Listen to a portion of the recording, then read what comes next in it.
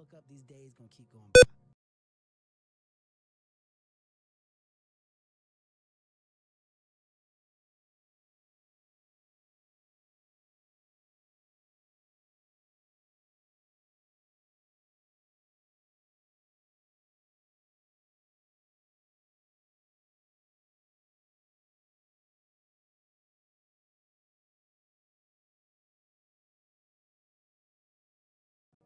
Let me figure out life from this point.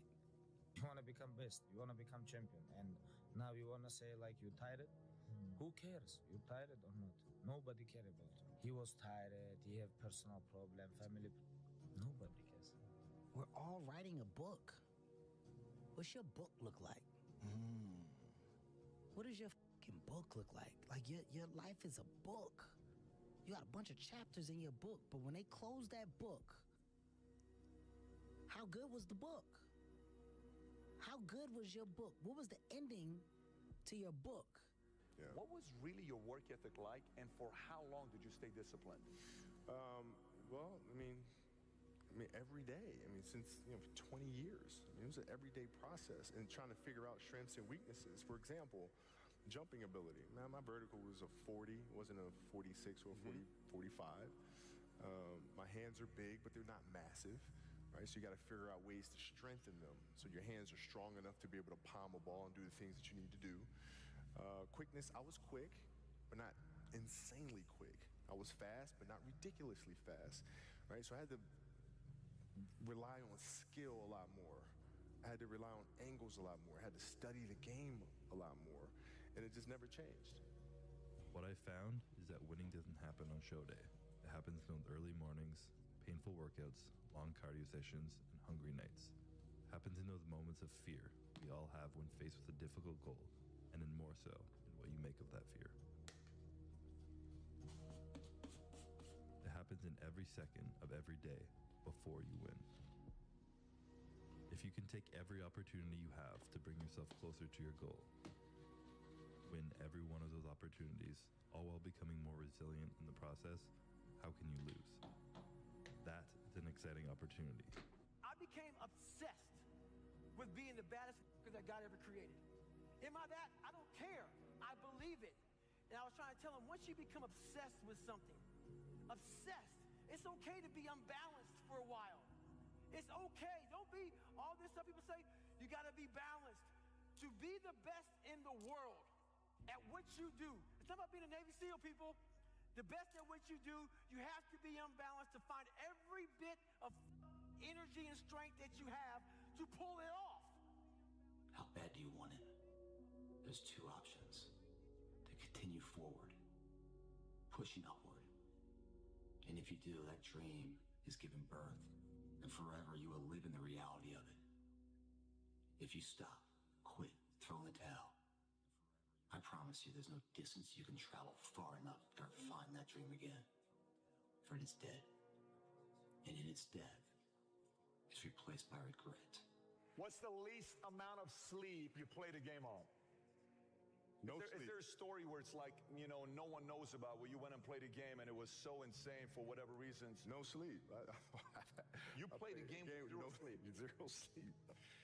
Zero sleep. It's like, kids, Natalia had a certain, health situation, what have you, and you're staying up all night, and then you got to go out and perform because fans don't know, teammates don't know, nor do they care, nor should they, that you've been up all night. You got to perform. Like, I see a lot of players take vacations with other players that are close friends. And they'll just take vacations just to take vacations, or just hang out just to hang out. Like, I never did that. But it was a choice. Not, though? Why didn't you do that? Well, because when I retire, I didn't want to have to say, I wish I would have done more. All week you was work hard. End of the week, if you don't tired, this is good question. You have to worry about yourself. But this is Saturday. Your 6th day, you work so hard. Of course you're gonna tired. Tomorrow rest, and Monday we're gonna begin one more training. If you don't want, go back to Dagestan and stay with your mom. She's gonna give you every day good breakfast. You don't do nothing.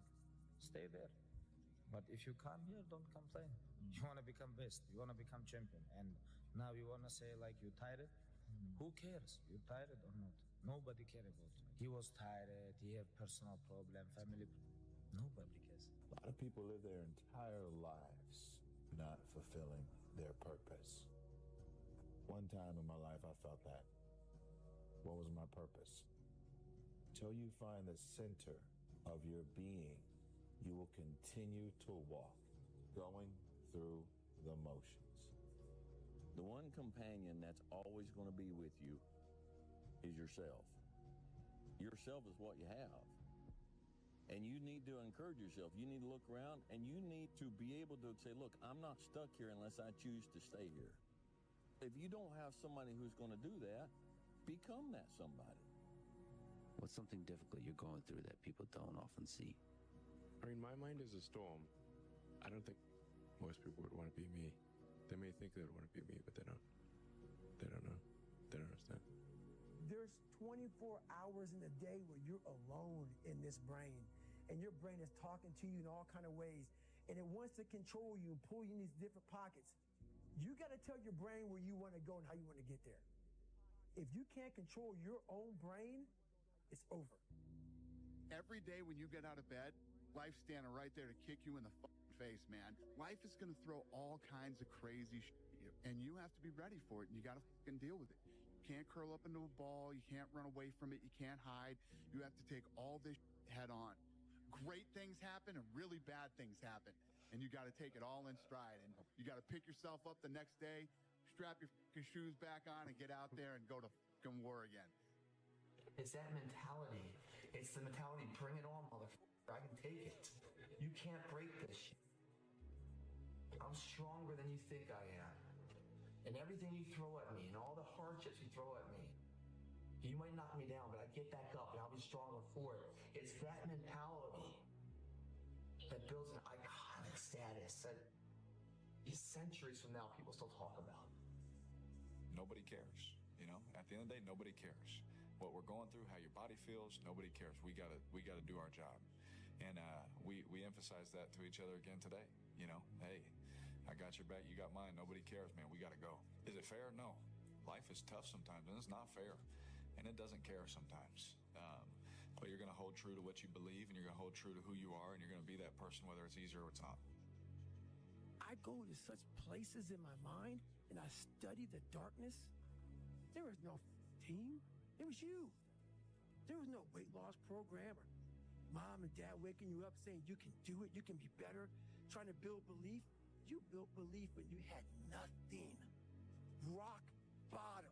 I lived alone for so many years in this misery. I can take myself to such a level of real passion and purpose. I've trained 99% of my life alone. I did all of the work alone. I never ran from anything because I didn't have nobody to go to. I've always had that, where I'm going. Home to get me. Ain't nobody there. You know what I'm saying? Like, so I've always been in a situation where I'm forced to deal with it myself. You always have to be the person who roots for you before everybody else does. And it's usually a single clap in the auditorium for a very long period of time. It is a slow clap that's just you rooting for you. The path of the exceptional person is one of an exception, which means that you are not with other people. The superpower of learning to be alone and enjoying it. These times where you just think about things, just be alone and think about things are so rare these days. During those rare times is when you really get to understand what you actually believe or don't believe. It's a lonely journey. You're isolated. Those who used to keep pace with you will fall off. They'll see where their world ends and yours begins. Your ability to suffer, endure, outwork must be greater. You must be willing to extend yourself to the limit with no guarantee of success. Every day, you must ask yourself, did I do enough? There's a moment when every boy realizes no one's coming to save him. And that's when he becomes a man. And some boys never get there and stay children forever. No one's effing coming to save you. No one. No one's coming to push you. No one's coming to tell you to turn the TV off. No one's coming to tell you to get out the door and exercise. Nobody's coming to write the business plan for you. It's up to you. Unless you understand that you've got to push yourself, you're not going to make your dreams come true. Largely, everyone needs to go through the same challenges that you're going through. Every single difficult thing that you do is kind of like a massive wall that you need to get over. And you go, wow, I'm so glad that I've got over that wall. And think about how many other people are going to fall at that wall. What I've learned is to always keep going. Always. I've come to find out is that, no matter what happens, the storm eventually ends. And when the storm does end, you want to make sure that you're ready. And so I've really learned to put one foot in front of the other, good, bad, or indifferent, because eventually that storm passes. If you don't show up, guys, you know the outcome. You'll never get the job, never get the part, never get the girl if you don't show up. If you show up, you're putting yourself in a situation to create those opportunities. And when you show up, how hard do you go? That's the faster that opportunity will come to life for you. It's up to you guys. Small down payment that you're willing to pay every day for the large investment of a greater life. You only got one life, guys. If you work it right, you only need one. I told myself I couldn't quit. I told myself this was going to happen. This is destiny. Whatever is really burning in your heart, you got to really believe in yourself. Even when nobody else won't. You got to believe in yourself and say, I'm not stopping. And I told myself I'd die before I stopped. When you feel like giving up, don't. When you thinking about giving up, don't. When it look like you ain't gonna make it, keep going. When they tell you you can't, come on, man, who are they? You got to be relentless. I gotta thank the man up top, G.O.D., because I'm nothing without him. Last but not least, I want to thank me. I want to thank me for believing in me. I want to thank me for doing all this hard work. I want to thank me for having no days off. I want to thank me for never quitting. Snoop Dogg, you a bad... Do you be yourself and make sure that you love being yourself. And it's going to be roadblocks, it's going to be tribulations, but always remember this is a life experience. Accept the experience, appreciate the experience, find your journey, respect your journey, and love it. You're going to realize it one day. That happiness was never about your job or your degree or being in a relationship. It was never about being like the others. That happiness was always about the discovery, the hope, the listening to your heart, and following it wherever it chose to go. Happiness was always about being kinder to yourself. It was always about embracing the person you were becoming. One day you will understand that happiness was always about learning how to live with yourself. That your happiness was never in the hands of others. It was always about you. It was always about you. Just shut up and let me enjoy this pain. I don't want anything to numb it. I don't want anything right now. Those times when you get up early and you work hard, those times when you stay up late and you work hard, those times when you don't feel like working, you're too tired, you don't want to push yourself, but you do it anyway. That is actually the dream. When they saw me in the gym in the pumping iron days, they said, why is it that you're working out so hard? 5 hours a day, 6 hours a day, and you have always a smile on your face. The others are working out just as hard as you do, and they look sour in the face. And I told people all the time, I said, because to me, I'm shooting for a goal. In front of me is the Mr. Universe title. So every rep that I do gets me closer to accomplishing that goal, to make this goal, this vision, turn into reality. Every single set that I do, every repetition, every weight that I lift will get me a step closer to turn this goal into reality. So I couldn't wait to do another 500-pound squat. I couldn't wait to do another 500-pound bench press. I couldn't wait to do another 2,000 reps of sit-ups. I couldn't wait for the next exercise.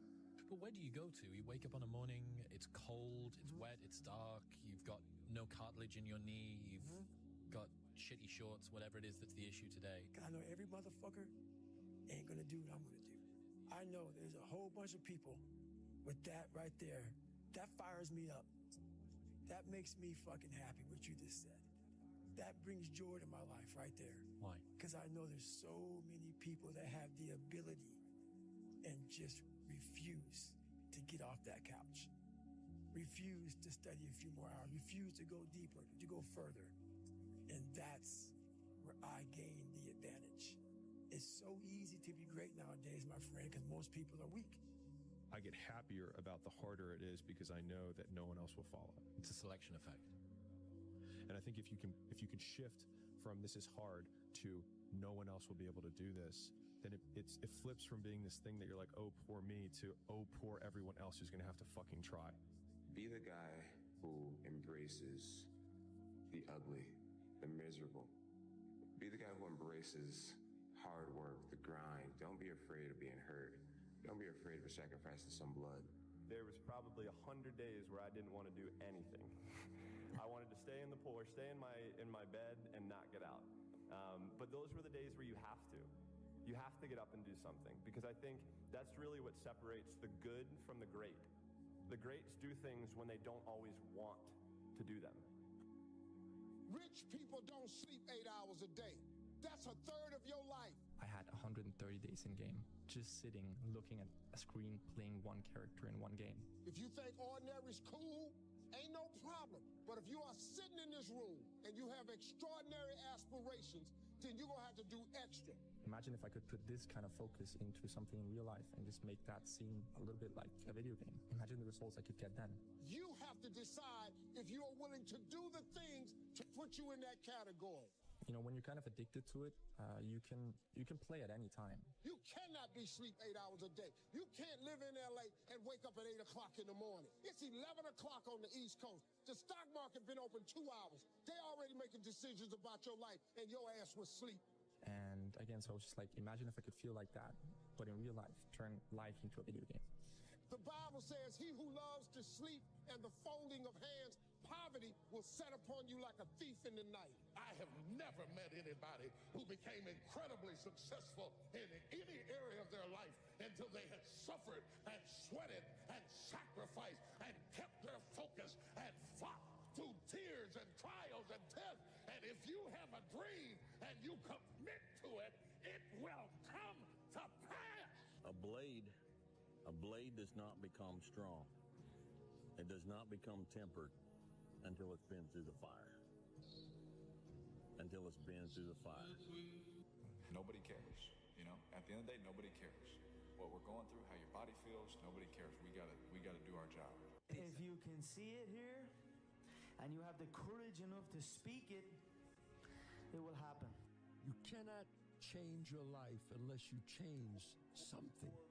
If you always do what you always did, you'll always get what you always got. Your biggest enemy is you. My whole book is about you battling yourself. People don't understand it's you against you. The only person that gets in your way is you. Nobody else. It's you. Everybody thinks they're a loser. Every young person thinks they're a loser. At least a young person in the situation I was at. I didn't know I wasn't a loser until I started winning, until I started doing martial arts. Martial arts taught me that like I could get better at stuff, that I wasn't really a loser. You will fail at some point in your life. Accept it. You will lose. You will embarrass yourself. You will suck at something. You can't wait for everything to be perfect to start living your life. Because that's what I've done. My whole life has been like that. Inside of me, it has been, as soon as it's all lined up, I'm going to show you myself. As soon as I've got it all looking the way I want, I'm going to show up for you. I'm never going to get to that where everything's okay, where everything looks a certain way. And in the meantime, I'm burning the best time I do have available. I'm burning that candle up. I'm burning this candle down, and I'm saying as soon as it gets bright enough or warm enough in here, I'm going to show up. But the candle's getting smaller. It's more socially acceptable to be our own biggest critic than it is to be our own biggest cheerleader. 10 years before I've heard it put into words, if you can be in a bad mood for no reason, you can be in a good mood for no reason. There's a quote that I've fallen in love with. The magic you are looking for is in the work you're avoiding. to. The magic you are looking for is in the work you're avoiding. When I wake up every day, there's only one voice I have to listen to. It doesn't matter whether I achieve all of my goals or I don't achieve all of the goals. In 3 generations, I'll be forgotten, and the only people who were naysaying against me will also be dead. And so then it's like, just do it for me. When it feels scary to jump, that is exactly when you jump. Otherwise, you end up staying in the same place your whole life. And that I can't do. You're always afraid to take the first step because all you see is every negative thing 10 miles down the road. You are bound by nothing. I'm going to have setbacks, I know. But if I'm feeling bad, that doesn't mean I'm doing bad. That doesn't mean I am bad. That doesn't mean that I can't still take some action. Because, yeah, nothing changes if nothing changes, man. When you had that third failure in a row, did you think, I need to pack this in? Never. Why not? I don't ever give up. I mean, I'd have to be dead or completely incapacitated. The fear is never reaching your potential. That's it. That always falling short, always quitting before you're done, always procrastinating, always not doing the right thing. And then one day you're an old man. Yep. And you look back and go, God, I could have been great. Yep. I could have been great. Take yourself out your comfort zone. Do not live in your bubble. If you stay in your comfort zone, that's where you will fail. The unfulfilled potential is the story of most people's lives. It is. It is. And it could have been the story of mine. And I tell a lot of people go, what's your biggest fear in life? And my biggest fear, honestly, was, let's say this. Let's say, I don't care if you believe in God or not. I don't care. So this is play a game with me. Let's say you're God.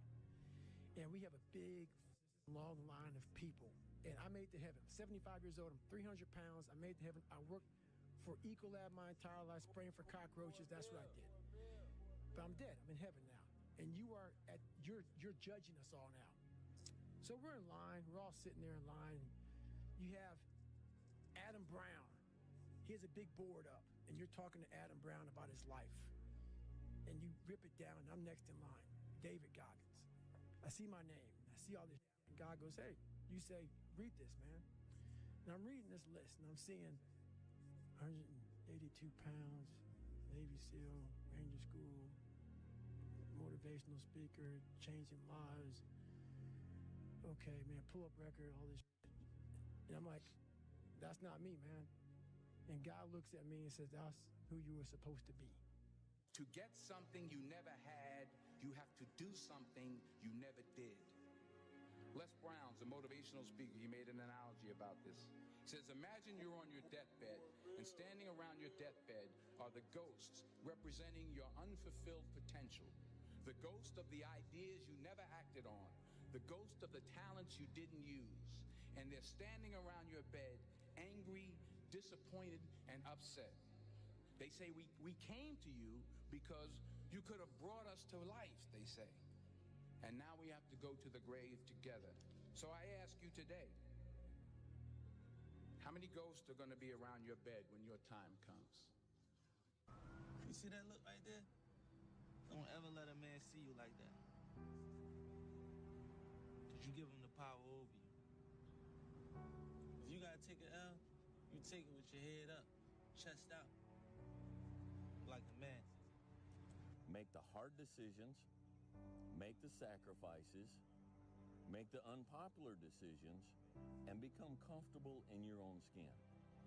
And if you are not a person that you are comfortable being alone with, that is the one person in this universe that you have full power, full right, and full responsibility to change. If you had to create a human, what would you put them through to make them tough? It probably wouldn't be a really chill life. What would you put them through to make them patient? Well, you probably wouldn't give them things immediately. And so it's like we want these traits, but each of the traits has a price tag attached to it. And it's just like, do you want to pay the price tag to get the thing? And so I think if people reframe the period of life that they're going through as the price that they're paying out of their wallet, but the wallet is their time, is the seconds of life that they're trading for it, then I think more people will be willing to make the trade. Because at least when I look at myself, like when I'm 80-something years old and I'm looking back at my life, I want to have these traits. But in order to have those traits, I know I have to go through these things. And I think for me, that's given me a lot of comfort in hard times. You love this game. your whole heart. Because if you don't, let's not even bother.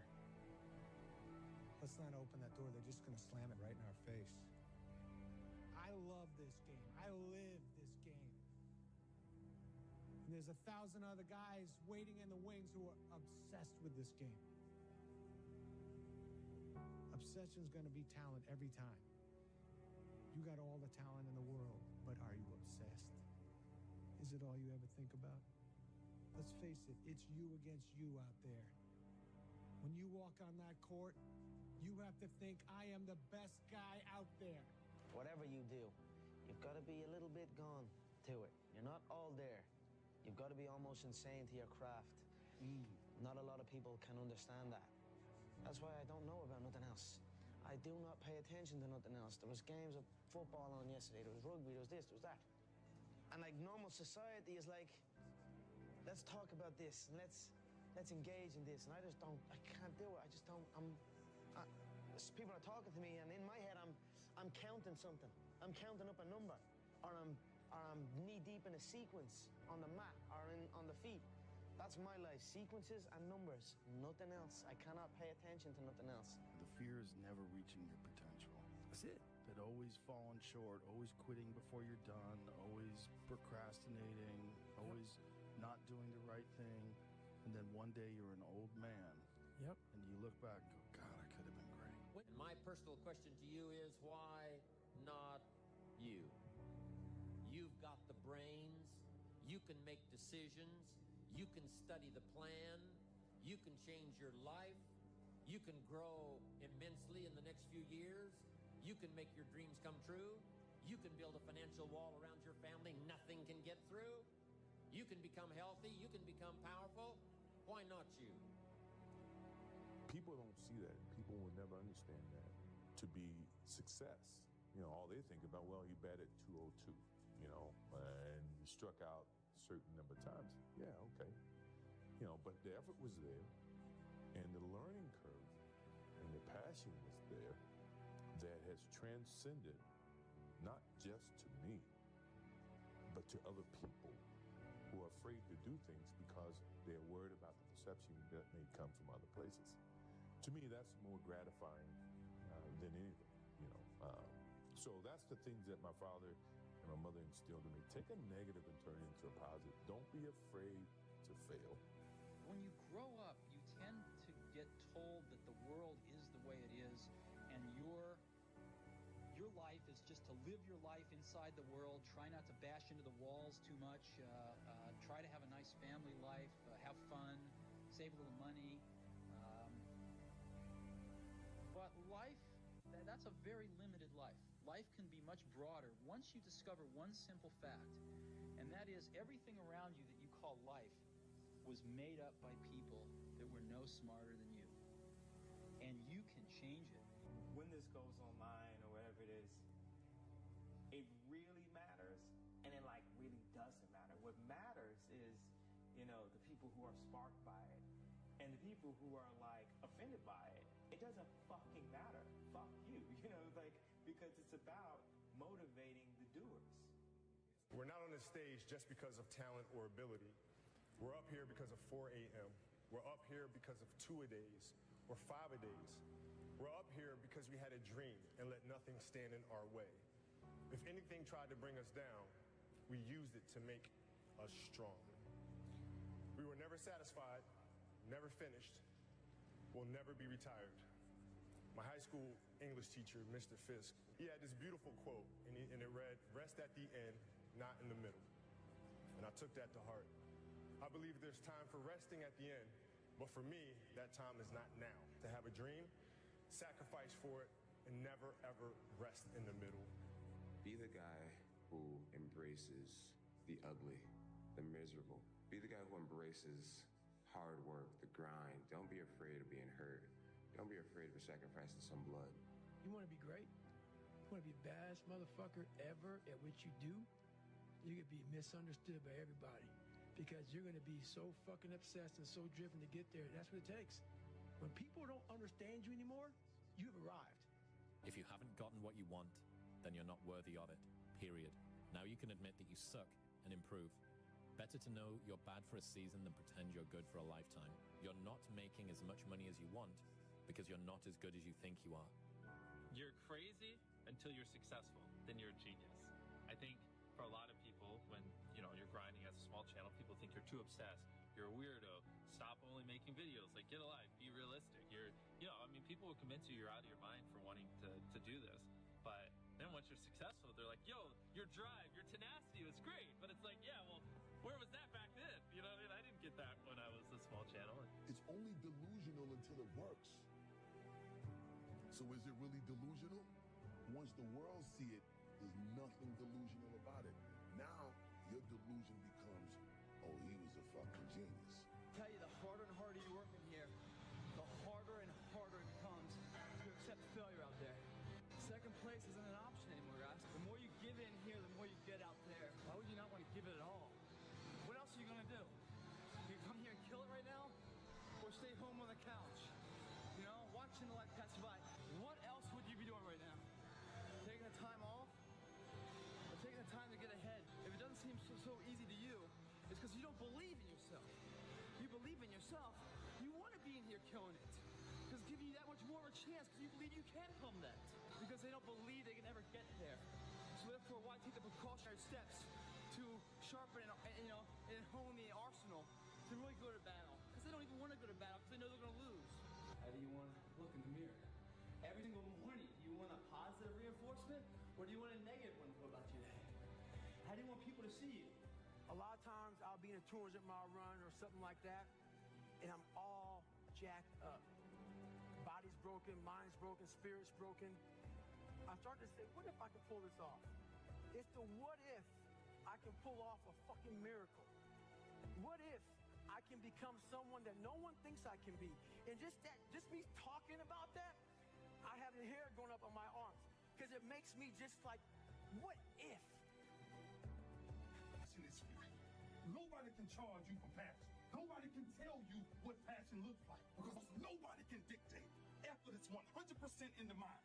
No coach, no player, nobody else can make you run to the ball. Nobody else can make you finish a tackle. Nobody else can do it. That's why it's some battles. Blocking, tackling, until they get tired. Because you don't know what tired feels like. Let's face it, it's you against you out there. When you walk on that court, you have to think, I am the best guy out there. But here's the fact.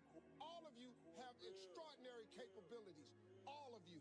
You have to decide if you are willing to do the things to put you in that category. Don't put on the show. Freaking win the game. Don't put on the show. You win the game. Don't put on the show. You win the game. Don't put on the show. You freaking win the game. You don't put on the show. You win.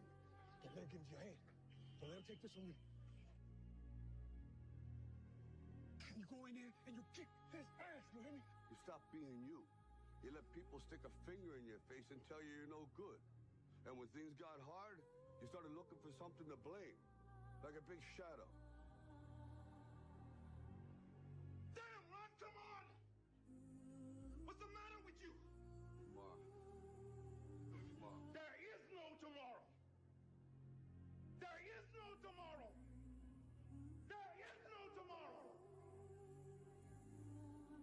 This ain't blackjack, Vinny. This is it. This is it. You see this guy here staring back at you? Yeah? That's your toughest opponent. Every time you get into the ring, that's who you're going against. I believe that in boxing, and I do believe that in life. Let me tell you something you already know. You, me, or nobody is gonna hit as hard as life. But it ain't about how hard you hit. It's about how hard you can get hit and keep moving forward. How much you can take and keep moving forward. That's how winning is done. Anger is your biggest tool. Fighting angry, that drains you twice as fast.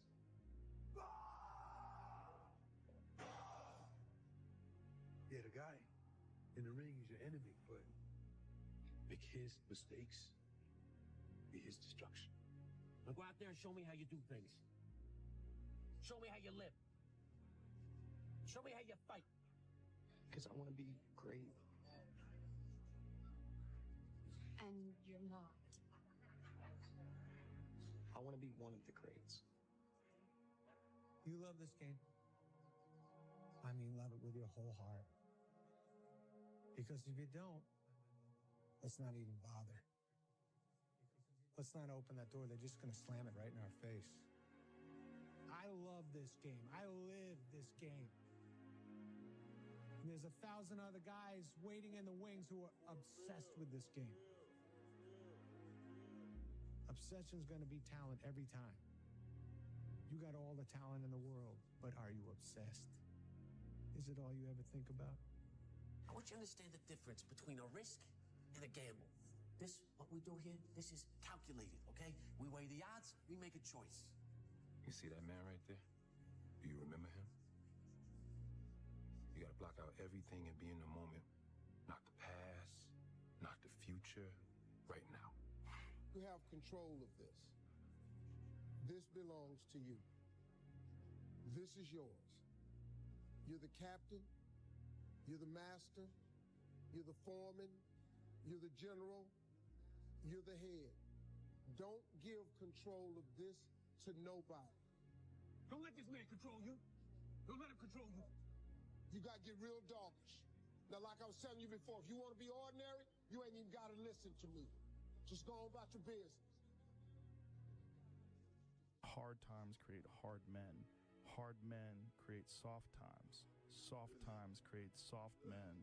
Soft men create hard times. If you don't fail, you're not even trying. My wife told me this great expression. To get something you never had, you have to do something you never did. Failure has been achieved, thank God. Now, the only place to go from failure is to win. You have to achieve failure. You have to take it that far. Nobody wants to go that far. It's too scary. But you know something? I got news for you. That's where winning is. It always has been. Nothing's changed. Damn, Ron, come on! What's the matter with you? Tomorrow. There is no tomorrow. There is no tomorrow. Les Brown's a motivational speaker. He made an analogy about this. He says, imagine you're on your deathbed, and standing around your deathbed are the ghosts representing your unfulfilled potential. The ghost of the ideas you never acted on. The ghost of the talents you didn't use. And they're standing around your bed, angry, disappointed, and upset. They say, we came to you because you could have brought us to life, they say. And now we have to go to the grave together. So I ask you today, how many ghosts are going to be around your bed when your time comes? I'm the best ever. I'm the most brutal and vicious and most ruthless champion there's ever been. There's no one can stop me. Lynx is a conqueror. No, I'm Alexander. He's no Alexander. I'm the best ever. There's never been anybody as ruthless. I'm Sonny Liston. I'm Jack Dempsey. There's no one like me. I'm from Nairclaw. There's no one that can match me. My style is impetuous. My defense is impregnable. And I'm just ferocious. I want your heart. I want to eat his children. Praise be to Allah. You have to learn how to fail. A lot of us have big dreams, big goals. And when you have goals that are maybe outside your reach, you have to know that getting to that goal, you're going to have a lot of bad days. So I had to teach myself how to fail right. And what that means is when I fail, I can't spend much time in that fail zone. I have to be able to get up and get after the next day just as fast. I don't have time to stay here and feel bad for myself for weeks and months and years because I'll lose that time. The mud consumed each man till there was nothing visible but our heads. The instructors told us we could leave the mud if only 5 men would quit. Only 5 men, just 5 men, and we could get out of the oppressive cold. Looking around the mud flat, it was apparent that some students were about to give up. It was still over 8 hours till the sun came up. 8 more hours of bone-chilling cold. The chattering teeth and the shivering moans of the trainees were so loud, it was hard to hear anything. And then one voice began to echo through the night. One voice raised in song. One voice became 2, and 2 became 3, and before long, everyone in the class was singing. The instructors threatened us with more time in the mud if we kept up the singing, but the singing persisted. And somehow the mud seemed a little warmer, and the wind a little tamer, and the dawn not so far away. If I have learned anything in my time traveling the world, it is the power of hope, the power of one person. Work, work, work, work, work. No results, but I'm a little bit better. Work, work, work, work, work. Work, work, work, work. No results, but I'm a little bit better. Work, work, work, work, work. No results, I'm a little bit better. Work. Boom. Just got paid. I just got paid. And it looks like overnight success. Yeah. It's like, oh, shit. It happened in a year. No, bro. It doesn't. The truth in front of you is it sucks. It's painful. It's fucking mind-numbing. Because this is what it takes. Creating another voice and sometimes going at it alone. All the time going at it alone because no one's going to believe in you. And that's that. I love this game. I live this game. And there's 1,000 other guys waiting in the wings who are obsessed with this game. Obsession's going to be talent every time. You got all the talent in the world, but are you obsessed? When you walk on that court, you have to think, I am the best guy out there. The hardest thing in life is figuring out who you are and what you want to do for the rest of your life. And once you figure that out, you wake up every day and you work toward it. It's impossible for you to fail if you know who you are, what you want to do, and you wake up every day and work toward it. When I seen that Bentley at the boxing gym and I seen that diamond Rolex, I said, I want that. And I knew what it took. So I know when my opponent is asleep, I'm out there at 4 or 5 in the morning, chopping trees, working, to this day. Because I can retire today. I'm well off, very comfortable. But I got the will to win. Take yourself out your comfort zone. Do not live in your bubble. Put some more air in your bubble. If you stay in your comfort zone, that's where you will fail. You will fail in your comfort zone. Success is not a comfortable procedure.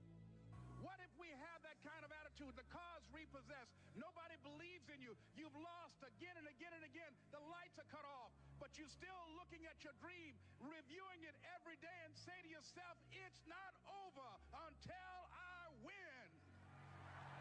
The heaviest things in life aren't iron and gold, but unmade decisions. The reason you are stressed is that you have decisions to make, and you're not making them. Embrace the process. And then by the time you get up in years, you can be a man that you're proud of. Okay? So this is just an encouragement to just chill out. Just chill out. Embrace the process. You say, Dwayne, what process? Life. Be the guy who embraces the ugly, the miserable.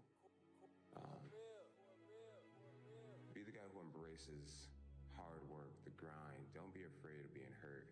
Don't be afraid of sacrificing some blood. You cannot change your life unless you change something. If you always do what you always did, you'll always get what you always got. He believed in himself, and you can too. You can do anything that you want. You can get singing lessons, get a better job, make more money. You could be even like rich. You could live in the White House someday. You could be president. Do what you want to do. It's not up to other people. It's up to you. You're always afraid to take the first step because all you see is every negative thing 10 miles down the road. But you can do anything you want. You are bound by nothing. What are you passionate about? Some of y'all don't want it. That's why you ain't got it. Excuses sound best to the person that's making them up. There's pretty much nothing that you could say that you went through that I haven't went through, and I'm still here. Stop feeling sorry for yourself. Get off the pity potty. Wake your ass up. Awaken the beast inside. Get in shape. Get off the pity potty. What one great thing would you dare to dream if you knew you could not fail? If you knew beyond a shadow of a doubt that you could not fail, what one thing would you set as a goal for yourself? What if you only had 6 months to live? What would you stop doing? What would you do more of? Who would you spend time with? What is really important to you? 75 years. That's how much time you get if you're lucky. 75 years, 75 winters, 75 springtimes, 75 summers, and 75 autumns. When you look at it like that, it's not a lot of time, is it? Don't waste them. Get your head out of the rat race and forget about the superficial things that preoccupy your existence and get back to what's important now. Right now, this very second. You know, if every time someone asks you a question, you try to say the right answer, your entire life is a test. And when did you have the most anxiety in grammar school and high school? No question. On test day. No question. So your entire life become this test. I ain't trying to say the right answer. I am just doing what I feel. My mama said trying is failing. There is no ifs, woulds, coulds, shoulds. It just is, and we just are. I would say ask her out. No matter who she is, whether she's a job or a new city, an opportunity or a fear or an actual person. Whatever she is, man, ask her out. Go out there and make something of yourself, for God's sake. Be an honest person and work and get to the top of whatever it is that you want to get to the top of. Stand up for yourself like a respectable human being and be a bit of a light on the world instead of a blight. That might make life worth living. It's like, yeah, it might. So why don't you go do it? The time is now. The time is now to express and for people to believe in themselves. The time is now for it to be okay to be great. People in this world shun people for being great, for being a bright color, for standing out. But the time is now to be okay to be the greatest you. You and I are capable of doing whatever we can see. We can hold it in our head, we can hold it in our hand. Don't waste your life. Set your goals high. Quit thinking about what's wrong. Start thinking what's right. Love a little more, hate a little less. You have no idea what you're capable of doing. Make up your mind today, you're going to figure it out. When you grow up, you tend to get told that the world is the way it is, and your life is just to live your life inside the world, try not to bash into the walls too much, try to have a nice family life, have fun, save a little money. But life, that's a very limited life. Life can be much broader once you discover one simple fact, and that is everything around you that you call life was made up by people that were no smarter than you. Is to shake off this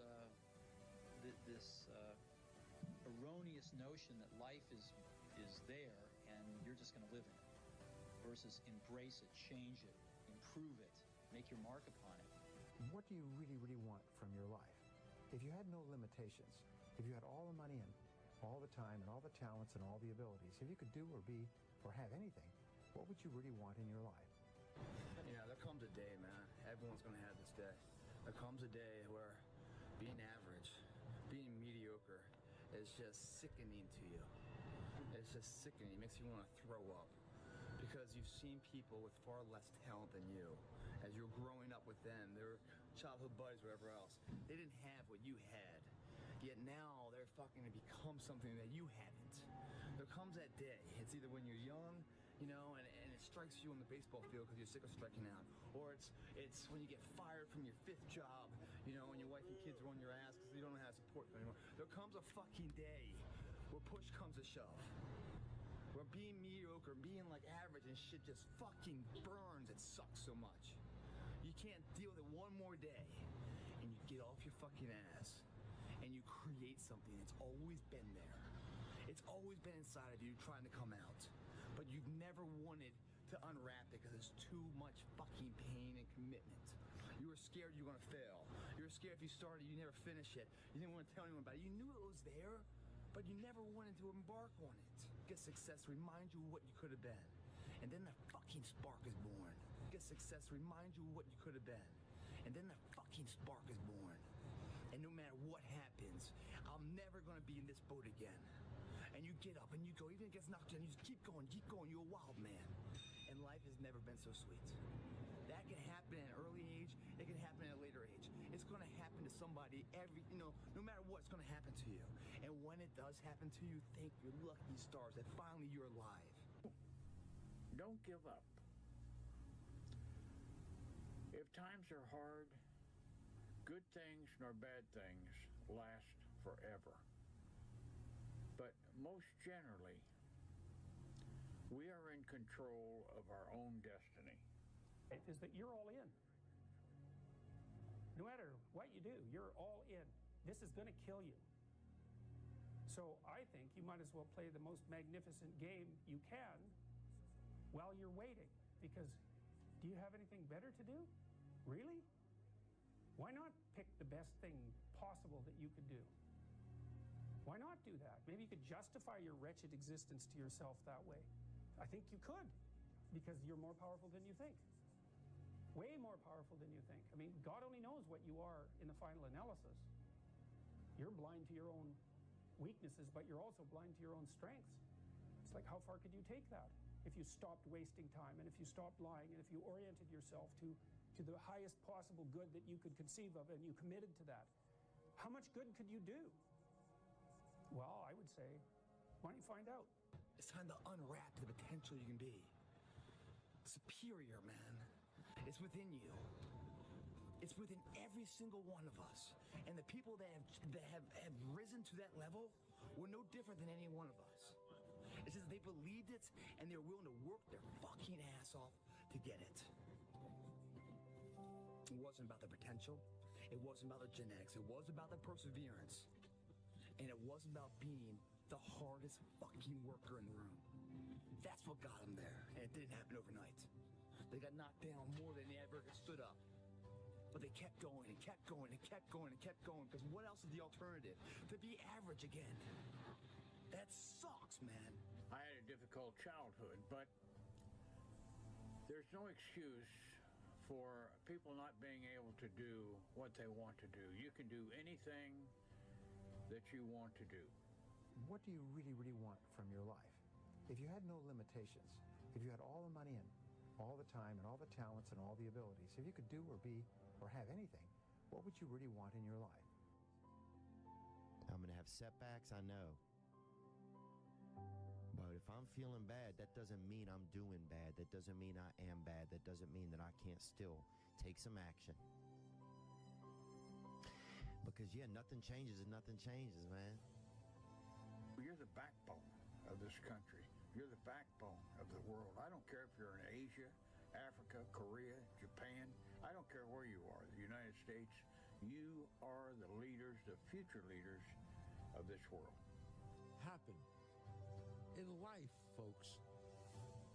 You cannot change your life unless you change something.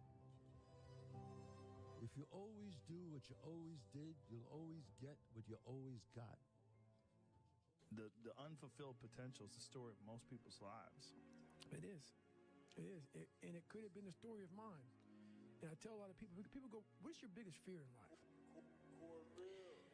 And my biggest fear, honestly, was, let's say this. Let's say, I don't care if you believe in God or not. I don't care. So this is play a game with me. Let's say you're God. And we have a big fucking long line of people. And I made it to heaven. I'm 75 years old. I'm 300 pounds. I made it to heaven. I worked for Ecolab my entire life, spraying for cockroaches. That's what I did. But I'm dead. I'm in heaven now. And you're judging us all now. So we're in line. We're all sitting there in line. You have Adam Brown. He has a big board up, and you're talking to Adam Brown about his life. And you rip it down, and I'm next in line. David Goggins. I see my name. I see all this shit, and God goes, hey, you say, read this, man. And I'm reading this list, and I'm seeing 182 pounds, Navy SEAL, Ranger School, motivational speaker, changing lives. Okay, man, pull-up record, all this shit. And I'm like, that's not me, man. And God looks at me and says, that's who you were supposed to be. I'm always waiting for everything to be perfect before I live my life. I'm always waiting for everything to be perfect before I live my life. As soon as these things line up, I'm going to live my life. Man, I'm so guilty of that. It's not all I'm never gonna get to that where everything's okay, where everything looks a certain way. And in the meantime, I'm burning the best time I do have available. I'm burning that candle up. I'm burning this candle down, and I'm saying as soon as it gets bright enough, I'm going to show up. But the candle's getting smaller.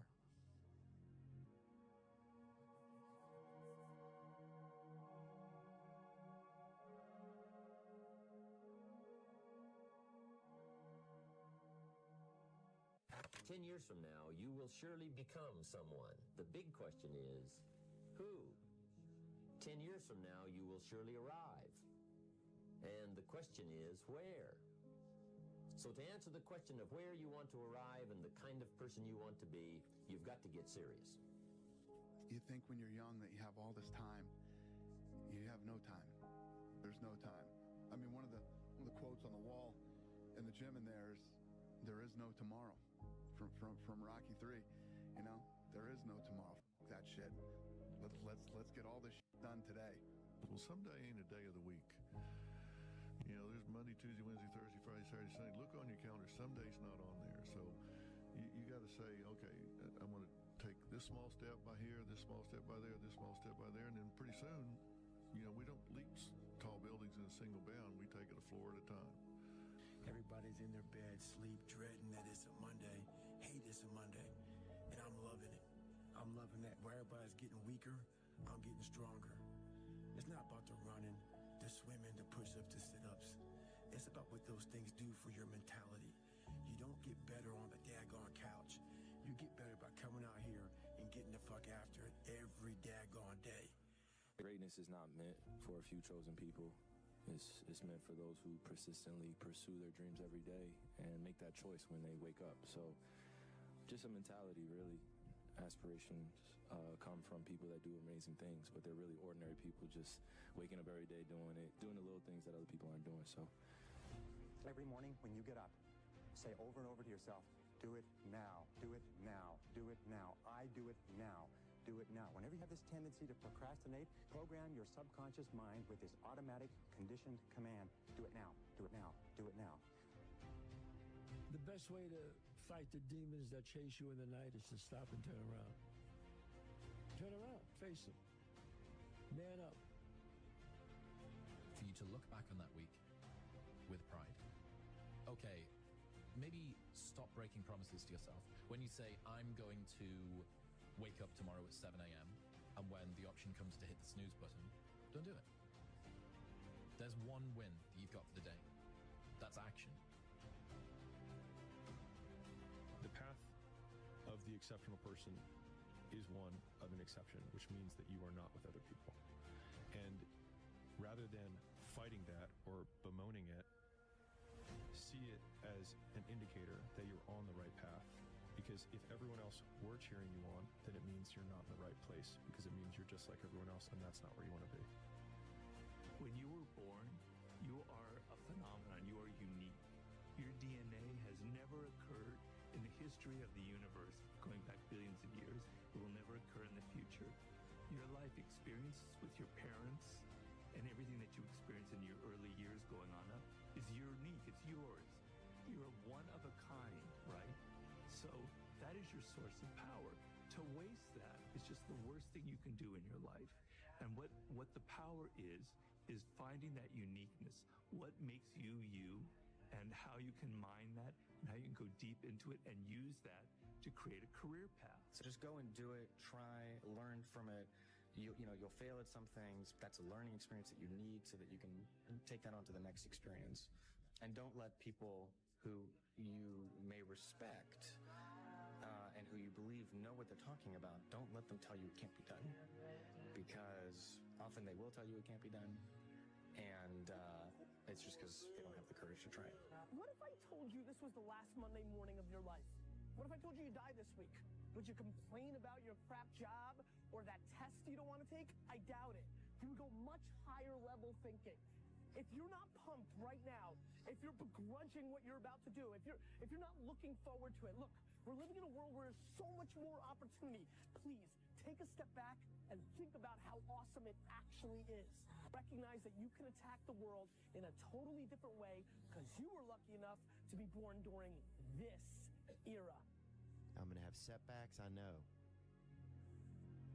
But about, if I'm feeling bad, that doesn't mean I'm doing bad. That doesn't mean I am bad. That doesn't mean that I can't still take some action.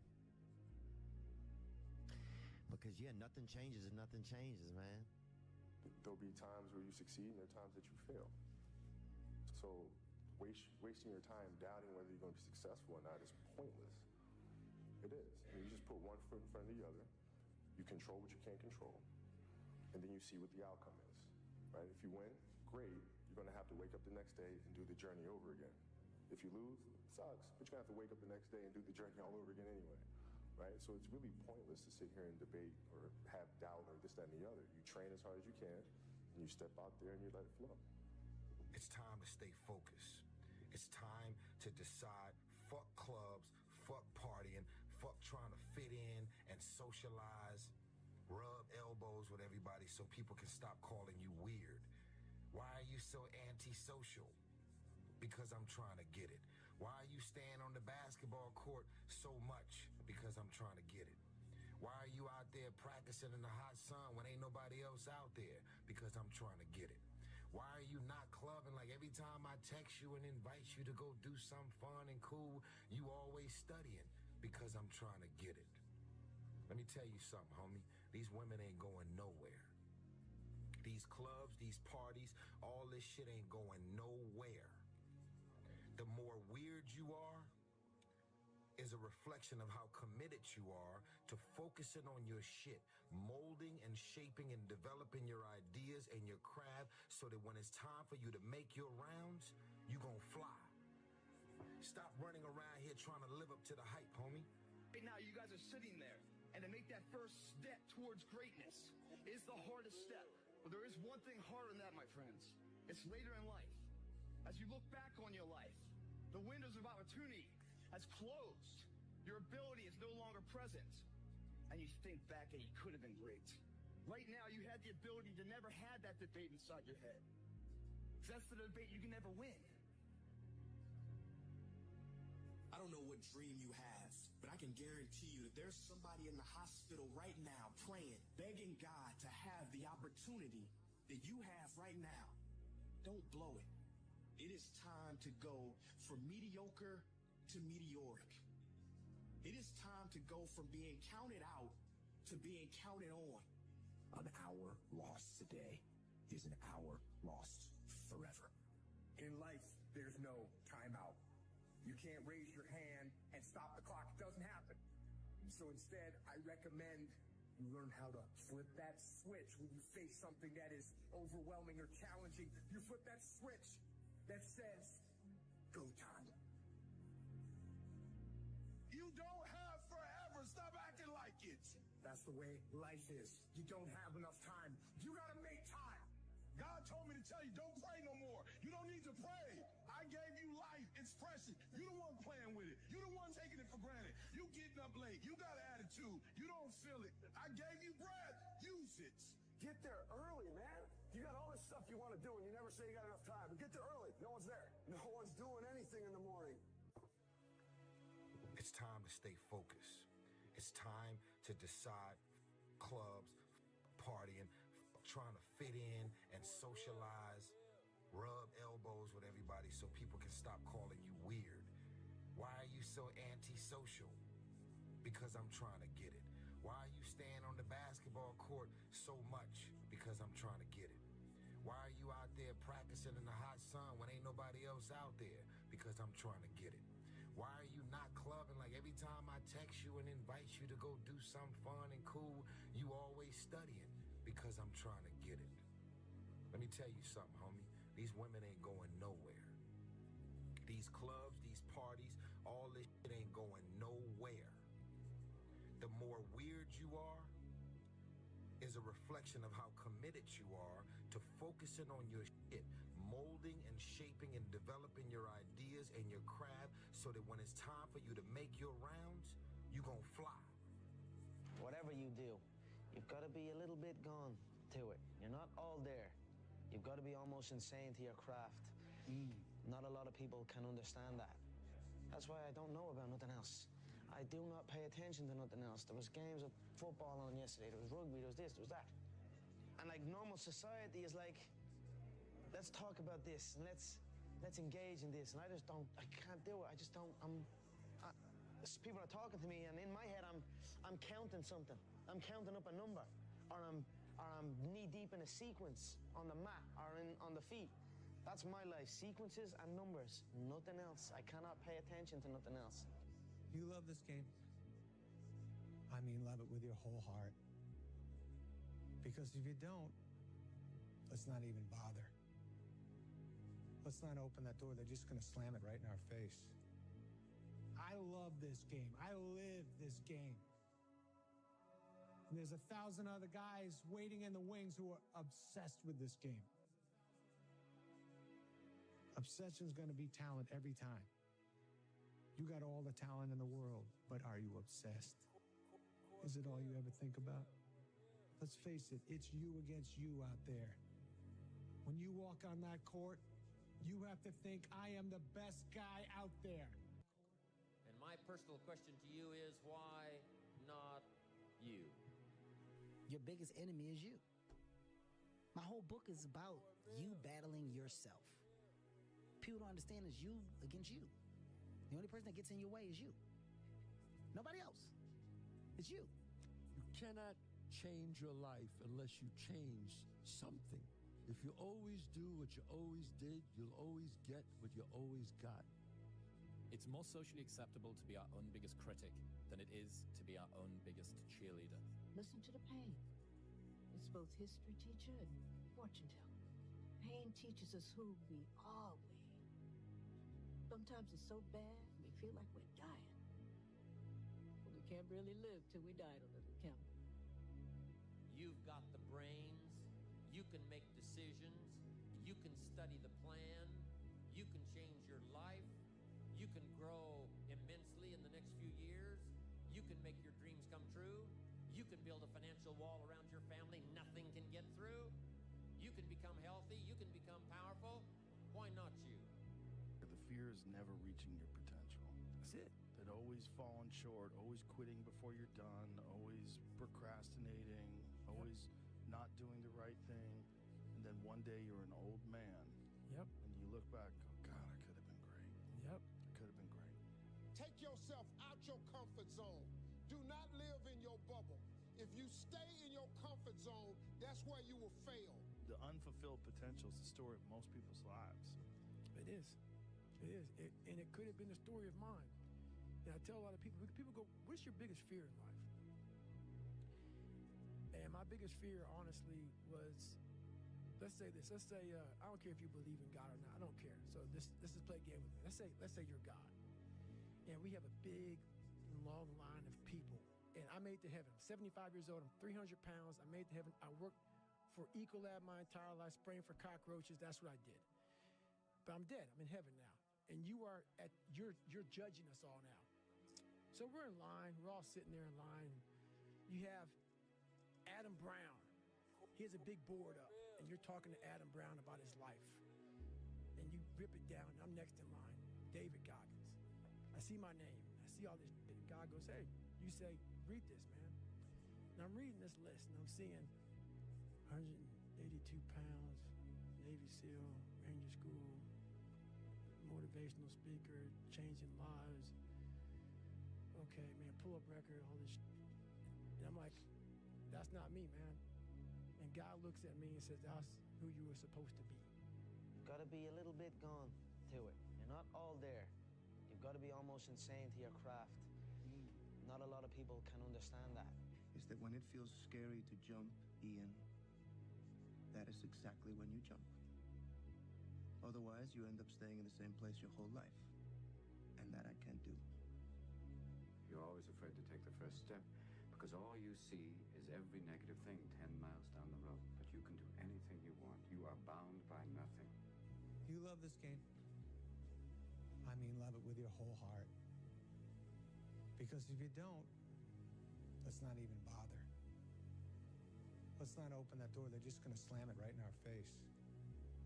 I love this game. I live this game. And there's 1,000 other guys waiting in the wings who are obsessed with this game. Obsession's going to be talent every time. You got all the talent in the world, but are you obsessed? Is it all you ever think about? Let's face it, it's you against you out there. When you walk on that court, you have to think, I am the best guy out there. I'm going to have setbacks, I know. But if I'm feeling bad, that doesn't mean I'm doing bad. That doesn't mean I am bad. That doesn't mean that I can't still take some action. Because, yeah, nothing changes if nothing changes, man. Everything around you that you call life was made up by people that were no smarter than you. And you can change it. You can influence it. You can mold it. And you had that third failure in a row. Did you think, I need to pack this in? Never. Why not? I don't ever give up. I always felt like I could do anything. That's the main thing people are controlled by. Thoughts, their perception of themselves. They're slowed down by their perception of themselves. If you're taught you can't do anything, you won't do anything. I was taught I could do everything. To all of you watching here, come close to the screen and listen. People don't have to like you. People don't have to love you. They don't even have to respect you. But when you look in the mirror, you better love what you see. You better love what you see. Thank you to the critics. Thank you. Sometimes life can really hijack your mind. When that happens to you, you're all f***ed up. Your goals, your ambitions, everything is out the window. In life, we all go through different things. Sometimes your girlfriend or boyfriend breaks up with you. Guess what? Get the f*** over it. They no longer want you. Maybe you fail a test in school. You worked your ass off. Guess what? You failed the test. Get over it. Move past it. Learn to not let life hijack your brain. At work, you've been working your ass off for that new promotion. You don't get it. Someone else does. Maybe they kiss better than you do. Guess what? Get over it. Life will hijack your mind if you let it. Don't allow all these things to make you a lesser person. You must own your mind. Don't let life own yours. It's time to stay focused. It's time to decide clubs, partying, trying to fit in and socialize, rub elbows with everybody so people can stop calling you weird. Why are you so antisocial? Because I'm trying to get it. Why are you staying on the basketball court so much? Because I'm trying to get it. Why are you out there practicing in the hot sun when ain't nobody else out there? Because I'm trying to get it. Why are you not clubbing like every time I text you and invite you to go do something fun and cool, you always studying? Because I'm trying to get it. Why would you not go for it? Why would you not take a chance? At one point in time, you got to take a chance on you.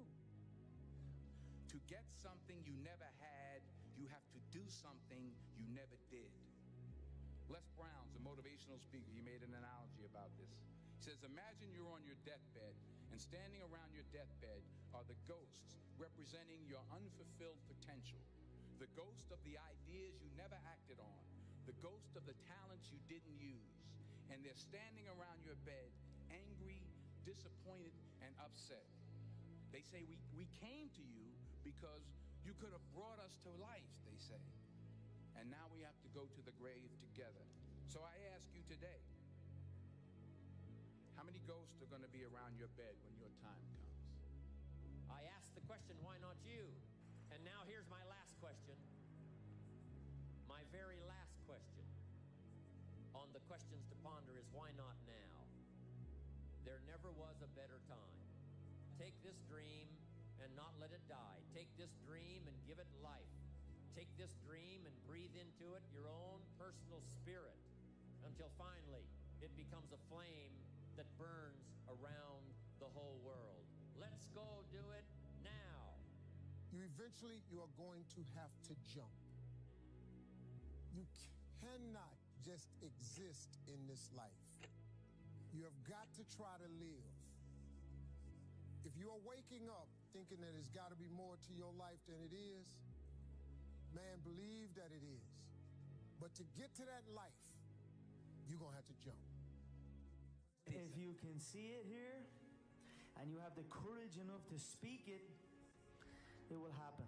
You cannot change your life unless you change something. If you always do what you always did, you'll always get what you always got. Your biggest enemy is you. My whole book is about you battling yourself. People don't understand it's you against you. The only person that gets in your way is you. Nobody else. It's you. Everybody thinks they're a loser. Every young person thinks they're a loser. At least a young person in the situation I was at. I didn't know I wasn't a loser until I started winning, until I started doing martial arts. Martial arts taught me that I could get better at stuff, that I wasn't really a loser. You will fail at some point in your life. Accept it. You will lose. You will embarrass yourself. You will suck at something. You can't wait for everything to be perfect to start living your life. Because I bet that's what I've done. My whole life has been like that. Inside of me, it has been, as soon as it's all lined up, I'm going to show you myself. As soon as I've got it all looking the way I want, I'm going to show up for you. I'm never going to get to that where everything's okay, where everything looks a certain way. And in the meantime, I'm burning the best time I do have available.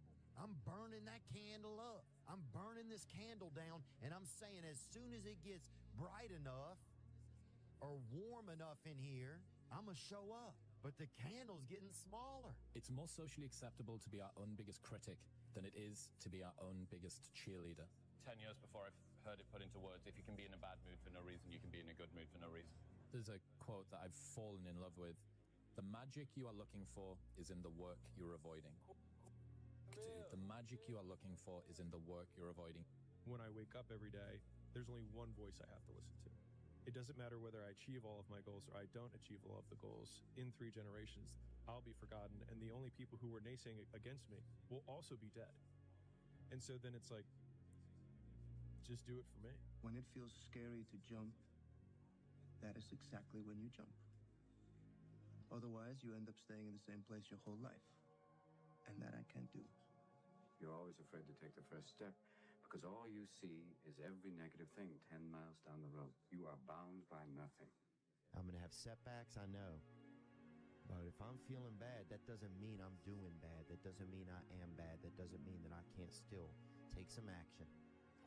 Because, yeah, nothing changes if nothing changes, man. When you had that third failure in a row, did you think, I need to pack this in? Never. Why not? I don't ever give up. I mean, I'd have to be dead or completely incapacitated. The fear is never reaching your potential. That's it. That always falling short, always quitting before you're done, always procrastinating, always not doing the right thing.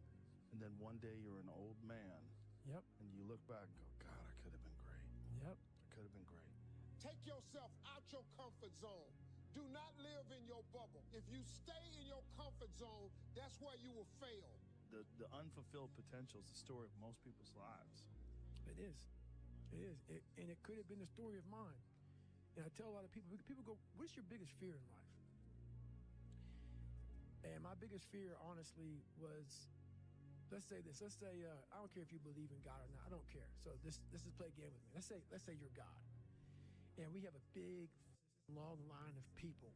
And I made it to heaven. I'm 75 years old. I'm 300 pounds. I made it to heaven. I worked for Ecolab my entire life, spraying for cockroaches. That's what I did. But I'm dead. I'm in heaven now. And you're judging us all now. So we're in line. We're all sitting there in line. You have Adam Brown. He has a big board up. And you're talking to Adam Brown about his life. And you rip it down. And I'm next in line. David Goggins. I see my name. I see all this. And God goes, hey, you say, read this, man. And I'm reading this list. And I'm seeing 182 pounds, Navy SEAL, Ranger School, motivational speaker, changing lives. Okay, man, pull-up record, all this shit. And I'm like, that's not me, man. And God looks at me and says, that's who you were supposed to be.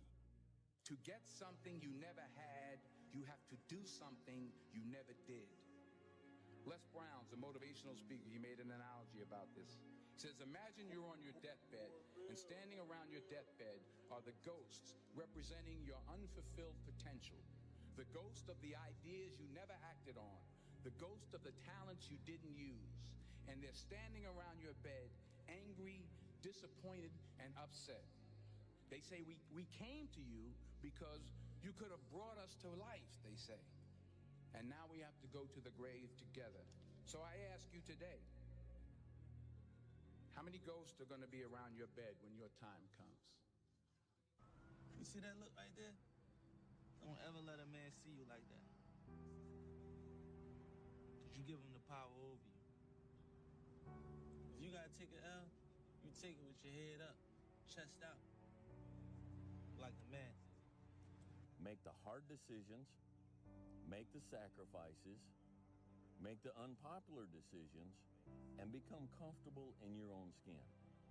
And if you are not a person that you are comfortable being alone with, that is the one person in this universe that you have full power, full right, and full responsibility to change. If you had to create a human, what would you put them through to make them tough? It probably wouldn't be a really chill life. Yeah. What would you put them through to make them patient?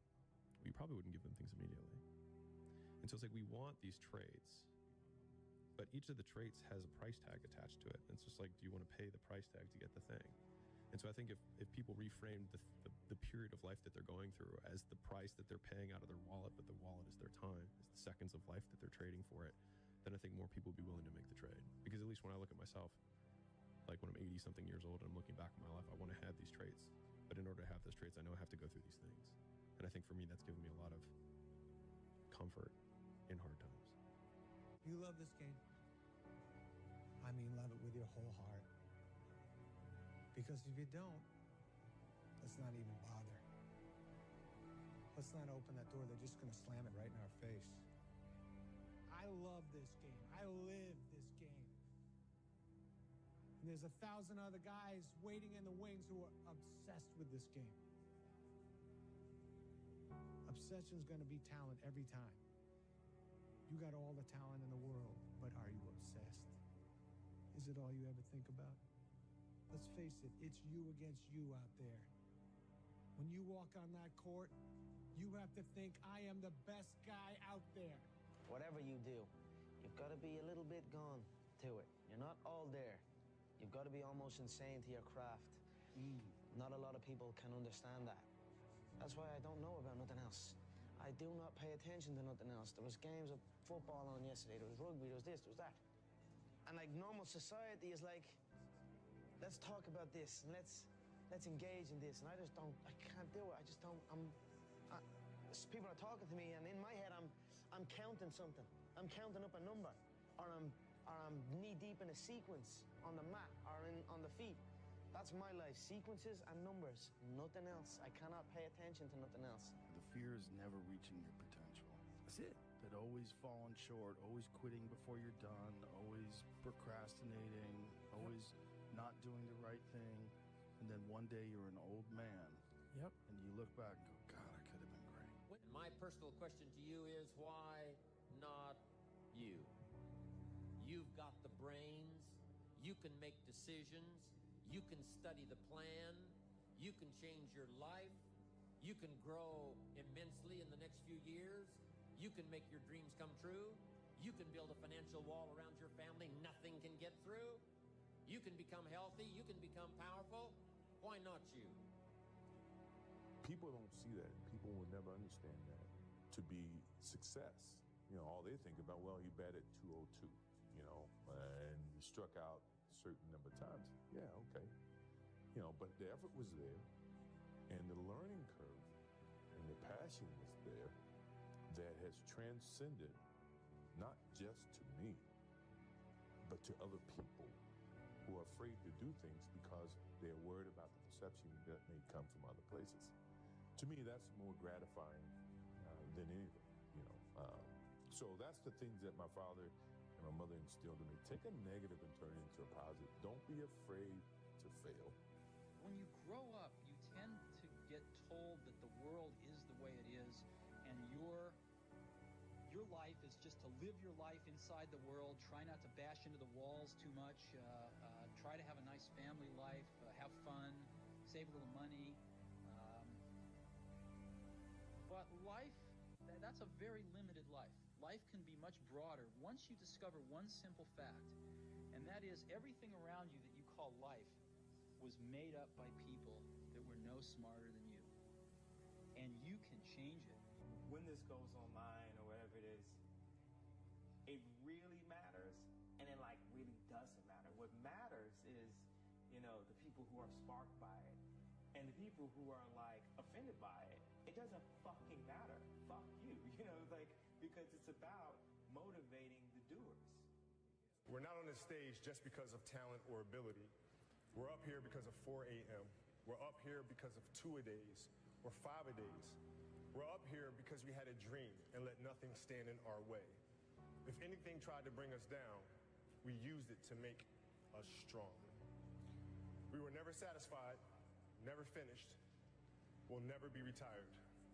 My high school English teacher, Mr. Fisk, he had this beautiful quote, and it read, "Rest at the end, not in the middle." And I took that to heart.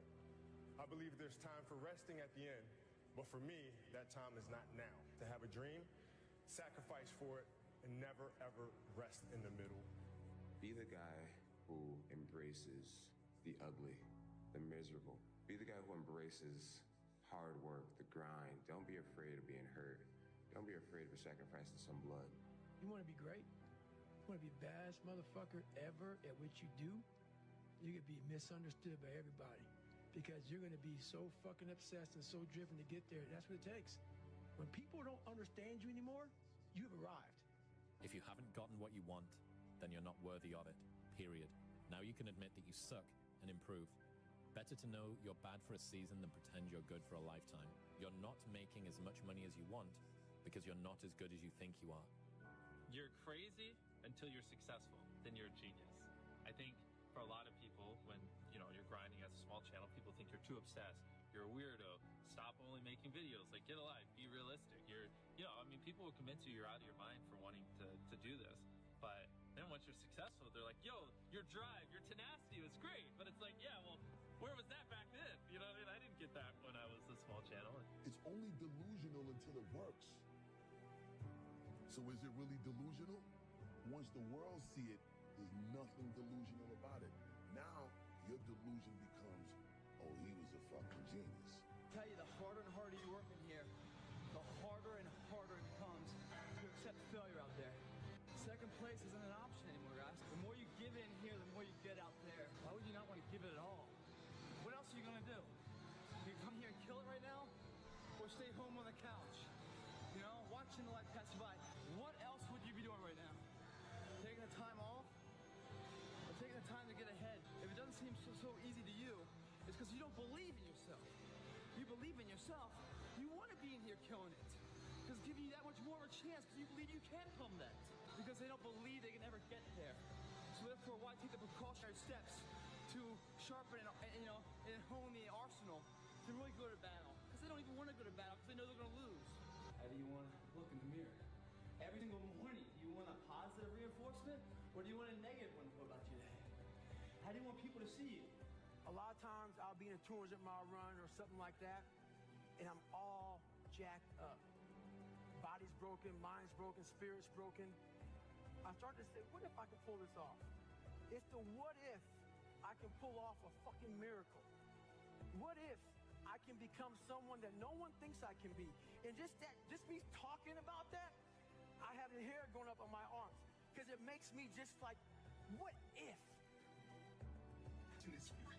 Nobody can charge you for passion. Nobody can tell you what passion looks like because nobody can dictate. Effort is 100% in the mind. No coach, no player, nobody else can make you run to the ball.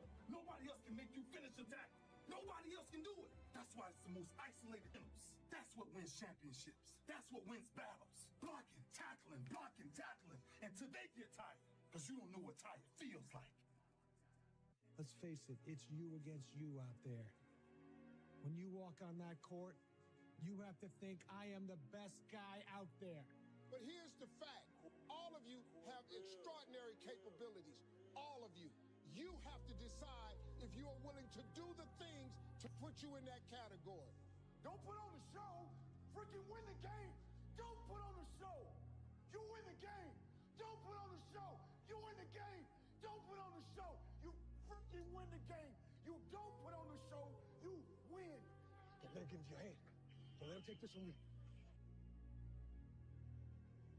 You go in there and you kick his ass, you hear me? You stop being you. You let people stick a finger in your face and tell you you're no good. And when things got hard, you started looking for something to blame, like a big shadow. Damn, Ron, come on! What's the matter with you? Tomorrow. There is no tomorrow. There is no tomorrow. There is no tomorrow. This ain't blackjack, Vinny. This is it. This is it. You see this guy here staring back at you? Yeah? That's your toughest opponent. Every time you get into the ring, that's who you're going against. I believe that in boxing, and I do believe that in life. Let me tell you something you already know. You, me, or nobody is gonna hit as hard as life. But it ain't about how hard you hit. It's about how hard you can get hit and keep moving forward. How much you can take and keep moving forward. That's how winning is done. Anger is your biggest tool. Fighting angry, that drains you twice as fast.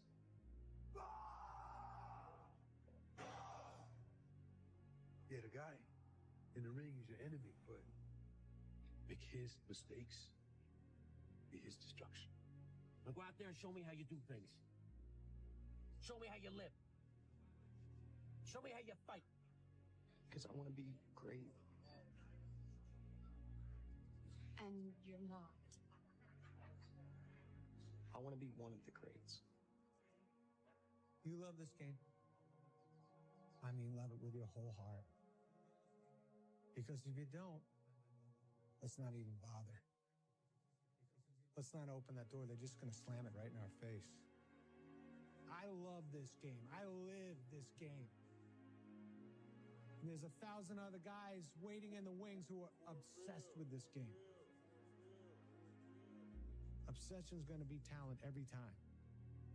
You got all the talent in the world, but are you obsessed? Is it all you ever think about? I want you to understand the difference between a risk and a gamble. This, what we do here, this is calculated, okay? We weigh the odds, we make a choice. You see that man right there? Do you remember him? You gotta block out everything and be in the moment. Not the past, not the future, right now. You have control of this. This belongs to you. This is yours. You're the captain. You're the master. You're the foreman. You're the general. You're the head. Don't give control of this to nobody. Don't let this man control you. Don't let him control you. You got to get real doggish. Now, like I was telling you before, if you want to be ordinary, you ain't even got to listen to me. Just go on about your business. Hard times create hard men. Hard men create soft times. Soft times create soft men. Soft men create hard times. If you don't fail, you're not even trying. My wife told me this great expression. To get something you never had, you have to do something you never did. Failure has been achieved, thank God. Now, the only place to go from failure is to win. You have to achieve failure. You have to take it that far. Nobody wants to go that far. It's too scary. But you know something? I got news for you. That's where winning is. It always has been. Nothing's changed. Damn, Ron, come on! What's the matter with you? Tomorrow. Let's do it tomorrow. There is no tomorrow. There is no tomorrow. Les Brown's a motivational speaker. He made an analogy about this. He says, imagine you're on your deathbed, and standing around your deathbed are the ghosts representing your unfulfilled potential. The ghost of the ideas you never acted on. The ghost of the talents you didn't use. And they're standing around your bed, angry, disappointed, and upset. They say, we came to you because you could have brought us to life, they say. And now we have to go to the grave together. So I ask you today, how many ghosts are going to be around your bed when your time comes? I'm the best ever. I'm the most brutal and vicious and most ruthless champion there's ever been. There's no one can stop me. Lynx is a conqueror. No, I'm Alexander. He's no Alexander. I'm the best ever. There's never been anybody as ruthless. I'm Sonny Liston. I'm Jack Dempsey. There's no one like me. I'm from Nairclaw. There's no one that can match me. My style is impetuous. My defense is impregnable. And I'm just ferocious. I want your heart. I want to eat his children. Praise be to Allah. You have to learn how to fail. A lot of us have big dreams, big goals. And when you have goals that are maybe outside your reach, you have to know that getting to that goal, you're going to have a lot of bad days. So I had to teach myself how to fail right. And what that means is when I fail, I can't spend much time in that fail zone. I have to be able to get up and get after the next day just as fast. I don't have time to stay here and feel bad for myself for weeks and months and years because I'll lose that time. The mud consumed each man till there was nothing visible but our heads. The instructors told us we could leave the mud if only 5 men would quit. Only 5 men, just 5 men, and we could get out of the oppressive cold. Looking around the mud flat, it was apparent that some students were about to give up. It was still over 8 hours till the sun came up. 8 more hours of bone-chilling cold. The chattering teeth and the shivering moans of the trainees were so loud, it was hard to hear anything. And then one voice began to echo through the night. One voice raised in song. One voice became 2, and 2 became 3, and before long, everyone in the class was singing. The instructors threatened us with more time in the mud if we kept up the singing, but the singing persisted. And somehow the mud seemed a little warmer, and the wind a little tamer, and the dawn not so far away. If I have learned anything in my time traveling the world, it is the power of hope. The power of one person. Work, work, work, work, work. No results, but I'm a little bit better. Work, work, work, work, work. Work, work, work, work. No results, but I'm a little bit better. Work, work, work, work, work. No results, I'm a little bit better. Work. Boom. Just got paid. I just got paid. And it looks like overnight success. Yeah. It's like, oh, shit. It happened in a year. No, bro. It doesn't. The truth in front of you is it sucks. It's painful. It's fucking mind-numbing. Because this is what it takes. Creating another voice and sometimes going at it alone. All the time going at it alone because no one's going to believe in you. And that's that. I love this game. I live this game. And there's 1,000 other guys waiting in the wings who are obsessed with this game. Obsession's going to be talent every time. You got all the talent in the world, but are you obsessed? When you walk on that court, you have to think, I am the best guy out there. The hardest thing in life is figuring out who you are and what you want to do for the rest of your life. And once you figure that out, you wake up every day and you work toward it. It's impossible for you to fail if you know who you are, what you want to do, and you wake up every day and work toward it. When I seen that Bentley at the boxing gym and I seen that diamond Rolex, I said, I want that. And I knew what it took. So I know when my opponent is asleep, I'm out there at 4 or 5 in the morning, chopping trees, working, to this day. Because I can retire today.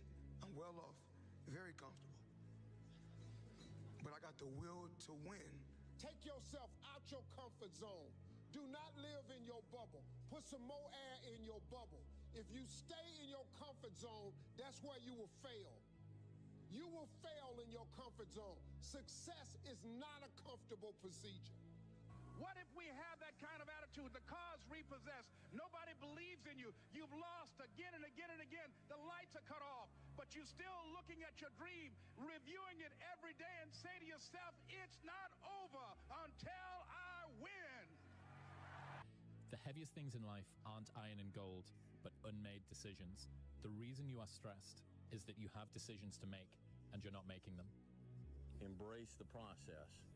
And then by the time you get up in years, you can be a man that you're proud of. Okay? So this is just an encouragement to just chill out. Just chill out. Embrace the process. You say, Dwayne, what process? Life. Be the guy who embraces the ugly, the miserable. Be the guy who embraces hard work, the grind. Don't be afraid of being hurt. Don't be afraid of sacrificing some blood. You cannot change your life unless you change something. If you always do what you always did, you'll always get what you always got. He believed in himself, and you can too. You can do anything that you want.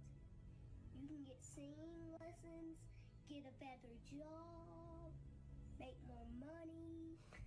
You could be even like rich. You could live in the White House someday. You could be president. Do what you want to do. It's not up to other people. It's up to you. You're always afraid to take the first step because all you see is every negative thing 10 miles down the road. But you can do anything you want. You are bound by nothing. What are you passionate about? Some of y'all don't want it. That's why you ain't got it. Excuses sound best to the person that's making them up. There's pretty much nothing that you could say that you went through that I haven't went through, and I'm still here. Stop feeling sorry for yourself. Get off the pity potty. Wake your ass up. Awaken the beast inside. Get in shape. Get off the pity potty. What one great thing would you dare to dream if you knew you could not fail? If you knew beyond a shadow of a doubt that you could not fail, what one thing would you set as a goal for yourself? What if you only had 6 months to live? What would you stop doing? What would you do more of? Who would you spend time with? What is really important to you? 75 years. That's how much time you get if you're lucky. 75 years. 75 winters, 75 springtimes, 75 summers, and 75 autumns. When you look at it like that, it's not a lot of time, is it? Don't waste them. Get your head out of the rat race and forget about the superficial things that preoccupy your existence and get back to what's important now. Right now, this very second. You know, if every time someone asks you a question, you try to say the right answer, your entire life is a test. And when did you have the most anxiety? In grammar school and high school? No question. On test day. No question. So your entire life become this test. I ain't trying to say the right answer. I am just doing what I feel. My mama said trying is failing. There is no ifs, woulds, coulds, shoulds. It just is. And we just are. I would say ask her out. No matter who she is, whether she's a job or a new city, an opportunity or a fear or an actual person. Whatever she is, man, ask her out. Go out there and make something of yourself, for God's sake. Be an honest person and work and get to the top of whatever it is that you want to get to the top of. Stand up for yourself like a respectable human being and be a bit of a light on the world instead of a blight. That might make life worth living. It's like, yeah, it might. So why don't you go do it? The time is now. The time is now to express and for people to believe in themselves. The time is now for it to be okay to be great. People in this world shun people for being great, for being a bright color, for standing out. But the time is now to be okay to be the greatest you. You and I are capable of doing whatever we can see. We can hold it in our head, we can hold it in our hand. Don't waste your life. Set your goals high. Quit thinking about what's wrong. Start thinking what's right. Love a little more, hate a little less. You have no idea what you're capable of doing. Make up your mind today, you're going to figure it out. When you grow up, you tend to get told that the world is the way it is, and your life is just to live your life inside the world, try not to bash into the walls too much, try to have a nice family life, have fun, save a little money. But life, that's a very limited life. Life can be much broader once you discover one simple fact, and that is everything around you that you call life was made up by people that were no smarter than you. Is to shake off this erroneous notion that life is there and you're just going to live in it, versus embrace it, change it, improve it, make your mark upon it. What do you really, really want from your life? If you had no limitations, if you had all the money and all the time and all the talents and all the abilities, if you could do or be or have anything, what would you really want in your life? Yeah, there comes a day, man. Everyone's going to have this day. There comes a day where being average, being mediocre is is just sickening to you. It's just sickening. It makes you want to throw up.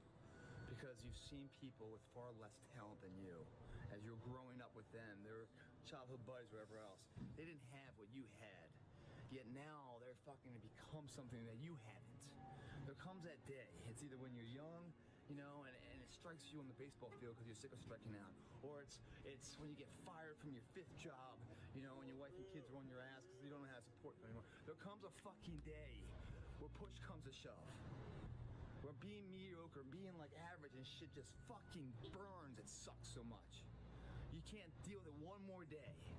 And you get off your fucking ass. And you create something that's always been there. It's always been inside of you trying to come out. But you've never wanted to unwrap it because it's too much fucking pain and commitment. You were scared you were going to fail. You were scared if you started, you never finish it. You didn't want to tell anyone about it. You knew it was there, but you never wanted to embark on it. Get success remind you of what you could have been. And then that fucking spark is born. Get success remind you of what you could have been. And then that fucking spark is born. And no matter what happens, I'm never going to be in this boat again. And you get up and you go, even if it gets knocked down, you just keep going, you're a wild man.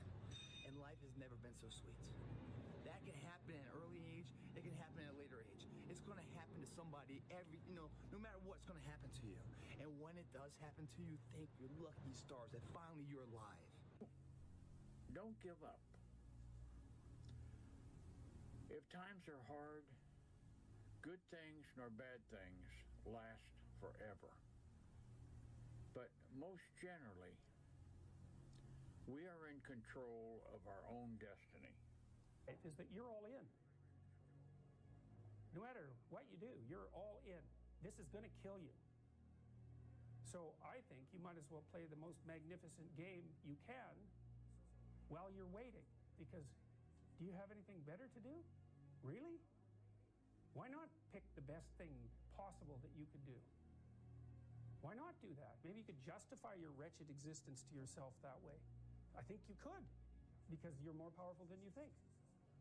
Way more powerful than you think. I mean, God only knows what you are in the final analysis. You're blind to your own weaknesses, but you're also blind to your own strengths. It's like, how far could you take that? If you stopped wasting time, and if you stopped lying, and if you oriented yourself to the highest possible good that you could conceive of, and you committed to that, how much good could you do? Well, I would say, why don't you find out? It's time to unwrap the potential you can be. Superior, man. It's within you. It's within every single one of us. And the people that have risen to that level were no different than any one of us. It's just they believed it and they're willing to work their fucking ass off to get it. It wasn't about the potential. It wasn't about the genetics. It was about the perseverance. And it wasn't about being the hardest fucking worker in the room. That's what got them there. And it didn't happen overnight. They got knocked down more than they ever stood up. But they kept going and kept going and kept going and kept going, because what else is the alternative? To be average again. That sucks, man. I had a difficult childhood, but there's no excuse for people not being able to do what they want to do. You can do anything that you want to do. What do you really, really want from your life?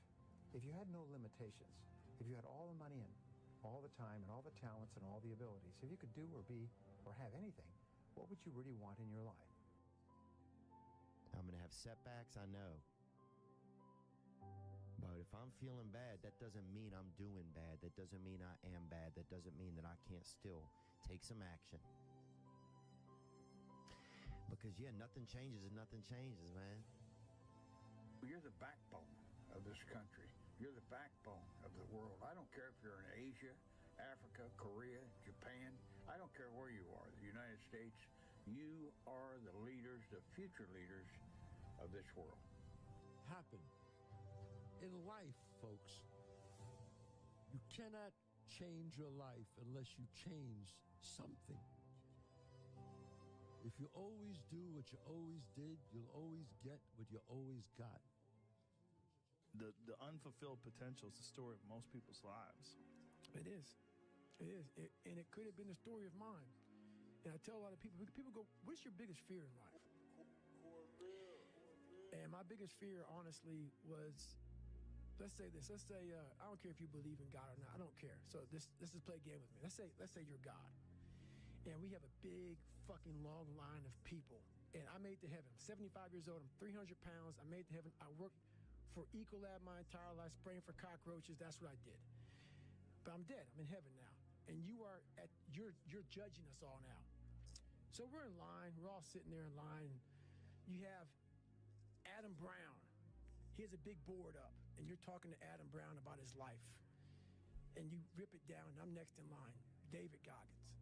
I see my name, and I see all this shit, and God goes, hey, you say, read this, man. And I'm reading this list, and I'm seeing 182 pounds, Navy SEAL, Ranger School, motivational speaker, changing lives. Okay, man, pull-up record, all this shit. And I'm like, that's not me, man. And God looks at me and says, that's who you were supposed to be. I'm always waiting for everything to be perfect before I live my life. I'm always waiting for everything to be perfect before I live my life. As soon as these things line up, I'm going to live my life. Man, I'm so guilty of that. It's not all gonna, I'm never gonna get to that where everything's okay, where everything looks a certain way. And in the meantime, I'm burning the best time I do have available. I'm burning that candle up. I'm burning this candle down, and I'm saying as soon as it gets bright enough, I'm gonna show up. But the candle's getting smaller.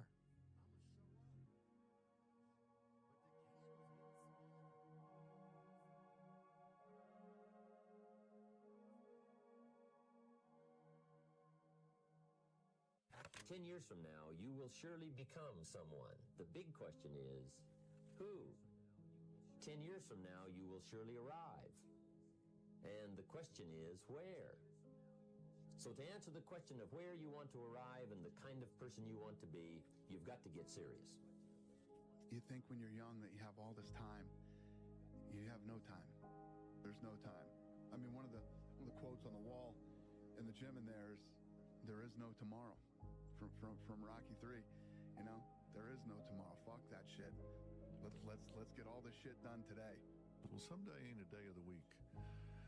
You know, there's Monday, Tuesday, Wednesday, Thursday, Friday, Saturday, Sunday. Look on your calendar. Some days not on there. So you got to say, okay, I'm going to take this small step by here, this small step by there, this small step by there, and then pretty soon, you know, we don't leap tall buildings in a single bound. We take it a floor at a time. Everybody's in their bed, sleep, dreading that it's a Monday. Hate it's a Monday. And I'm loving it.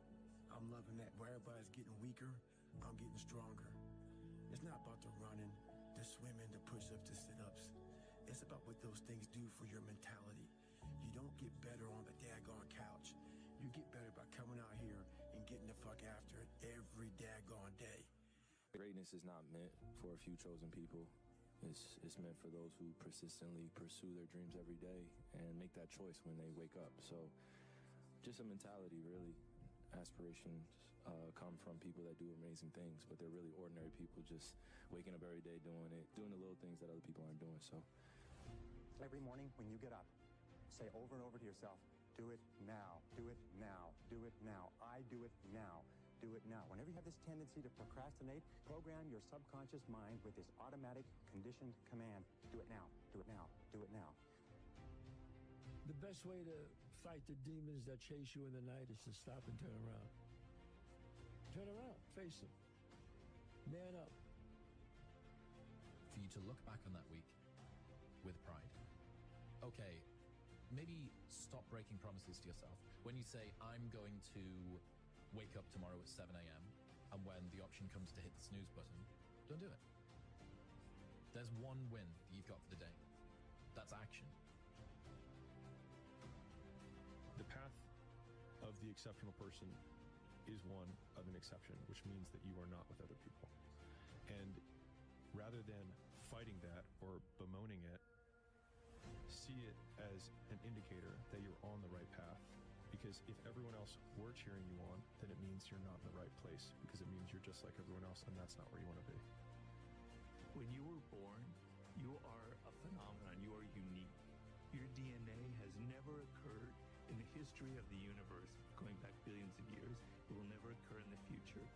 Your life experiences with your parents and everything that you experience in your early years going on up is unique. It's yours. You're one of a kind, right? So that is your source of power. To waste that is just the worst thing you can do in your life. And what the power is finding that uniqueness. What makes you you, and how you can mine that, and how you can go deep into it and use that to create a career path. So just go and do it, try, learn from it. You'll fail at some things. That's a learning experience that you need so that you can take that on to the next experience. And don't let people who you may respect and who you believe know what they're talking about, don't let them tell you it can't be done. Because often they will tell you it can't be done. And it's just because they don't have the courage to try it. What if I told you this was the last Monday morning of your life? What if I told you you die this week? Would you complain about your crap job or that test you don't want to take? I doubt it. You would go much higher level thinking. If you're not pumped right now, if you're begrudging what you're about to do, if you're not looking forward to it, look, we're living in a world where there's so much more opportunity. Please take a step back and think about how awesome it actually is. Recognize that you can attack the world in a totally different way because you were lucky enough to be born during this era. I'm going to have setbacks, I know. But if I'm feeling bad, that doesn't mean I'm doing bad. That doesn't mean I am bad. That doesn't mean that I can't still take some action. Because, nothing changes if nothing changes, man. There'll be times where you succeed and there are times that you fail. So wasting your time doubting whether you're going to be successful or not is pointless. It is. You just put one foot in front of the other. You control what you can't control. And then you see what the outcome is, right? If you win, great. You're going to have to wake up the next day and do the journey over again. If you lose, it sucks, but you're going to have to wake up the next day and do the journey all over again anyway, right? So it's really pointless to sit here and debate or have doubt or this, that, and the other. You train as hard as you can, and you step out there and you let it flow. It's time to stay focused. It's time to decide, fuck clubs, fuck partying, fuck trying to fit in and socialize, rub elbows with everybody so people can stop calling you weird. Why are you so antisocial? Because I'm trying to get it. Why are you staying on the basketball court so much? Because I'm trying to get it. Why are you out there practicing in the hot sun when ain't nobody else out there? Because I'm trying to get it. Why are you not clubbing like every time I text you and invite you to go do something fun and cool, you always studying? Because I'm trying to get it. Let me tell you something, homie. These women ain't going nowhere. These clubs, these parties, all this shit ain't going nowhere. The more weird you are is a reflection of how committed you are to focusing on your shit, molding and shaping and developing your ideas and your craft so that when it's time for you to make your rounds, you gonna fly. Stop running around here trying to live up to the hype, homie. Right now, you guys are sitting there, and to make that first step towards greatness is the hardest step. But there is one thing harder than that, my friends. It's later in life. As you look back on your life, the windows of opportunity has closed. Your ability is no longer present. And you think back and you could have been great. Right now, you had the ability to never have that debate inside your head. Because that's the debate you can never win. I don't know what dream you have, but I can guarantee you that there's somebody in the hospital right now praying, begging God to have the opportunity that you have right now. Don't blow it. It is time to go from mediocre to meteoric. It is time to go from being counted out to being counted on. An hour lost today is an hour lost forever. In life, there's no timeout. You can't raise your hand and stop the clock. It doesn't happen.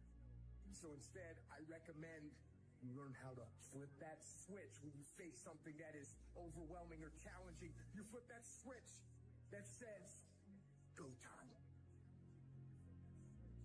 You don't have forever. Stop acting like it. That's the way life is. You don't have enough time. You gotta make time. God told me to tell you, don't pray no more. You don't need to pray. I gave you life. Express it. You the one playing with it. You the one taking it for granted. You getting up late. You got an attitude. You don't feel it. I gave you breath. Use it. Get there early, man. You got all this stuff you want to do, and you never say you got enough time. But get there early. No one's there. No one's doing anything in the morning. You say you are morally obligated to do remarkable things. Mm-hmm. Why? Well, I think partly because life is so difficult and challenging that unless you give it everything you have, the chances are very high that it will embitter you, and then you'll be a force for darkness and not good. And so, the fact that life is short and can be brutal can terrify you into hiding and avoiding. You can flip that on its head and understand that since you're all in anyways, you might as well take the risks that are adventurous. There isn't anything more adventurous than the truth. So why is that a moral obligation? Well, if you hide and you don't let what's inside of you out, and you don't bring into the world what you could bring, and you become cynical and bitter, you will start doing very dark things. Not only will you not add to the world what you could add, but you'll start being jealous of people who are competent and doing well and work to destroy them. So that's the pathway to hell. Really. The only way you're ever going to get to the other side of this journey is you have got to suffer to grow. To grow, you must suffer. We're built to walk uphill. And when you reach the pinnacle of the hill, you want to stop and appreciate the vision. But the next thing you want is a higher hill in the distance, because it's from the uphill climb that we derive our value. And I mean this technically. So almost all the positive emotion we feel, that's experienced in relationship to a goal. And so in some sense, you want a goal that you can never attain, right? So you can always move closer to the goal that recedes as you move towards it. You think, well, that's frustrating. It's like Sisyphus pushing the rock uphill. But it's not, because as you pursue that goal, you put yourself together and your life does get better and richer and more abundant. You want them to be above everything you're doing so you can continually move towards something that's more sublime and better. That's what you are. You're here to live, not to sleep. Everything worthwhile is uphill. You see, every dream that you've ever had, it's all uphill. If you have a great relationship with somebody, you had to work on it. It's uphill. If you build a wonderful business, guess what? It was uphill. If you've made the right decisions, they're not easy, are they? It's uphill. And the only way that you can go uphill is to be intentional. Nobody ever accidentally went uphill. You've never talked to a successful person and said, how did you get to the top of the mountain? And then look at you and say, I have no idea. If they're at the top of the mountain, they know how they got there. Because they had to have effort. It took energy. It took time. Everything worthwhile is uphill. Take yourself out your comfort zone. Do not live in your bubble. Put some more air in your bubble. If you stay in your comfort zone, that's where you will fail. You will fail in your comfort zone. Success is not a comfortable procedure. It is a very uncomfortable thing to attempt. So you got to get comfortable being uncomfortable if you ever want to be successful. Those I can't catch a break guys, get them the away from me. I can't be around those guys. I don't want to hear that. I don't want to hear that. I don't buy it. Because everybody has bad breaks. Yeah. I've had a ton of bad breaks. But you know what I did? I stayed up. Yeah. And I thought through it. You're going to lose sleep. You'll doubt whether it'll work. You'll stress to make ends meet. You won't finish your to-do list. You'll wonder whether you made the right call and have no way to know for years. This is what hard feels like, and that's okay. Everything worth doing is hard, and the more worth doing it is, the harder it is. The greater the payoff, the greater the hardship. If it's hard, good. It means no one else will do it. I've f***ed up everything I've ever done 100 times. There's no other way to do it. And I've had a bunch of shitty breaks. Everybody has. But you got to realize when you have those shitty breaks what that is. Bro, you got to fucking stop. You got to stop with all this I can't catch a break bull. All the time you're complaining, you could be instead hustling. You could be instead chasing your dream. You could be instead figuring out what you're doing wrong, trying to improve certain aspects of your life, getting your together, reading a book, meditating, something. He's hooking. He's hooking. Damn, Ron, come on. What's the matter with you? There is no tomorrow. There is no tomorrow. There is no tomorrow. What do you think most people get wrong about motivation? They think it's a permanent fix. They think it's something that is a constant. They think that maybe once I get it, I'm going to hold on to it. And that's the thing about that I always talk about. Nothing is permanent. Nothing is permanent. And a lot of times you have to learn to perform without motivation. You have to learn to perform without purpose. You have to learn to perform a lot of different things. And that's what people think. They think I need to have this motivation to work out, to study, to be better. So if they don't have it, they just don't do it. And that's where you fail. That's why losing in life is so important.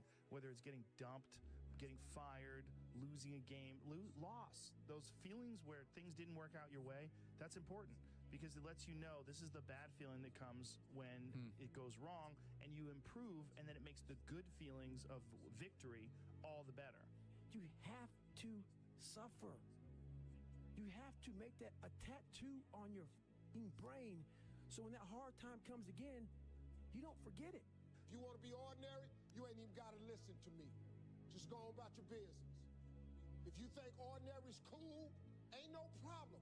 It's some really, really wonderful ordinary people. But if you are sitting in this room and you have extraordinary aspirations, then you're going to have to do extra. You put extra on top of ordinary and you come up with extraordinary.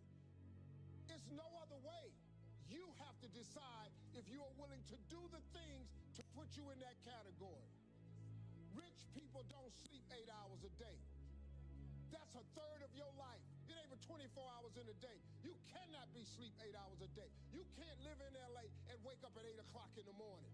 It's 11 o'clock on the East Coast. The stock market been open 2 hours. They already making decisions about your life and your ass was sleep.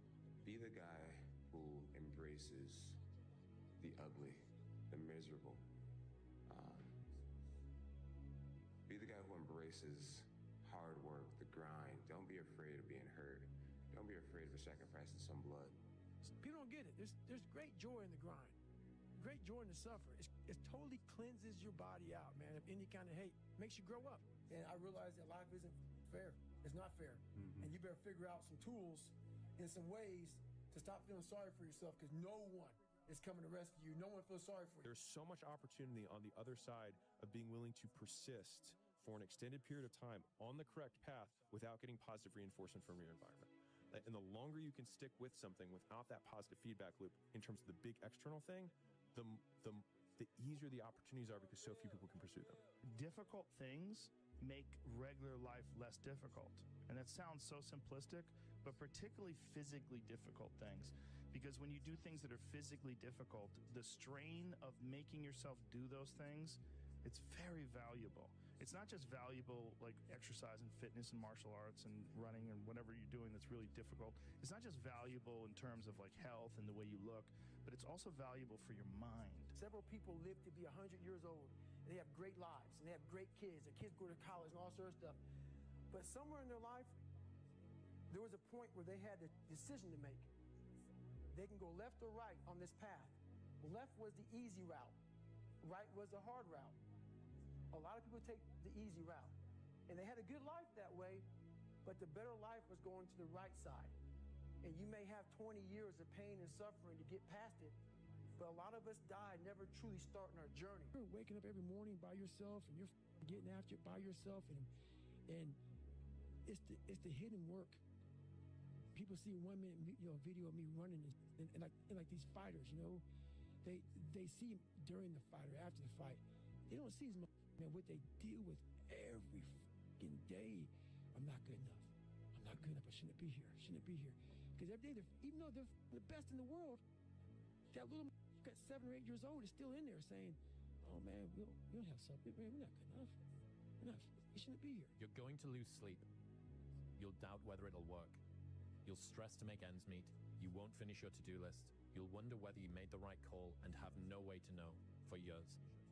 This is what hard feels like, and that's okay. Everything worth doing is hard, and the more worth doing it is, the harder it is. The greater the payoff, the greater the hardship. If it's hard, good. It means no one else will do it. More for you.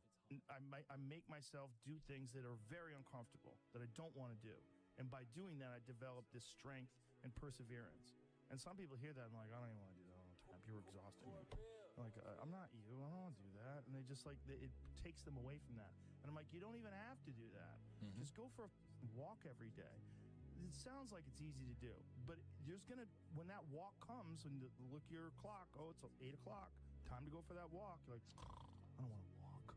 I would just rather play video games. I don't want to walk. I'd rather like read emails. I don't want to walk. I'd rather like scroll through TikTok. But if you just force yourself to go for that walk every day, you will develop mental perseverance. You will develop some tenacity.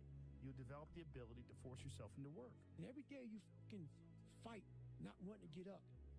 And you do anyway. You chip another piece off that rock. And every day you can eat the right foods. And every day you go to train. You train harder and harder and harder and harder. And you get up earlier. And all these things you do to start forming yourself. You're chipping another piece of that rock up. Before you know it, you have this beautiful piece of artwork that you built. In everybody's journey, where they are so different because they've started to do new things that they no longer fit in with their old set of friends, but they're not sufficiently developed that they've gained their new set of friends, and they're unsure. Should I go back? Should I lean back into getting a bag in with the boys on a weekend? Is that the highest, way that I can live my life passion forward? Because that's what everybody else does. And all of my friends are taking the piss. Oh, not drinking again. Too good for us, are we? Not going out again this week. Oh, okay. Well, enjoy staying in home and reading. Fucking nerd. So you're going to feel the pain of being ostracized from the group of friends that you used to have. But you're stuck in this messy middle where you haven't yet worked out who you are on the other side of this. And that lonely chapter that's in the middle is something that I would say almost nobody that I've ever met who has gone from a place where they are to a place where they want to be hasn't gone through. You can't just go through life just showing up, eating, sleeping, and going to sleep. You're going to get depressed. Like your organism, the human organism, needs problem solving. It needs complex problems. It needs stress. It needs some sort of difficult thing that you have to overcome. And through that, you relax. You can't just have happiness all day. That you have to do those things. You have to suffer. You have to live in it. You have to be comfortable in it. It takes more effort to start in the beginning. And more people are right about the fact, they're like, hey, you're not going to hit it big. And guess what? A month in, you're not. But they're only measuring on months. And at 6 months, you're also not going to hit it big yet. And they're going to be like, I'm still f***ing right. And at a year, you're still not going to hit it big. And they'll still be f***ing right. And every day that you haven't hit it, they're going to feel like they were right. But they're wrong. Because they're measuring in days and you're measuring in decades. We need adversity, we need difficulty, we need struggle, you need a weight to carry. And if you don't have any of this, you do not get your character tested. You do not advance in your own perception of who you are in this world and how you engage with all the other people around you. I want to see that guy who put immersed in hell, and he thought about quitting and leaving, and his wife and his kids, and why am I here? Is it worth it? All this crazy shit, and still said, and found out a way to get through it. So basically, that's the bottom line of it all. We all want to read about how we can quickly get somewhere. That's why the 6-minute abs and all sort of shit so powerful. You may get some results from it, but they're not permanent. Life was basically the perfect grounds for training for where you need to go in your life. All the beatings, all the bullying, all the you going through learning disabilities, all the struggles. It was the absolute perfect training ground for you to go to where you need to go. And that's how I started looking at my life versus woe is me, poopy pants, kick a rock down the street mentality. It was, God just hooked you right the up. I didn't get here doing everything that I love. I did a load of shit I hate. And I did it for a very long period of time. and I did not have anyone to root me on. And in fact, I had many people who were actively trying to destroy my path and tell me why it was a terrible idea. For it every day. Does it come to you? It's not in 3 easy packages, and it's not the cure to overnight success. And the only way that you go uphill is by self-discipline. So listen to me very carefully. It's impossible for you to have continuous success without having self-discipline in your life. Now, self-discipline enables you to go uphill. You can't go uphill without self-discipline. Nobody will carry you uphill. Nobody can coach you uphill. Nobody can push you uphill. If you go uphill, you got to do it yourself. You need discipline. You need personal discipline. There's times when you don't feel like doing what needs to be done. But you got to say, feelings has nothing to do with it. This is my dream. This is what I'm going to do. And I'm going to do the things that I don't feel like doing. I'm going to do the things I don't want to do. I'm going to do the things that don't come easy to me, that do not come natural to me. I'm going to get up and do it. You can't live your life on feelings. You're going to have feelings, okay? But you cannot let your feelings dictate what you are or are not going to do today, okay? You got to have personal discipline. We talked about this before. Sometimes 4 years of college and a degree is part of your path to get where you're going, if for no other reason to teach you discipline. I have to study. I have to do finals.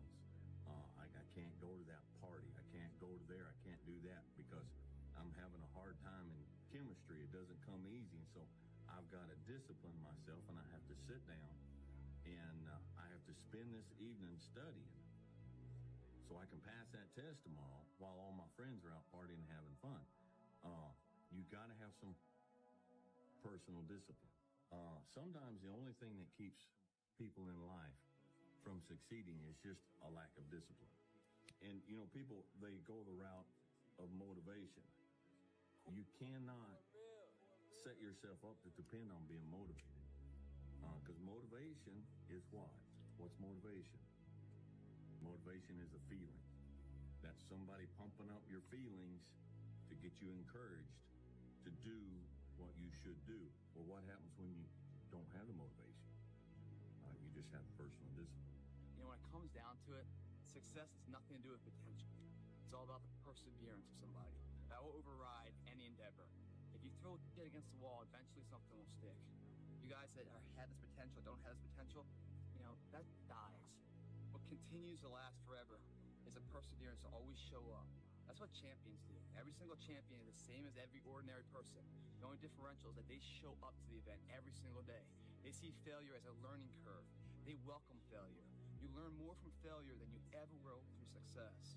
And so showing up and getting knocked on your ass, finding the testimony for you, stand back up and re-face that endeavor is going to be the overriding factor that makes a difference. You know, people need to have purpose to get up. They need purpose to perform. You need to get to a point in your life where there's nothing on the docket. There's no 5K. There's no, I'm going to get into school to be this or that, and still perform to the highest level.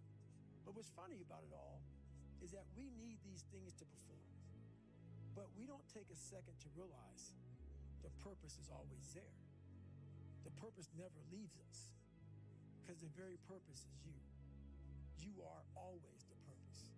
There may be another purpose, like being a SEAL or going to college or whatever, but the main purpose in life is you. So if you wake up in the morning and you don't want to do something, you don't care enough about yourself. And that's what you need to really research is, man, why am I not doing this for myself? Because that is the number one purpose in life, is to better oneself. So that's the only purpose I fucking need. Use pain as a fuel. Imagine if you could use the pain as a passport. Imagine if you could use the pain to push you, to condition you, to prepare you for the stages and the rooms you got to walk into and the tables you got to sit at and the stages you have to stand on. What if the pain can make you better? What if the pain can build muscle? What if the pain can cause you to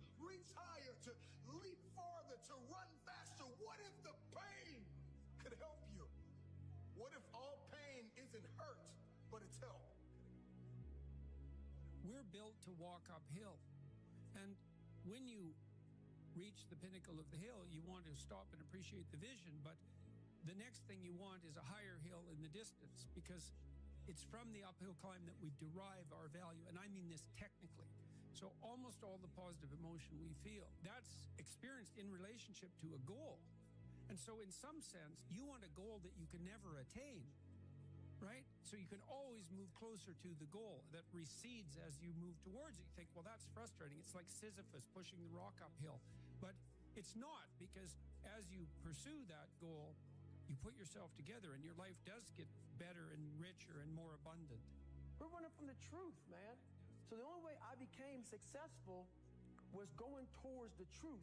As painful and as brutal as it is, it changed me.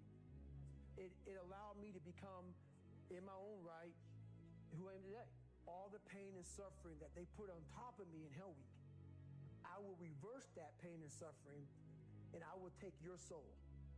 So every instructor that put me through BUDS, my job, what drove me, was I wanted you to go home that night after you beat the living shit out of me, and I smiled in your face.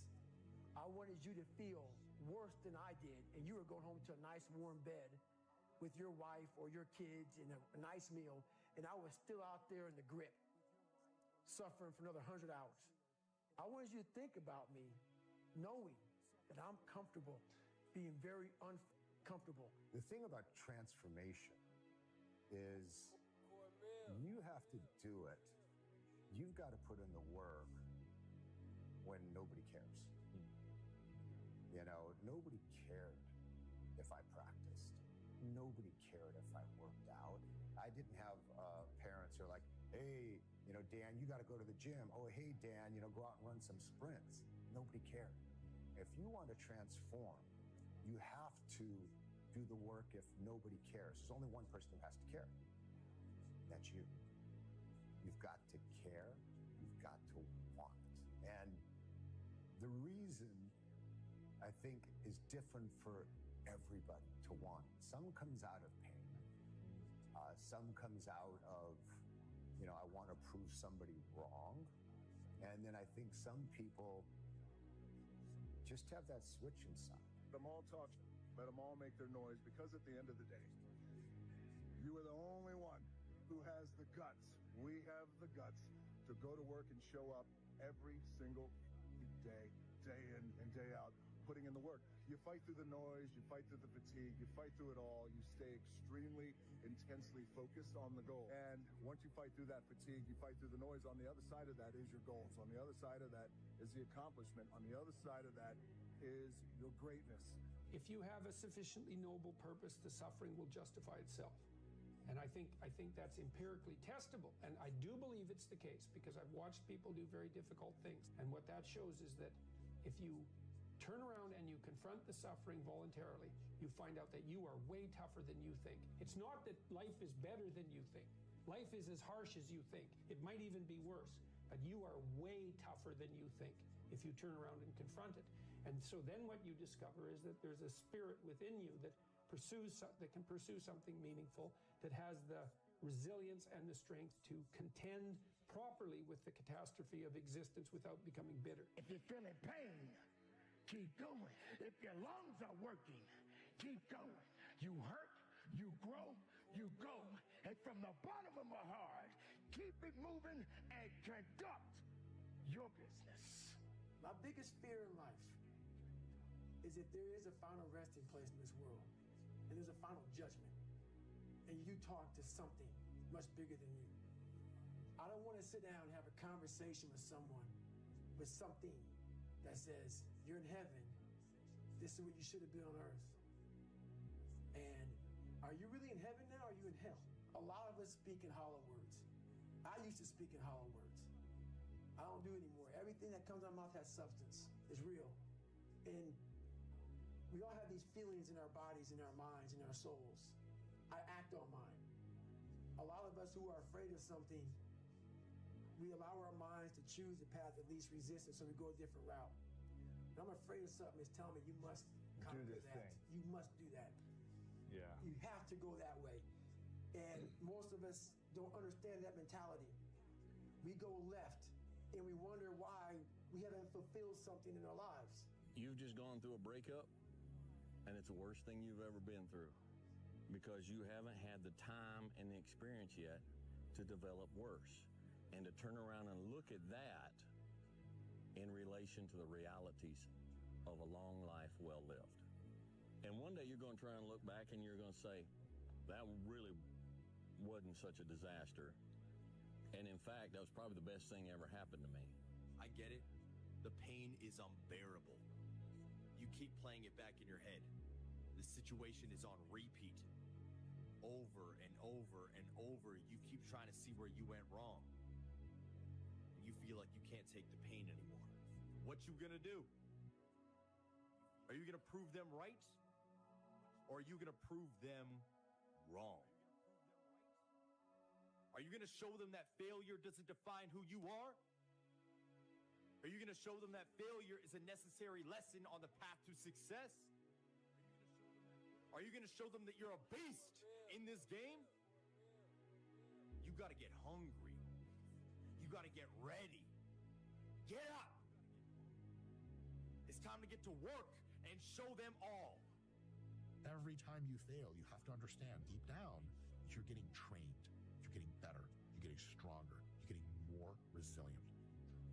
You become tough because like you persevere and you continue to do something, or you just really want something fucking bad. Because like, you know, everybody fails. Like every fucking champion, every like great fighter, whatever, like they all have failures.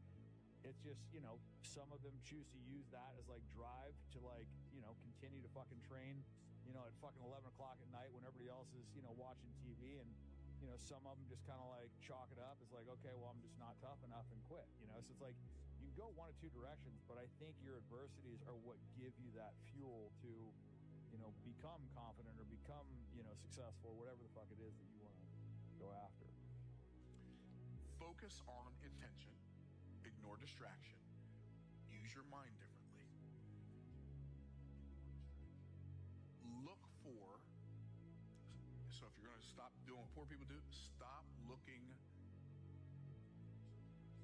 at the obstacle in every opportunity. And instead, do what rich people do. What do? We look for the opportunity in every obstacle. Because an obstacle by its very nature creates an opportunity. Why?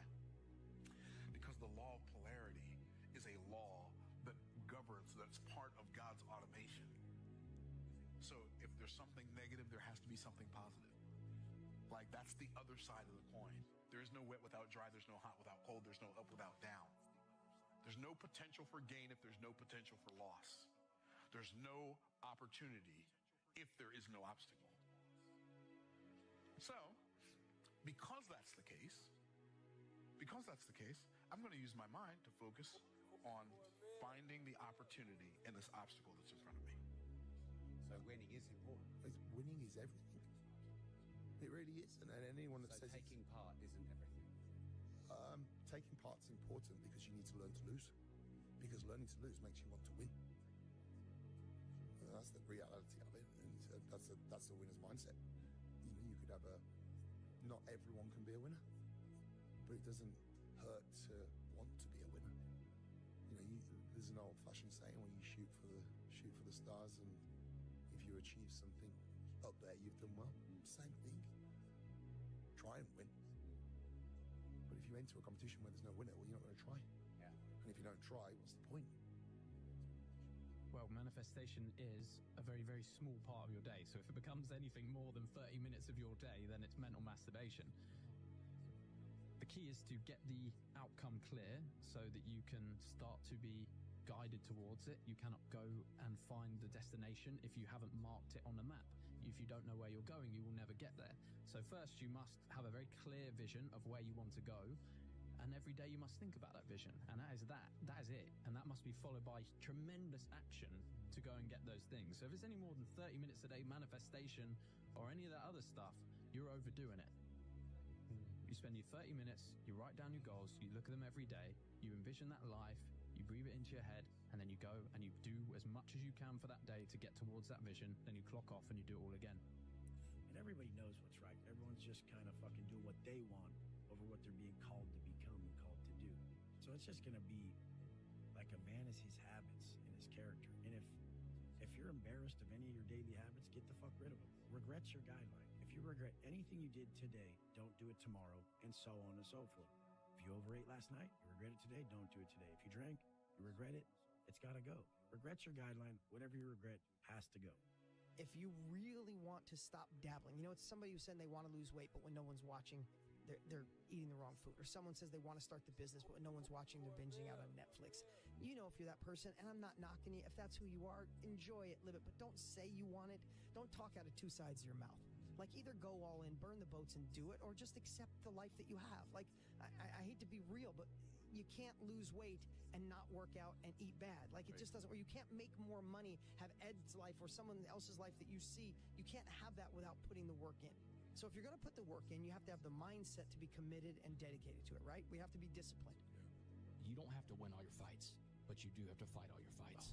What a huge lesson in life, right? Yeah. Because that tells you that some days you're going to win and some days you're going to lose. I'm not saying losing's a great thing you should aspire to, but you're going to lose sometimes. Yeah. And you're not going to win all your fights. But when you lose, get up.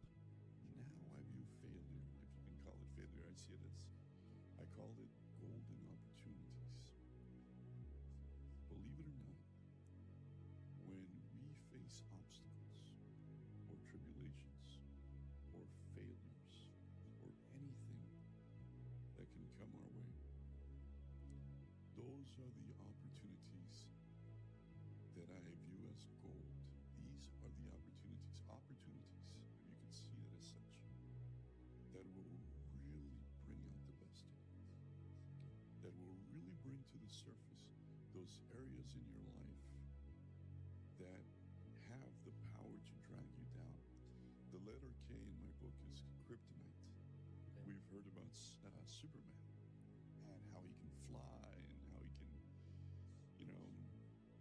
with his eyes, the lasers, and so on and so forth. And we all think, wow, Superman, invincible. But he has one kryptonite. Yeah, kryptonite. And so we all have kryptonite in our lives. And it comes in different shapes and forms.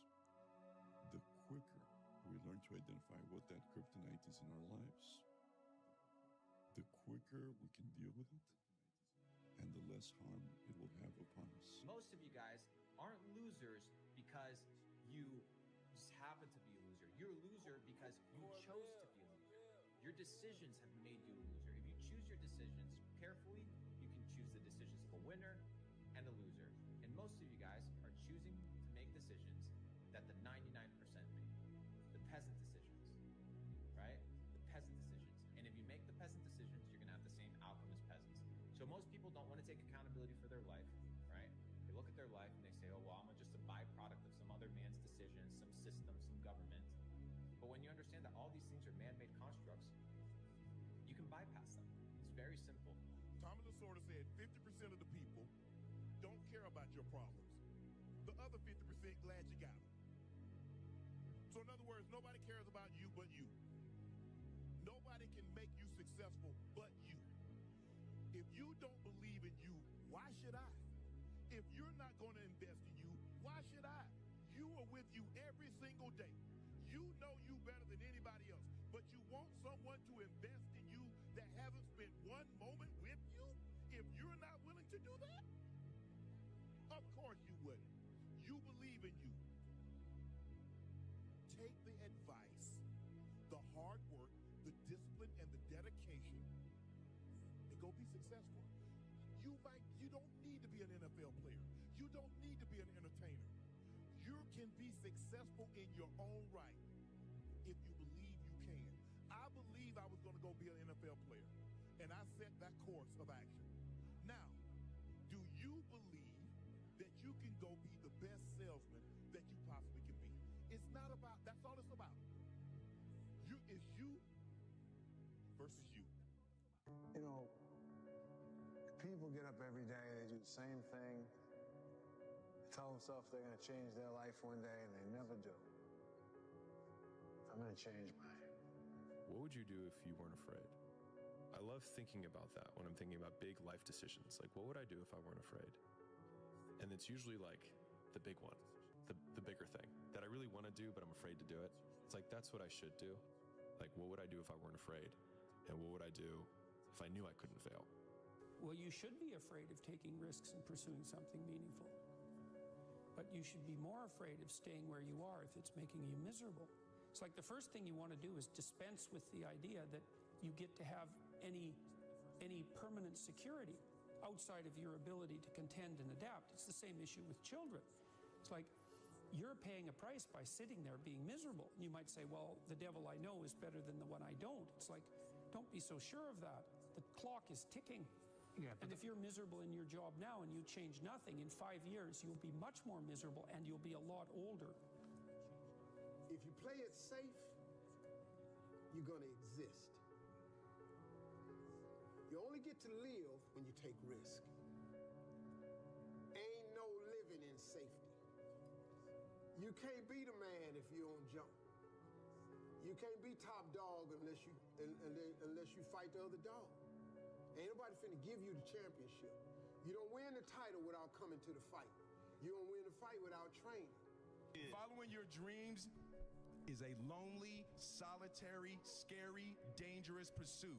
You can't wait for somebody to think you can do it.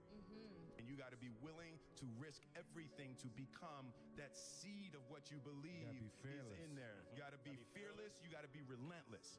Risk used to drive me right up the wall. I used to say, what if this happens? It's called the language of the poor. What if this happens? And on top of that, if this was to happen, look at the fix I'd be in. I better not try. Then I'll tell you what changed my whole life when I finally discovered it's all risky. The minute you were born, it got risky. If you think trying is risky, wait till they hand you the bill for not trying.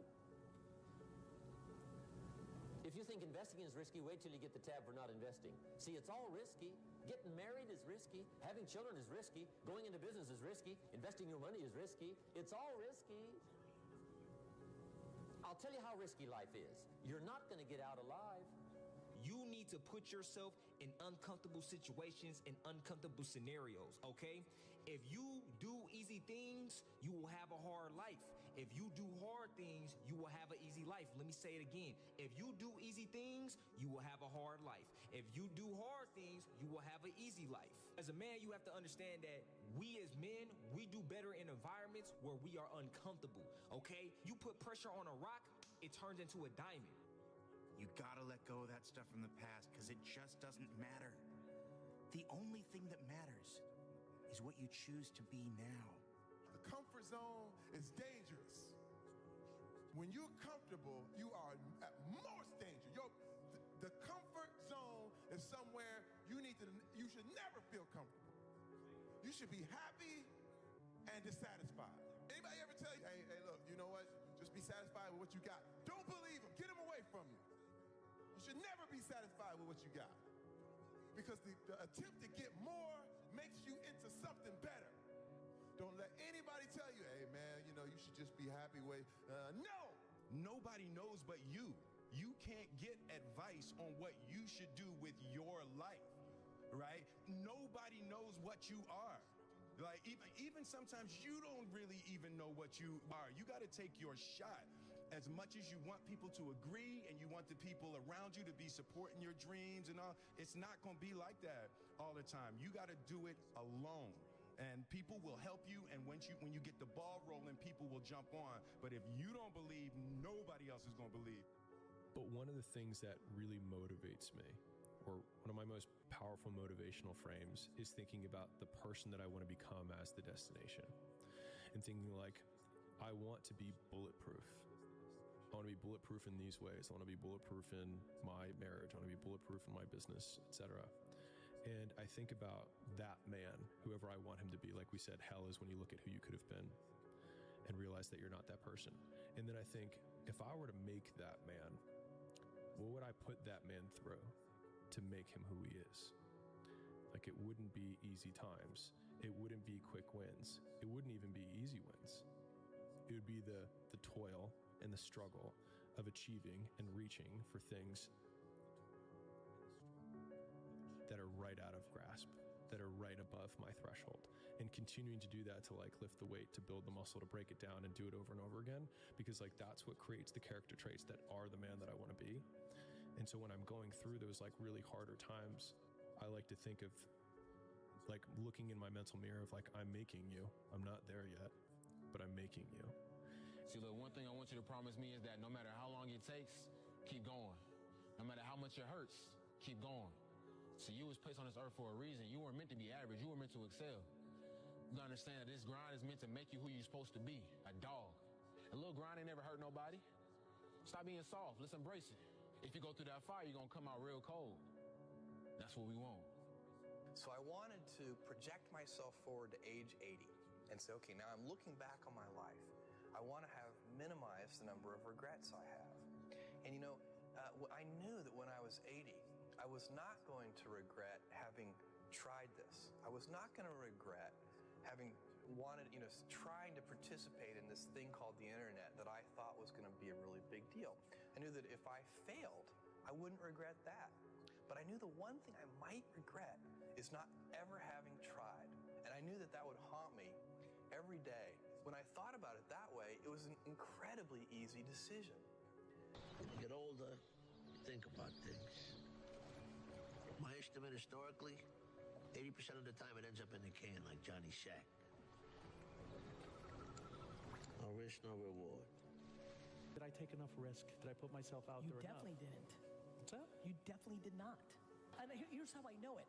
At least, again, one man's point of view. I'm not sure anybody is taking enough risk from 20 to 30. It is the most interesting thing that I've been thinking about, which is it is never more practical to be disproportionately risky than from 22 to 30, yet everybody goes the other way because now they're the real world and it's time to prove something to their parents, to themselves, to everybody else, and everybody goes conservative. And that's when I realized that there's two ways to see the world. Some people see the thing that they want, and some people see the thing that prevents them from getting the thing that they want. This next 5-year window is when you don't go practical and safe. This is not the time to get the job mom wanted you to. This is the time to realize that you have a 5-year window, and it's 3 for some, it's 8 for others, but this is a 5-year window for you to attack the life that you want to win. Don't ever let somebody tell you you can't do something. Not even me. You got a dream, you got to protect it. People can't do something themselves. They want to tell you you can't do it. You want something, go get it. Period. This is why I'm a big believer in this, is that when you are starting out, I think you got to find the thing that's the pain. And like, pain motivates significantly faster and stronger than pleasure does. Like, people are like, no, passion's the right way. It's like, point a gun at a family member, all of a sudden, 10 out of 10 motivation. Pain. And so like, I think people should use their pain more. It wouldn't kill you to try. Spending a long time getting a life you would actually want is about 1,000,000 times better than getting a quick turnaround time on a life that you'll forever be disappointed with. Playing it safe seems just fine until you get to the last moments of your life and realize all the potential that you threw away and can never get back. And I will never know from experience what that feels like, but the thought of that realization is haunting. What matters is, at some point, you have to identify what you want to do, and you've got to become the best in the world at that, period. Not really good, you've got to be the best in the world. So your thing in life, at something, you've got to become the best in the world at it. And if you're not prepared to go in with that mentality, you're never going to get anywhere. I'm speaking to all of you out there that want to do something unbelievable. So many of us come from these small places in our mind that we're not willing to think outside only what we've seen. Our mind works in such a small compartment. And one thing I was able to do was to dream. And until you're able to really put yourself into that dream, but don't make dreams your master, that's where you truly become what you're destined to become. So you're always trying to come up with reasons that you don't have to do it today. But if you're building the muscle either way. You're either building the muscle that says, I do what I say, I keep the commitments that I make, or you're building the muscle that says, I make excuses. I don't do what I say. I can't be counted on, right? And so when we think about discipline, it's really about like, what promises are you going to keep? And the tricky thing is you're keeping promises to yourself that nobody even knows that you made, right? It's not like, hey, you made this commitment. If I don't write this book by this time, like,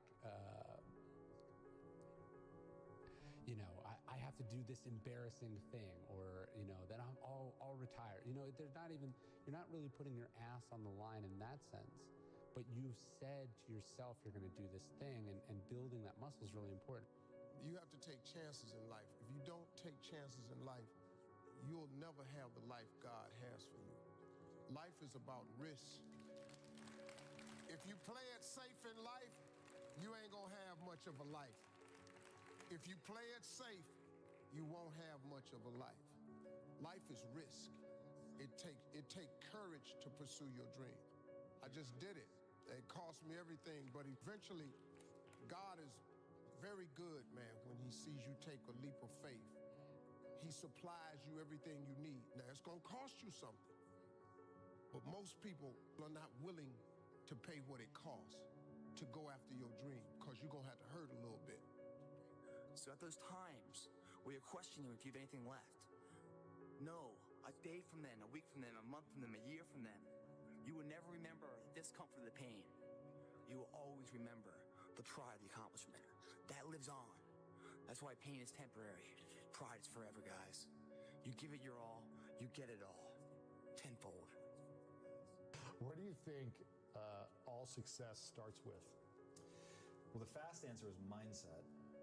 Going back to the only belief that matters, you said it. It's the way you act is ultimately all that matters, and the way you act follows what you allow yourself to believe. Maybe a better way to say it is what you choose to believe. So if you choose to believe that your energy and efforts will result in more skill set, then you will actually put energy and effort into getting that, which means you actually will get the skill set. But if you think, well, my talent and intelligence are fixed, so no matter how much I work, I'm never going to get better, right? I can't be a fast pig. And if you don't think that putting time and energy into it will yield anything, then you won't put time and energy into it, and you thusly won't get the skills. So, and if you don't have the skills, then you can't do the things other people can do, and so people just get stuck because they don't have the only belief that matters. So they don't put the time and energy. And so that's like where everything starts is, are you putting the time and energy into getting better, yes or no? Everyone thinks you're crazy until it works. And so, I mean, if you think of the outcome as the trump card, then all of the pain and suffering that you lead up to that point, if you're just, I'm trying to think of an appropriate saying. I was going to say balls deep certain, that no matter what, you will die or you will get there. Then the likelihood that all of the things that you've done up to that point will then be justified in retrospect is super high. And I actually see that as super compelling, as a thing to latch onto in harder times. Seconds ago, pain, that's just almost like excruciating. Seconds later, it like flows out of you like you just pull the plug on your sink and all the water and all the pressure just goes. It is a greater feeling than what the pain was. I mean, the pain you felt doing that, man, is overridden with pride. And when you pull that plug and all the water goes out and all the pain leaves, because what's left there after all the water leaves is more capable of you. More capable. So don't let the pain rob you of your potential, guys. Don't let what you can't do in the moment interfere with what you know you can do. Meaning, don't let the pain can rob you of your belief of what you can be. Because your body hears everything your mind says. And anytime you have any kind of discourse, or you can be subject to the discomforts of the situation, your body remembers that, and your body's just a messenger. About the purity right here. It just delivers whatever this says. If you start thinking you can't do it, and that pain's like, oh, I kept thinking, do you think that body's going to tell your brain, the boss of the world, hey man, we can do it? Bullshit. It's like a little bitch your body is. It's just like, okay, we're done then. Your body hears everything your mind says. Don't even give it a chance to think that kind of shit. My father could have been a great comedian, but he didn't believe that that was possible for him. And so he made a conservative choice. Instead, he got a safe job as an accountant. And when I was 12 years old, he was let go from that safe job. And our family had to do whatever we could to survive. I learned many great lessons from my father, not the least of which was that you can fail at what you don't want. So you might as well take a chance on doing what you love. The reason I'm gonna get what I want out of life is because, unlike most, I'm willing to have nothing in the moment. Of course, it feels worlds better to have something right now, but unfortunately, what most people really want is not what's available right now. Those people with the best relationships, the best health, the best careers, it's because they were completely unwilling to settle for anything less than that. And you might think I'm overly optimistic because most people don't get those great outcomes, but I'm not most people, and you don't have to be either. Most of us, we live in a box, and we don't want to go outside that box at all, ever. Outside that box is all these possibilities of life. What we do is we shackle our mind. We are a prisoner in our own mind that this is all I can do. This is all I'm good at. And what people understand is that they live for themselves, not knowing that you have the power within yourself to change millions of lives by facing life, by facing yourself. What if it's a mistake? It's a mistake. Rest assured. What do you know? You're going to stumble around, right? And what's going to happen is this. You're going to move, you're going to not stay in stasis. You're not going to wander around in circles. And I see people like that. They said, well, I never knew what to do, and now I'm 40. It's like, that's not so good. That's not so good. And you might say, well, and there is literature, too, that suggests that people are a lot more unhappy when they look back on their lives about the things they didn't do than they are about the mistakes they made while they were doing things. We are training kids and people to be soft in a world that continuously gets harder. And it doesn't correlate. Like that guy talking about the tear gas with the SEALs. Is that necessary? I don't know. But what is necessary is you have to build a person that can withstand the pressures of whatever they're going to be dealing with in life. And we don't do that. I'm not trying to send a message of run 200 miles, be the baddest motherfucker in the world, but be tough. You better have a part about you that's tough, a part about you that can break down situations and get better. We actually have to re-embrace risk on a personal level and on a societal level. We have to take the risk of freely exchanging ideas because that's where innovation happens. We have to take the risk of being able to invest and reap the benefits of that risk. In a personal relationship, getting married is a risk. It is foregoing a current benefit for a future gain. Every decision you make is a risk. The biggest risk of all, of course, is the decision to be free and to take responsibility for your own choices. That's a major risk. But if you take that risk, you become a better and a stronger human being, a more contributing human being, a more valuable human being. You feel better about yourself. When we discard risk, we discard meaning. When we are coddled, we discard our own ability to be a fully adult human being. And here's the dirty little secret. No matter how much we try to discard the risk, you can't actually discard risk. It's inevitable because reality entails risk. We can choose to live free rather than coddled. It'll make us better people, more open people, more understanding people. And when we do that, I think that not only will we be saving the country and saving the civilization, we'll be saving ourselves. But no matter what challenges or setbacks or disappointments you may encounter along the way, you will find true success and happiness if you have only one goal. There really is only one, and that is this: to fulfill the highest, most truthful expression of yourself. Theologian Howard Thurman said it best. He said, don't ask yourself what the world needs. Ask yourself what makes you come alive, and then go do that. Because what the world needs is people who have come alive. There's no hacks, bro. It's you against you. You against you. And if you misunderstand that, you have a real problem. A real problem. I can understand you misunderstand me running down the street, shirt off, fuck this, no, yeah, I can get it, I get it. If you misunderstand what I'm saying right now today, the problem is you, and you don't want to fix it. Take charge of your life. Take charge of your time. Take charge of your resources. Take charge of your health. You're the one that's responsible for it. It's not a requirement of society that you not have a heart attack and take care of your family. That's not a requirement of society, but you must make it a requirement of yourself. Society doesn't require that you build a financial wall around your family nothing can get through. That's not a requirement of society. It's a requirement you impose on yourself. Do things worth doing. And I think a lot of it is coming down to making sure that you take the few precious seconds that we have to do the few things that are worth doing for the rest of your life. They see it as a pure disadvantage. And so you can flip the fact that you have nothing going for you with you have nothing to lose. And that means that you can take lots of risks very quickly and end up in the exact same position you are, which is nothing. And so if you eliminate downside, it should decrease your action threshold, meaning you should be able to do more things faster rather than do fewer things because you don't have a great life or things going for you. And so I think if people flip that, a lot more people would take action because they actually realize the advantage of their position. Don't be scared to fail, and know wherever you are right now is not who you are, it's just where you are, you know? And if you fall, man, fall forward. Don't fall on your ass. You know, when they say it can't be done, you know, tell them you haven't tried yet, you know? It can't be done by someone else. But I can't say that because I haven't tried it. Then you go try. Those who can do. Those who can't talk about those who can. I'm gonna say it again. Those who can do. Those who can't talk about those who can.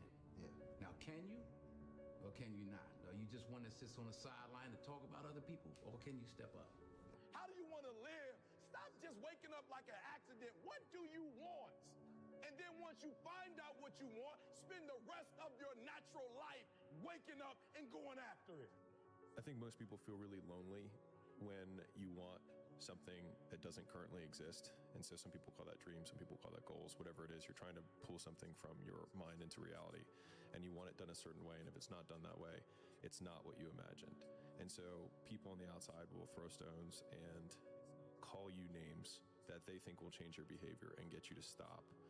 And the more I have been the person trying to pull things into reality, the more I've tried to weather and build kind of defenses against those things so that when those stones get hurled at you by being called a control freak or by saying you micromanage things or that you have incredibly high standards, the answer is yes, because I want it done right the first time.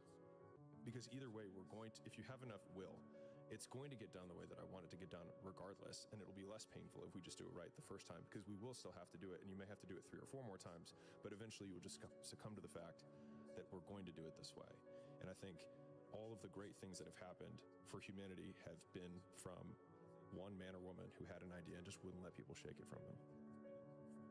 In a world that's changing so quickly, the biggest risk you can take is not taking any risk.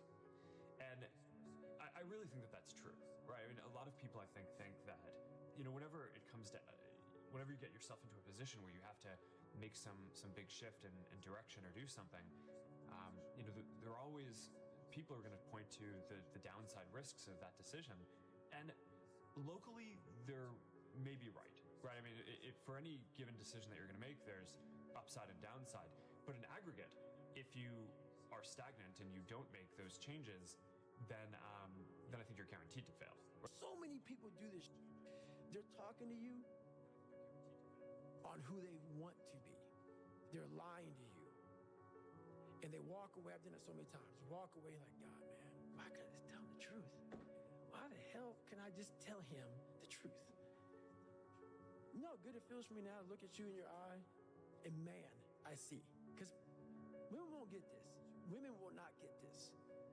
Man to man, that man, you look another man in the eye, and you know that everything you're saying is real. And it comes from a real working place, something that you earned. It's the best feeling in the world. You can say that actually happened. Yes. Like I know with certainty what I'm saying actually happened. Actually happened. Who I am and who I say I am. No more lies. No more skirting the truth. No more bullshit. And that is worth every dime I've ever made in my life. Because if you live in the future, you're anxious. If you live in the past, you're depressed. If you live in the now, you're happy. That's how you do it, guys. You commit to something. You tell everyone about it. And no matter what, they honk and cheer for you. They get behind you. Instead of being one of those subjective nature losers in life that beats you down because you're doing better than them and you're reminding them of their failures. And here we start. Get the mind right, the body will follow. Tell the world, get a goal, achievable goal. And then day by day by day, you start to do that goal to make it the reality, guys. It's not guesswork. It's a science of intensity. If you don't have the intensity, don't come in. When I was like 17 years old and I didn't know what I wanted to do with my life, as you guys know, I created my Twitch account in 2019. I had one viewer for an entire year. That one viewer was my dad. Imagine when you're older and your grandkids say to you, "Granddad, tell me about what it was like when you were young." And you say, "I didn't really do much, to be honest, because I was worried about what other people would think of me. I never took my shirt off because I hated the way I looked. I didn't start that business because I was scared it might fail." Just think about how silly that would sound. You only get one go around at this thing. Blink and you'll miss it. Crack of the whip and then you're gone. So make it worth it. Your story may not have such a happy beginning, but that doesn't make you who you are. It is the rest of your story, who you choose to be. And you won't necessarily succeed at everything the first time you try. That's okay. Some of the most successful people in the world are the ones who've had the most failures. J.K. Rowling, who wrote Harry Potter. Her first Harry Potter book was rejected 12 times before it was finally published. Michael Jordan was cut from his high school basketball team. He lost hundreds of games and missed thousands of shots during his career, but he once said, "I have failed over and over and over again in my life, and that's why I succeed." These people succeeded because they understood that you can't let your failures define you. You have to let your failures teach you. You have to let them show you what to do differently the next time. An easy productivity hack. Instead of spending time getting in the mood to work, just start working. Confront the work. People think they need perfect conditions to start, when in reality, starting is the perfect condition. You know, somebody called me yesterday and asked me a very simple question. He said, "Pat, you know, what do I do when I just don't feel like showing up to work today? What do I do?" And I said, "Look, we've heard this saying before. You know, you got to show up whether you feel like it or not. But I don't think that's enough. I don't think that's what the great ones do. I think it's even past that. You got to raise your standards to a whole different level. And I'll tell you what I think it is. You not only have to show up, you have to show up when you don't feel like it, and you have to want to perform and psych yourself out to be in the zone and be confident and excited in the mood and, you know, figure out a way to psych yourself out, fool yourself into being positive, fool yourself into becoming such a high vibration type of an energy where all of a sudden you're starting to perform and then you start believing you're excited, then you completely forgot you were not in the mood. And entrepreneurs who do that are the ones who eventually win their own championships of business. They win their own academies, Oscars, World Series, Super Bowl, whatever you want to call it. But you not only have to show up, you got to show up at the highest possible level and gain value as well as bring value to everybody around you. Show up today and show up with the most incredible energy. But most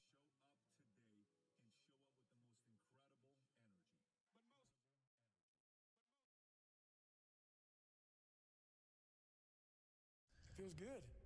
It feels good to talk about that, man. It actually makes you feel good, makes you feel proud, all that shit. But guess what happens? That alarm clock goes off at 4 a.m. to train.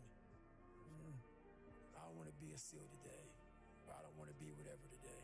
I'll start tomorrow. And that's the usual pattern of people's lives. That's why I talk about clearing out the mind. Until you really want to do something, you're always going to be a talker. And then once you do this over and over and over again, it becomes like breathing. I don't want to live this lifestyle, but to get to the other side of this, I have to. So if you really want it, you realize what trying is and what trying is not. I was not always this strong guy you see. I went through a lot of hard times in my life to get here today. I'd like to thank my mom up here who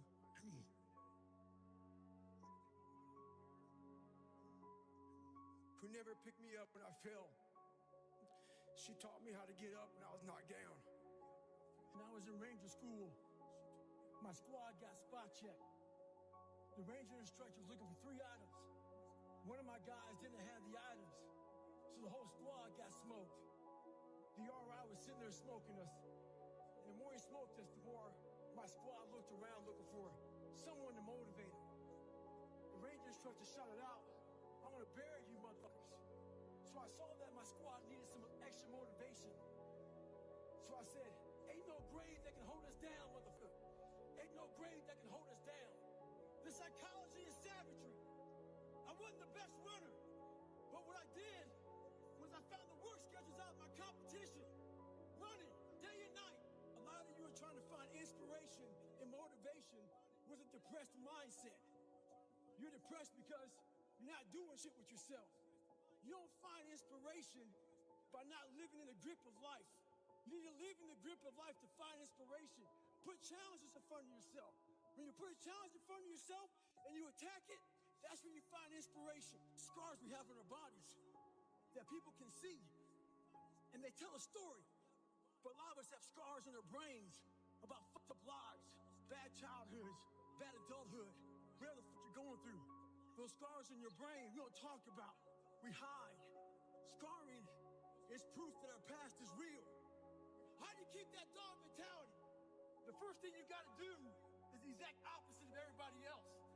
Sometimes you gotta fight pain with pain. Stay hard. It's 44 degrees and it's nice and rainy outside. But no one cares about that. It's not about the rain. It's what the rain represents. I was always giving you a text, trying to give you a way out, trying to give you an excuse not to show up. This is my excuse today. But guess what? You gotta have the mentality to show up every fucking day of your life, no matter what life throws at you. It's our responsibility to show up to the Coliseum of life, prepare for fucking battle. I usually train alone. That person wanted to run with me. And I said, fine, we'll run 15. This morning comes, there's storms coming in this way. And the person calls and said, hey, why don't we do it tomorrow? Taking souls is when I told the fucker, I'm gonna run 15 today, and I'll run with you again tomorrow. That's what taking souls is about. When I was in the military, we go on these instructor-led runs. Most of the time, we knew the start and end point. So on the way back, I started seeing people getting happy shit because the end was near. But there were some asshole instructors that would hear the happiness and go right on past the end point. When that happened, everybody stopped talking. Heads would start dropping. And I started taking fucking souls. At that time, I knew what happened in their minds. They were living off the hope factor. They hoped the instructors would stop running. They hoped the water was never cold. They hoped the weather was good. I don't live off that hope shit. I wish the water was cold. I wish the motherfucking instructors keep on fucking running. I wish the fucking rain. When the end is unknown and the distance is unknown, that's when you know who the fuck you are. Stay hard. I know why you hate me. You hate me because you're probably in the bed right now. You're probably an underachiever. You're probably somebody who doesn't want to do anything with your life. So I make you question everything about yourself. So I'm going to continue making you question yourself by coming out here and being even more successful.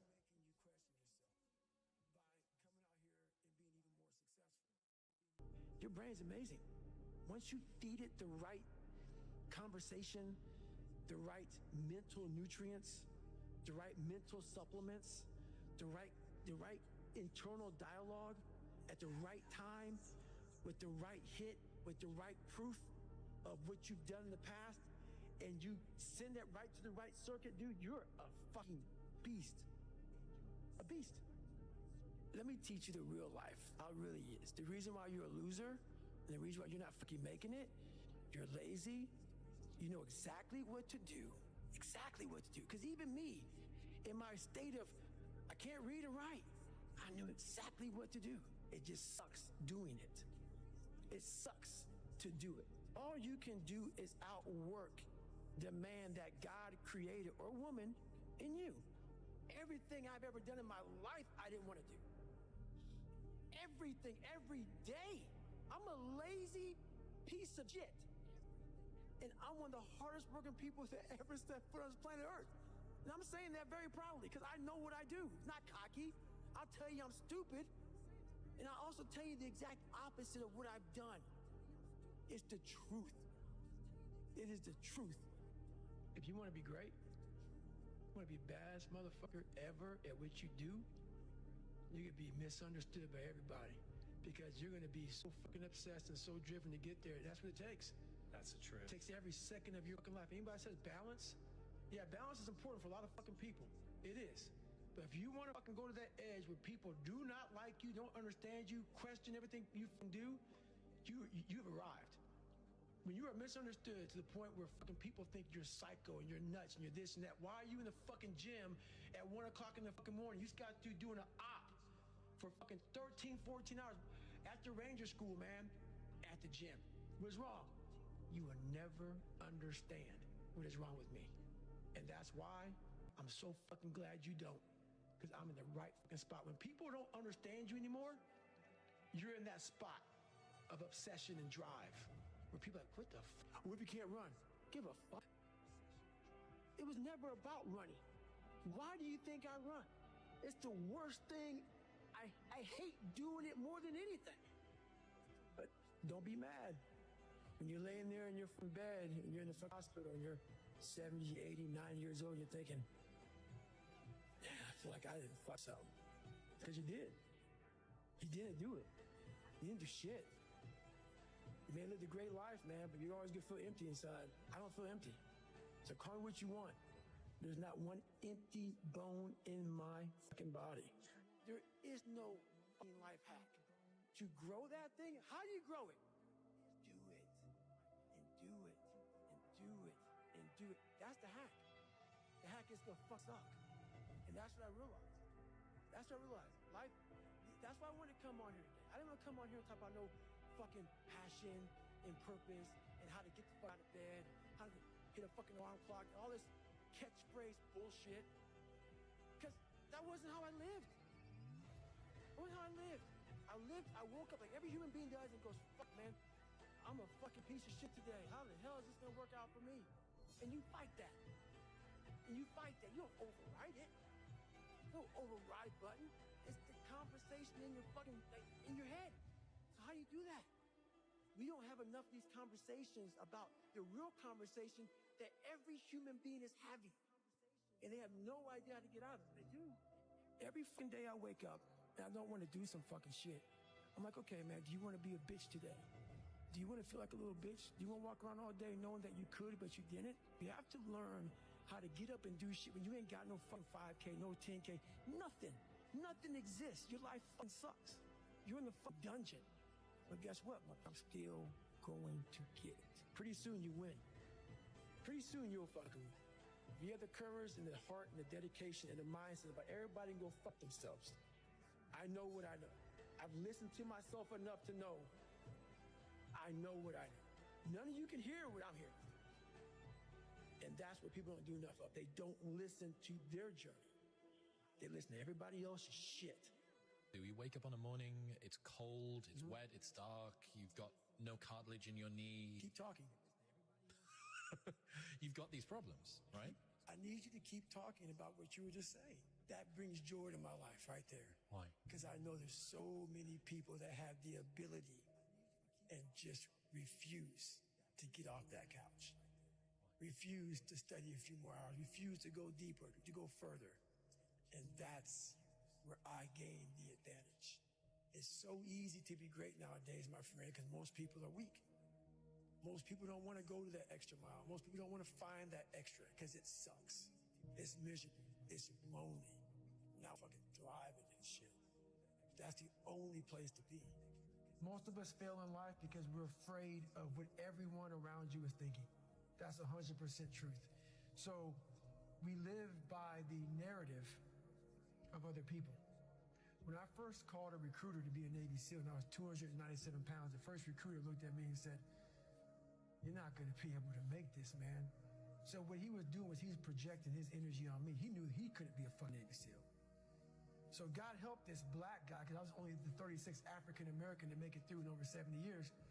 How's this black fat guy going to make it through? In my ass, he wouldn't even want to try. So he's projecting it. So a lot of us who are negative people, all we do is project how we feel on other people.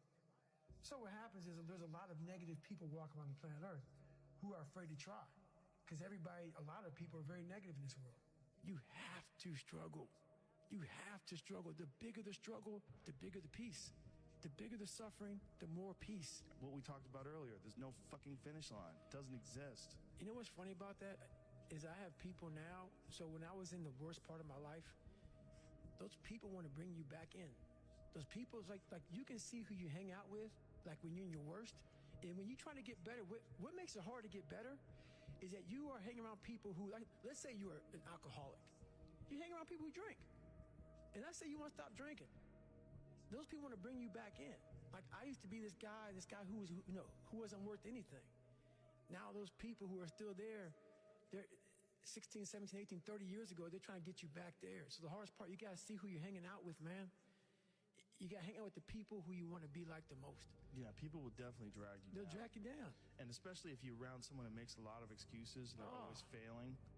Those is just like they're the opposite of inspiration. They're like a vacuum. 100%. It's sucking it out of you. Why are you doing that today, man? Yeah. Why are you getting up again so early? Why are you doing this? Why are you doing this? The people you hang around with will suck the fucking life out of you. Yeah. Sometimes you just gotta be alone, man. Get your shit in. And then there's also people that you're gonna be around that are always failing and they're always fucking up and then they're always coming to you to try to get you to help them. Exactly. They become a giant burden. Yes. They can never look in the mirror and get their own shit together. And they're always looking for external help. That's right. Always looking for external help. People don't want to go in deep, man. All the answers are inside of you. It's a very primitive way. How this book is written, it's primitive. It's very barbarian. It's how we all think.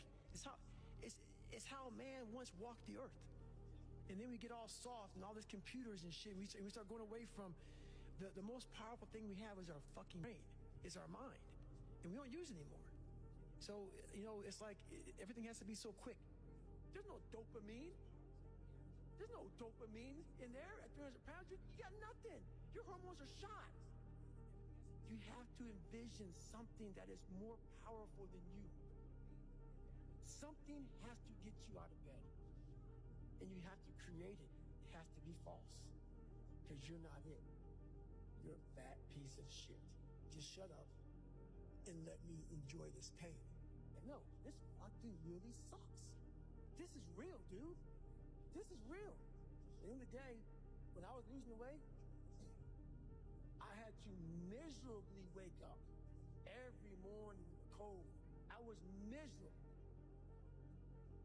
This is your new life. Take it or leave it. There's no happiness about it. There's no peace behind it. It sucks. It just fucking sucks. Your mind isn't ready. Your mind's not prepared. You've been studying. You've been training. You've been working out, but your mind's not prepared. Story for you. When I was 19 years old, I was going through the Air Force trying to be a pararescueman. I was doing push-ups, sit-ups, swimming. I was doing all this shit, knocking out of the park. One of the best in the class. But the second an obstacle got in my way, I wasn't prepared for it mentally. I was a beast. All I was doing was I was training a bigger, stronger, faster quitter. You gotta train your mind for all obstacles that might get in your way. Well, it's that time of year again. We start to feel real happy. Why? Because we're not going to work. If you believe in Santa Claus and you celebrate Christmas, you're looking forward to Santa Claus coming down the chimney giving you some presents. It's a real good time of year. So in that good time of year, we start to feel real good about ourselves. So I start to feel great. So we start making promises to ourselves about, hey, I'm going to lose some weight. I'm going to do better in school. I'm going to be better here, be better there. But guess what happens? The real Merry Christmas happens when all of that noise is gone. It's quiet. And it's you against you. And now all those endorphins are gone. And I promise you made about getting up early and getting after it to go lose weight, study harder, guess what? It's a lot harder now. That repetition becomes a lot harder now. So a lot of us can't do things on our own. So find somebody in your life. So when you throw that towel in, they throw that back at you and say you're not done yet. Stay true to yourself. Stay hard. Pain is just a feeling. You see it's happiness? Why? Because it sucks. That's why I'm so happy right now. I'm kind of happy, but I was hoping to be a lot worse. I'm going to do a nice little run today. And no, I'm not thinking it's warm and 70. I like to live in reality. It sucks. It's about 7 inches of snow, and I'm extremely ecstatic right now. Never forget to train your mind. In life, a lot of us work our ass off, trying to get to a better place, a place that makes us feel better about ourselves. Some people want to do ultra races. They're starting to PR during training. Some people want to be a lawyer or a medical student, so they're taking these practice tests, and they're crushing the practice tests. But guess what happens? Once you get to the actual event, your mind isn't ready. Your mind's not prepared. You've been studying, you've been training, you've been working out, but your mind's not prepared. You gotta train your mind for all obstacles that might get in your way. Stay hard. If you want to be great, you want to be the baddest motherfucker ever at what you do, you're going to be misunderstood by everybody because you're going to be so fucking obsessed and so driven to get there. That's what it takes. That's the truth. It takes every second of your fucking life. Anybody says balance? Yeah, balance is important for a lot of fucking people. It is. But if you want to fucking go to that edge where people do not like you, don't understand you, question everything you can do, you've arrived. You just can't read about it. You can't sit back and be a theorist. You have to be a fucking practitioner. At the end of the day, I ask myself one question. Can I take one more step? And usually the answer is yes. So if you can answer that question and not take another step, that is real failure. That is real quitting. So a lot of people can take one more step, but they choose not to. I don't know if you can take 2 steps. You got to answer that question after you take the first step. But I can always take one more step. So if I choose not to, that's on me. And I got to live with that. Are you happy? What's wrong with you? I'm driven. I'm obsessed. And that's what you see. Failure is the ultimate thing, man. I failed so many times before. That's why I don't look at failure anymore as failure. I look at it as my first, second, and third attempt. How are you going to feel, man, when you accomplish this goal coming from that shit? Coming from the fucking hell you came from. A lot of people start from a good starting point. They have a good foundation. What if you can surpass all of these motherfuckers? What if everybody who was fucking way up here started up here, and you started with no legs. You had to grow fucking legs to even start walking, and then crawling, and then running. And then you start passing people with all this given to them. I had to use all this negative shit that was making me weak and horrible as a person. I had to use this as the power that now fueled me. I had to flip it on its head and say, hold up. This might be exactly what I need. For me, I made a decision. And my decision was to be the best person I could. And I basically, a lot of mornings I wake up and say, fuck your feelings. And that doesn't mean like, don't take it literally, fuck your feelings. But sometimes you have to go beyond what you're feeling. And my knees were fucked, but guess what? I wanted to run. I have to change because I can't stay here. I can't, I looked at myself in the mirror and I was defeated. I go, look at myself. I'm like, who am I? But guess what happens? That alarm clock goes off at 4 a.m. to train. I don't want to be a SEAL today. I don't want to be whatever today. I'll start tomorrow. You hate me because you're probably in the bed right now. You're probably an underachiever. You're probably somebody who doesn't want to do anything with your life. So I make you question everything about yourself. One thing I did wrong in my life was I tried for so many years to please people. And I did it at the expense of myself. I was leaving a lot in the tank. And when you do that, you stop living. And you will live exactly the way you live now, questioning who you are, wondering what is possible, wondering what you are capable of doing. That's how that looks. Or you can be me, which, am I happy? I don't know. Never really thought about it. Don't really care about it. Because all I really cared about was when I looked in that fucking mirror, I saw a piece of shit. Happiness wasn't on the mirror at 16 or when I was 300 pounds. It wasn't like, oh, I'm looking for happiness. No, I'm looking myself in the mirror and say, all right, motherfucker, you did it again today. I had to stop thinking normal. I had to stop thinking normal. I can no longer be a common man walking around doing common things. But no one taught me this stuff. It wasn't like I had, I paid a trainer to come train me. Jenny Craig didn't come down and miracle my ass. None of this happened. It was on me. I became obsessed. I became obsessed with being the baddest motherfucker that God ever created. Am I that? I don't care. I believe it. And I was trying to tell him, once you become obsessed with something, obsessed, it's okay to be unbalanced for a while. It's okay. Don't be all this stuff people say, you got to be balanced. To be the best in the world at what you do. It's not about being a Navy SEAL, people. The best at what you do, you have to be unbalanced to find every bit of fucking energy and strength that you have to pull it off. Whenever you think you can't, the confidence comes from the thing that you built. You must build belief. You must build confidence. It can't be like, hey, I'm gonna knock that shit out. You gotta look over here and say, I can knock that shit out. It's belief, and it's built on what you put in to yourself. I had to miserably wake up every morning in the cold, because it was Indiana, November when it started. I was miserable. This is your new life. Take it or leave it. There's no happiness about it. There's no peace behind it. It sucks. You got to live with that. And I lived with it for a lot of years. And so I sat back and said, okay, all right, I know what this takes. And when you sit back, as fucked up as I was, and I had a laundry list, a table like this of what I have to do to become just a human being, I understand that guy. I understand exactly where you're coming from. That is your personal opinion, and I totally get that. But there's very few people in this world who want to do a job like that.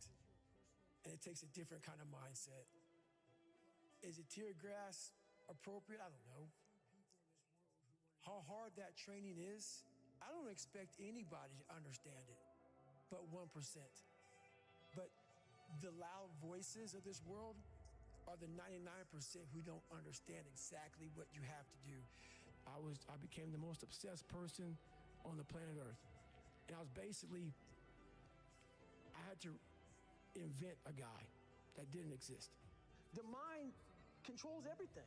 So what I realized was that when I was growing up and I was 300 pounds and I got all fat and I got all insecure, I realized that my mind kept taking me in this direction. When things got uncomfortable for me, when I was facing my insecurities, I was facing my fears, my mind said, oh no, we have a tactical advantage. We need to separate you from this feeling over here. Life's all about feelings. We want the happy feeling. We don't want that feeling of this sucks. Why am I here? And you don't have any, so you can't answer those questions, so you leave. I started realizing that if in that moment you can answer those fucked up questions and you are now in charge of your brain versus your brain ruling you, that's where all that stuff comes from. So the 40% rule is all of that. You get to 40%, your brain says, we're done. Let's roll, man. This is starting to get painful. This is uncomfortable. So you sit down. You have to figure out ways, and everybody's different. That's how the book kind of talks about, like we all have these things about, 5 steps to this and 4 steps to this. It's a lot more than that. That's all bullshit.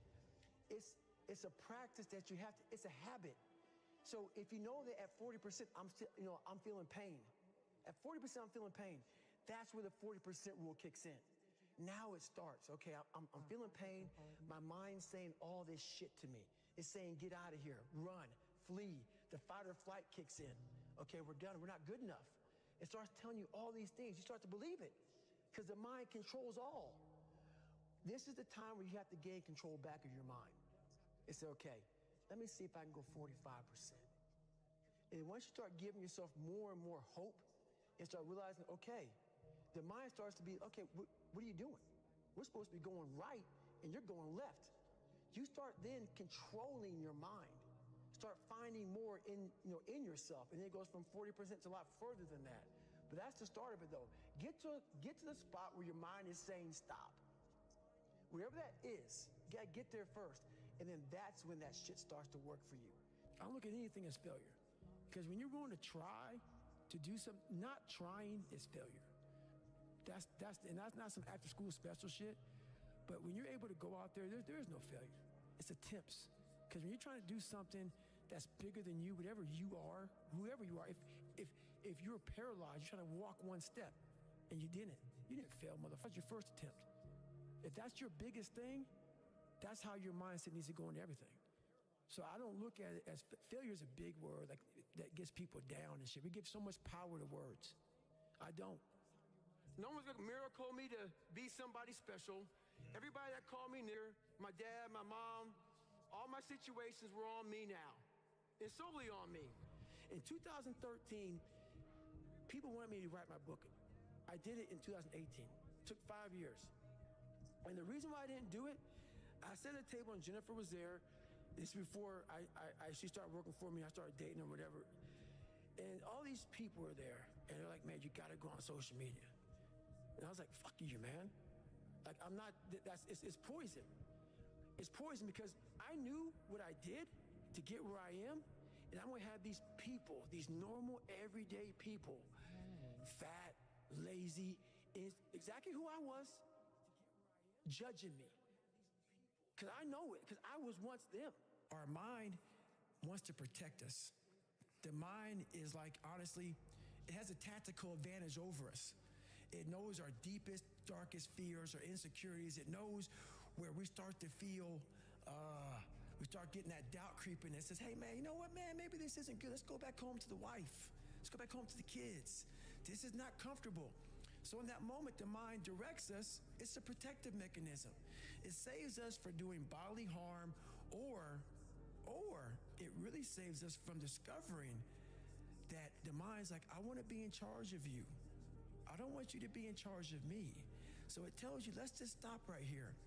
But once you start breaking through that barrier and start breaking down that governor that you've put in your mind, because we forget we are in control of our mind. We believe it's the other way around. No, we put in our minds what we should do, but we believe our mind is telling us, it's giving us all this feedback. We have to reprogram it and tell us, no, we're good. We're good, this sucks, but it's okay. I lived a life so disciplined that everybody that I once looked to, these fake characters, I built that as a man. And when I was younger, I had this image in my mind of what does a man look like to me? And I got all these people who were badasses, characters. And in my mind, I became that. I don't quit. I may not make it the first time, but I'll come back. I gotta call an audible. I gotta fucking get my head back in the game. I gotta figure this shit out. It doesn't mean you leave. It means you study it more. When do you rest? When do you recover? Yeah. And I don't want to scare people, but the truth answer is, I don't take any days off. That I turn a person this fucked up into this motherfucker right here. Not off of reading a fucking book off a theorist. Off of going to work on myself and saying, I don't know how to do this, but I know that to get over there to that fucking side, I gotta grind myself into a fucking find power. And I did it. Failure is the ultimate thing, man. I failed so many times before. That's why I don't look at failure anymore as failure. I look at it as my first, second, and third attempt. To be at the point of your life where you don't care about being judged. You can be in a room of 1 million people and they all hate you. And you walk in and you go like this. Not because you're angry at them, because you know yourself. Inside and out. And you know that you've put yourself through hell to be where you're at today. You've walked the walk. You've talked the talk. And you've walked the walk. And that's, to me, what it's all about. You have to make the decision whether you want to be a badass or whether you just want to be mediocre and everything's okay. A good painter will not just paint. He needs to create. And you can't create with phones and everything going around you. So you got to block yourself off. You only do 2 podcasts in a year. You block yourself off and you're painting this thing inside and you're going through all these different colors of paint and everything else. And you can only figure out the right painting if you spend the correct amount of time in your brain. You have to face that in that dark room. In that dark room is who you are. But in that dark room is where you have to create another human being that walks out of that dark room to face who you are. That's the only way you're going to get over all those things. So basically, a lot of us aren't prepared for life. We get up willy-nilly and just hope life is going to happen. It is going to happen, but it's going to happen with a prepared mind or unprepared mind. Most people attack life with an unprepared mind. What I do is I try to account for all things that could happen, might happen, probably will happen, and then the unknowns. I have the ability to see the end before the beginning even begins. And what that means is I know that to get to the very end, I can see it right now. So before I went to Buds, and I was losing all this weight, I saw myself walking across the stage at 191 pounds, because that's what I had to get to get into the door. I saw myself 6 months, a year later, whatever it's going to take me to do it, I saw myself walking across that stage, getting that certificate of graduation from Buds. And I was able to be there at 300 pounds. And that feeling that I was nowhere near that feeling, I was able to put myself there 1,000,000 times every day. And that feeling of like, my God, that is going to feel amazing. That's what made me suffer. That's what allowed the pain to be real and say, this is worth it. I want to feel for this next 18 months. It took me 18 months to finally become a Navy SEAL, to finally, just get through Buds. 18 months. It's 6 months. It took me 18. That's what woke me up every morning was, I'm going to put myself through this much pain and suffering for a few seconds. That's all it is. A few seconds of joy. And it's so worth it, man. That's what people don't get. So I'm able to put myself at the finish line, even though I have no finish line, but at the finish line of an event before I even start and say, how are you going to feel at the end of this? Visualizing is my biggest tool of life. That's why I've been able to put myself in cold water, put myself in a 100-mile race millions of times before I've done it. And I'm able to go through the race and see how I'm going to feel at mile 50. Almost to the exact feeling. Right, so when it comes up, it's no surprise. It's no surprise. I've already done this 1,000,000 times. You're alone. You're alone. You may have a shrink you're going to. You may have a best friend you're going to. But there's 24 hours in the day where you're alone in this brain. And your brain is talking to you in all kind of ways. And it wants to control you and pull you in these different pockets. If you can't control your own brain and your brain controls you, you're fucked. You got to tell your brain where you want to go and how you want to go and how you want to get there. You got to control it. If not, it's over. But you're also the scientist. You create your own self. Most people are missing something because there's so much trapped in there. I don't even want to say potential. I think that's a word used out too much too. There's so much in you that God or wherever the hell you believe in, or if you're an atheist, in you, that you have not unlocked. That you walk around with this gorgeous wife or great husband and all this money. You're like, God, I feel like I'm missing something. Yeah, because it's about 75% of you is still fucking in there. Still chained up because you just didn't want to find your willpower, didn't want to find your soul, your will, your heart, your determination, your guts, your courage. Because I'm looking for that person like me. I sat down at the table and I said to myself, what are you willing to give up? Everything. And when people come to me with that kind of mindset, I can work with you. When you are willing to strip yourself down to nothing and give everything, that's who I want to work with. Because now I can mold you into exactly who you want to be. When you put these restrictions up, and that's why my first question is, how bad do you want this? If it's as bad as you want to live or breathe or sleep, whatever the hell it may be, I can work with you. So you better figure out who the fuck you are on this journey. And those few people many people don't like you, so be it. But you first have to figure out you, because a lot of people die with a lot of untapped potential because they're trying to be somebody that they're not. Yeah. So I was able to figure out my own potential by figuring out me.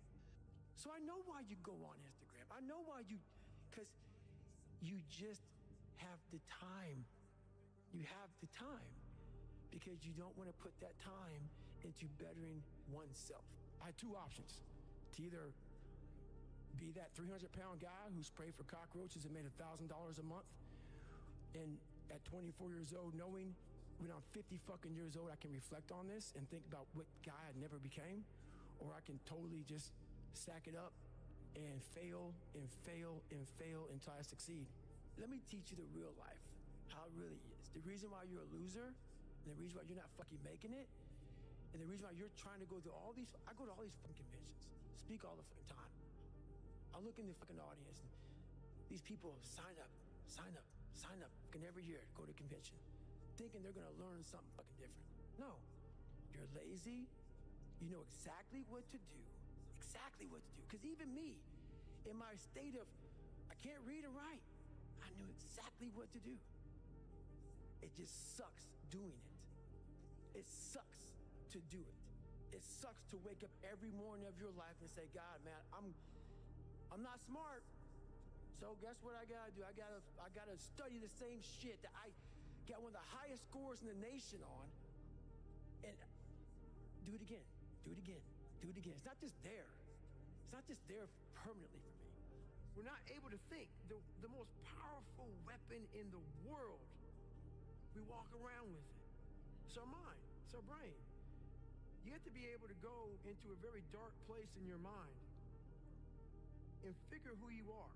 Go back to what you want to do. What's your purpose? We can't figure our purpose out, or why we're here, or why we're even born, or whatever, because it's so loud in our mind. We don't have any quiet time with ourselves to sit back and say, what do I really want? There's so many different dialogues in our head that we can't think. So my biggest thing is, you have to be alone in a very dark place in your mind to think about what is important to you. You can fucking achieve the absolute impossible. You don't need great parents. You don't need like a private school. You don't need to have this humongous GPA and all this other shit. What you need is the one thing I talked about in my book, which is straight up brutal work ethic. There's no hacks, bro. It's you against you. You against you. And if you misunderstand that, you have a real problem. Pretty soon you win. Pretty soon you'll fucking win.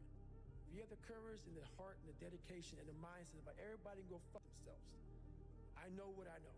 I've listened to myself enough to know I know what I know. In the battle you find peace. When you go to war with yourself, you find a lot of peace. It's because you know exactly who you are. And that is where the peace is really found for me. It's so easy to be great nowadays, my friend, because most people are weak. Most people don't want to go to that extra mile. Most people don't want to find that extra because it sucks. Every day I walk this earth and I see average all over the fucking place. Know that if you have big goals and big dreams, along the way, failure is going to happen. So how fast do you get up from that? And you got to teach yourself that. It's time to get back to work. Stop hearing yourself talk. Get off the podcast. Don't be on social media too much. Cut out all the fucking noise. Get back to the mental lab. When you really sit back at your life and you are in that dark room and you're looking at where you started from, and you tell yourself, God, dog, man, my mom is this way, my stepdad got murdered, my dad beat the shit out of me, I can't read and write to save my soul, I've lied about it to everybody, I've cheated on all these tests. My God, man. And then you put a goal in your mind. How are you gonna feel, man, when you accomplish this goal coming from that shit? Coming from the hell you came from? A lot of people start from a good starting point. They have a good foundation. What if you can surpass all of these? What if everybody who was way up here started up here, and you started with no legs. You had to grow legs to even start walking, and then crawling, and then running, and then you start passing people with all this given to them. I had to use all this negative that was making me weak and horrible as a person. I had to use this as the power that now fueled me. I had to flip it on its head and say, hold up. This might be exactly what I need. The darkness is exactly what I need. It's how you look at your situation. And I was looking at it all. 2 heart surgeries, multiple knee surgeries, and after every knee surgery, they say you're not gonna run again. And I'm fine with that. There's no running up here, bro. None. This was what it was all about. That's what they lost. What if you can't run? Give a fuck. It was never about running. Why do you think I run? It's the worst thing. I hate doing it more than anything. Hence the willpower. Right. Your anterior mid-cingulate cortex would start to regress if you loved running. Think about it. Every day I wake up, I don't just run a mile, 2 miles. It's the one thing I hate the most to do, and I do it like I love it. 250, 60, 70, 300-mile runs at one time, no sleep.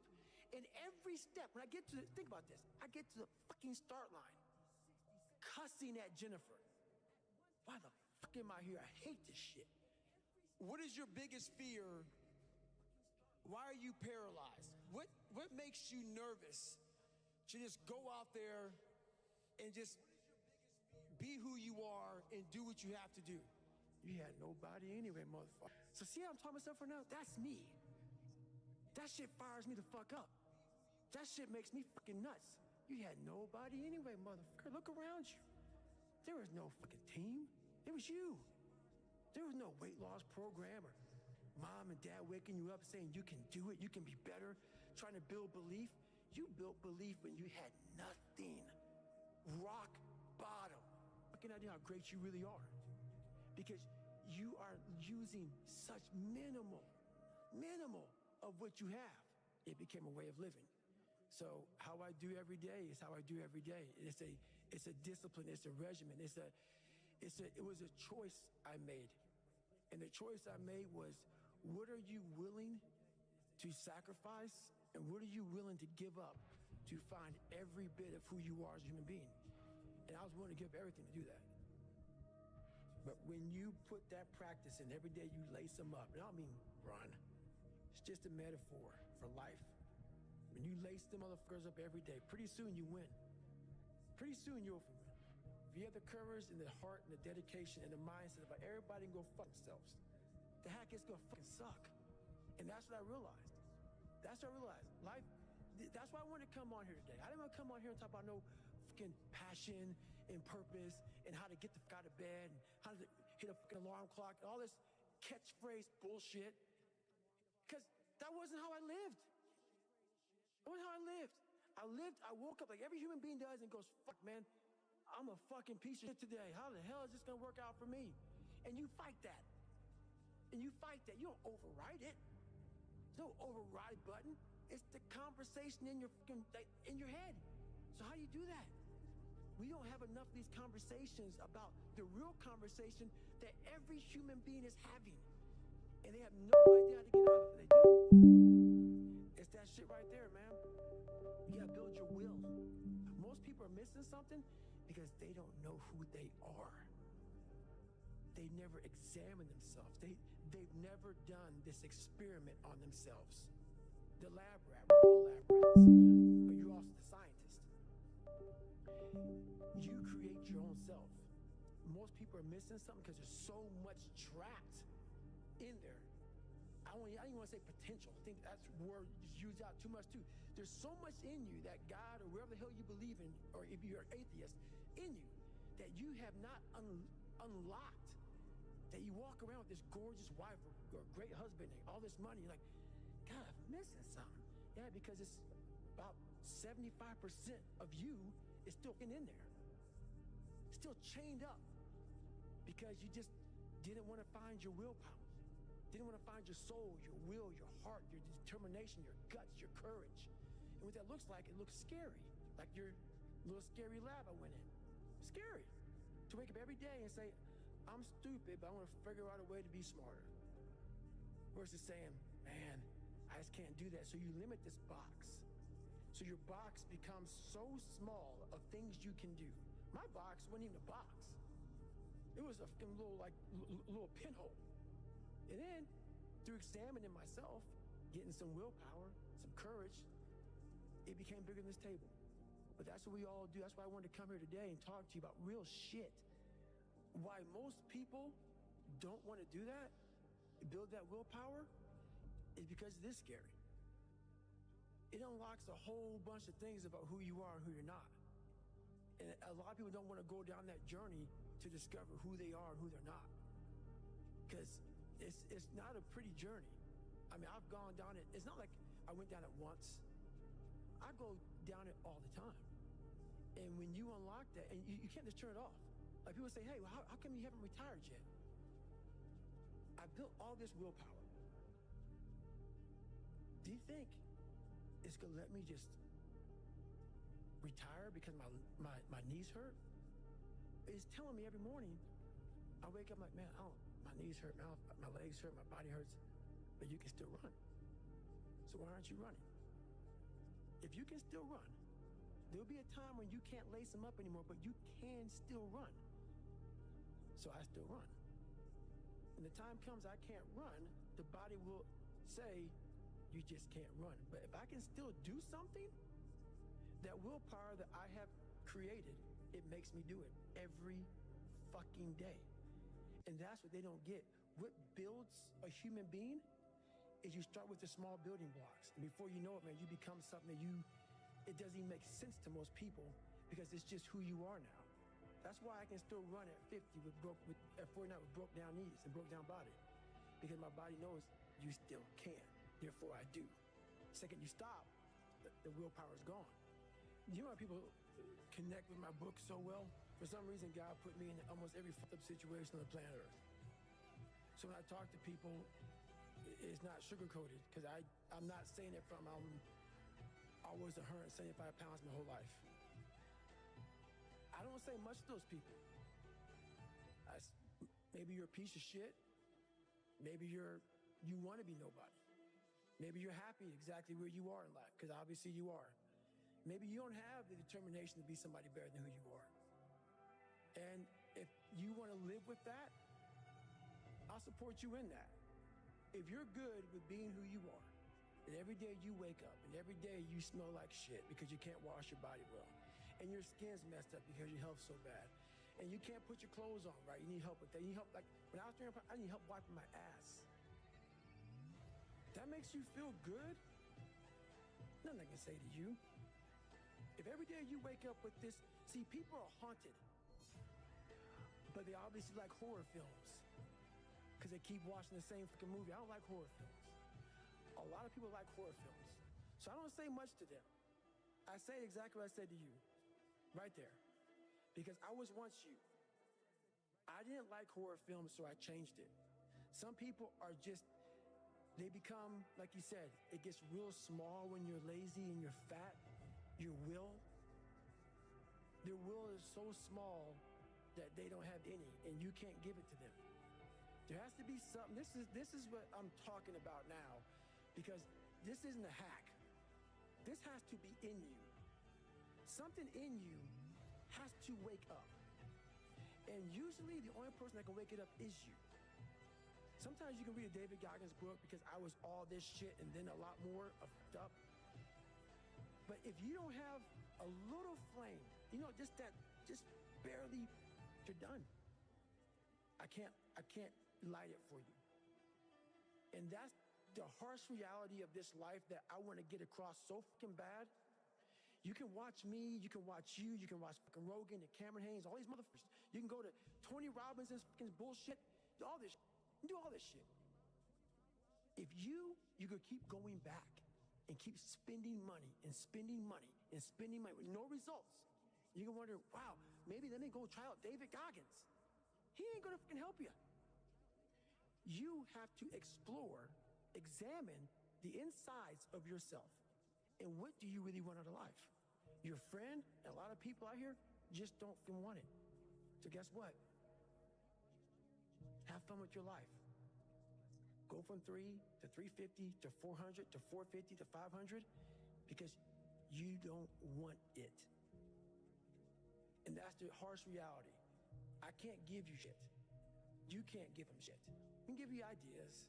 At the end of the day, when I was losing the weight, I had to miserably wake up every morning in the cold because it was Indiana, November when it started.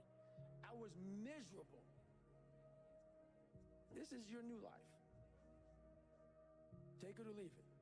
There's no happiness about it. There's no peace behind it. It sucks. It just fucking sucks. And that's the one thing, if I could teach anybody anything, it just fucking sucks. And it's going to continue to suck. And then one day you'll get to a special part in your life that it might get a little bit better. But to lose the weight you had to lose, my friend, sorry, it's going to suck every day. Because then when you're 300 pounds, you're going to go out to lose weight, you could probably get injured. So then you got to work on the injury, and then you get even more depressed. This is what I went through. And then you're hungry because now you're depressed. It's just a vicious cycle. And if you're not strong mentally and you have no willpower, you're going to continue falling back in this hole versus the man that sits back and goes, all right, motherfucker, this is why I cuss, because this is what is in me. This is what it took for me to be me. Sorry. It didn't take, hey, okay, we're going to do this today. No, this really sucks. This is real, dude. This is real. And every day, I'm set back. I'm set back. I'm set back. I'm set back. So this is what I would tell your boy. This is exactly what I tell him. Every day you wake up, you're going to probably be set back for the first 4 weeks before you lose to significant weight because of the mind's going to be fucking with you the whole time. There's no dopamine. There's no dopamine in there at 300 pounds. You got nothing. Your hormones are shot. You have to envision something that is more powerful than you. Something has to get you out of bed. And you have to create it. It has to be false. Because you're not it. You're a fat piece of shit. And that's the reality of it. So you have to create a false reality to live in that just to get to work on yourself. That's the reality.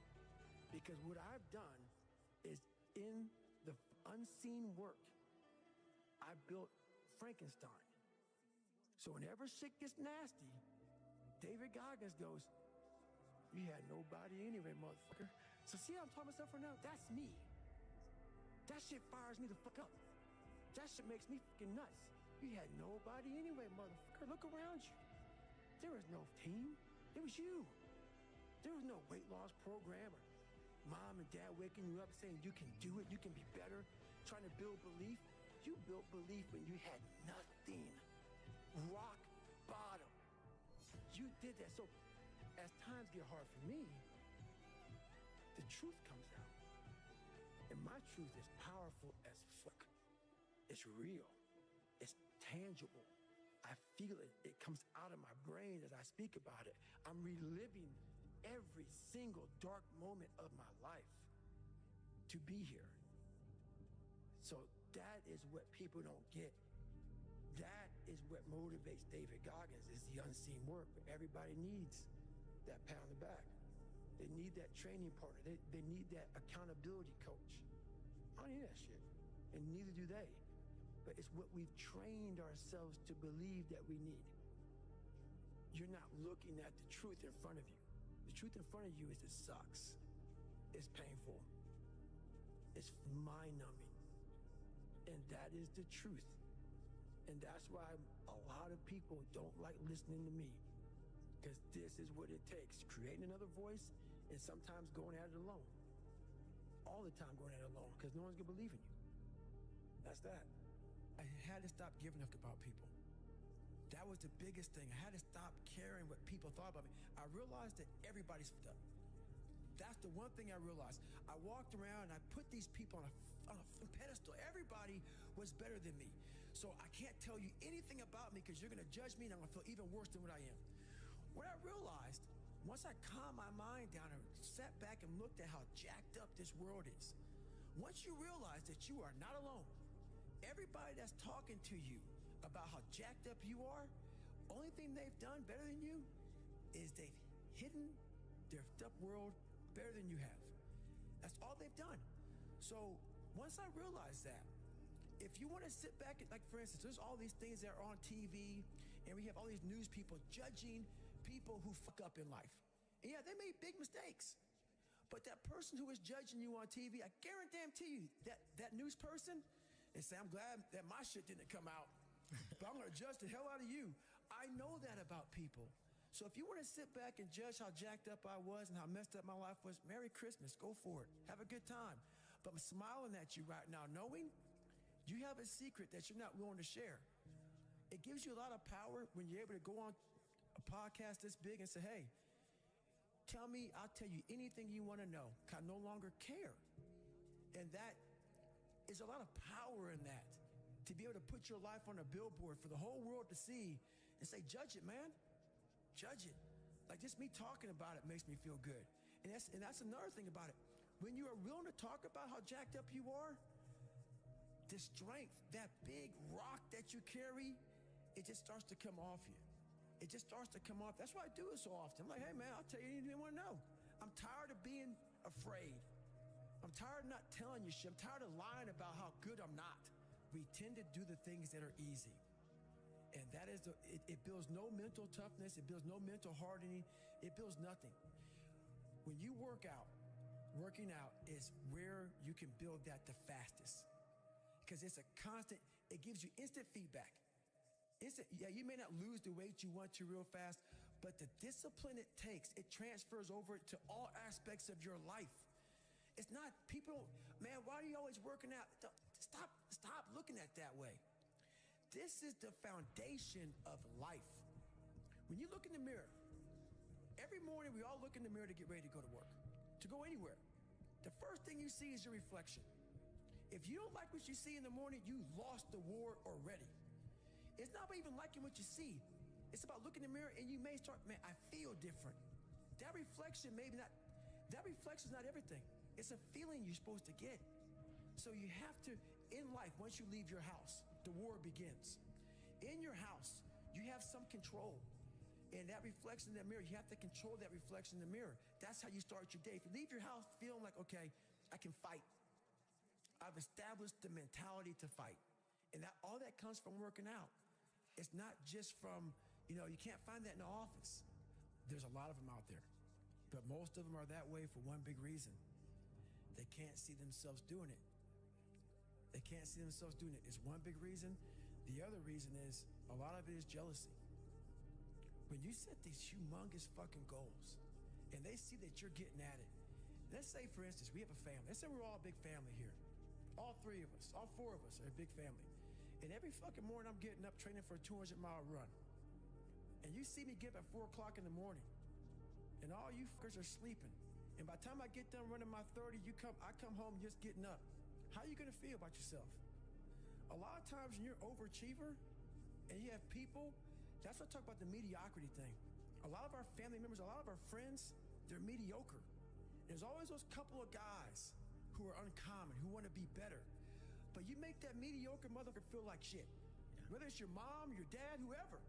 You make him feel horrible. I've been there. I'm speaking from experience.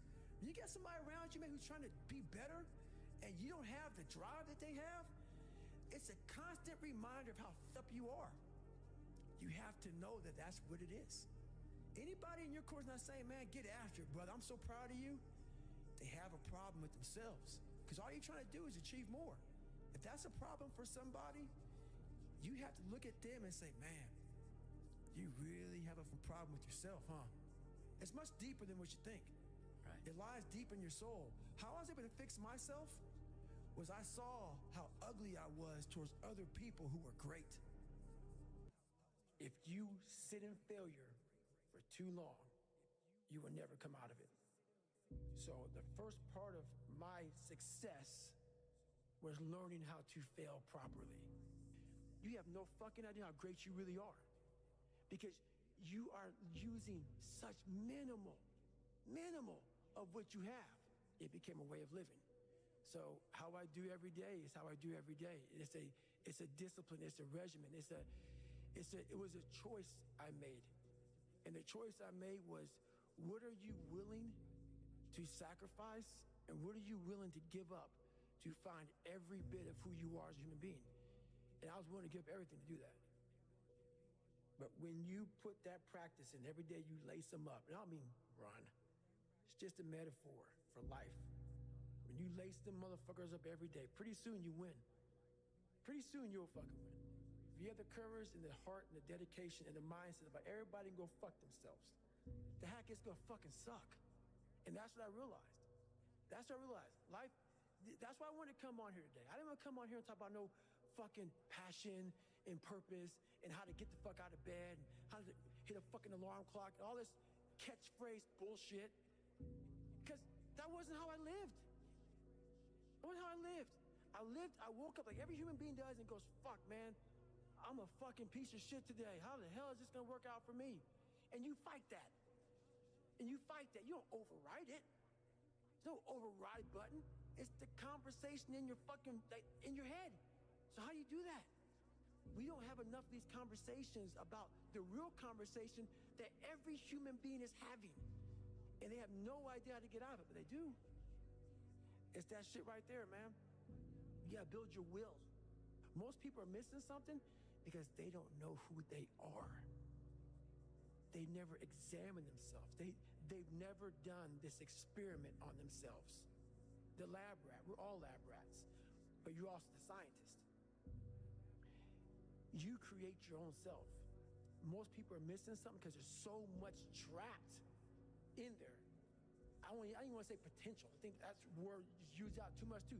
There's so much in you that God or wherever the hell you believe in, or if you're an atheist, in you that you have not unlocked. That you walk around with this gorgeous wife or great husband and all this money, you're like, God, I feel like I'm missing something. Yeah, because it's about 75% of you is still fucking in there. Still chained up because you just didn't want to find your willpower. Didn't want to find your soul, your will, your heart, your determination, your guts, your courage. And what that looks like, it looks scary. Like your little scary lab I went in. Scary. To wake up every day and say, I'm stupid, but I want to figure out a way to be smarter. Versus saying, man, I just can't do that. So you limit this box. So your box becomes so small of things you can do. My box wasn't even a box. It was a fucking little pinhole. And then, through examining myself, getting some willpower, some courage, it became bigger than this table. But that's what we all do. That's why I wanted to come here today and talk to you about real shit.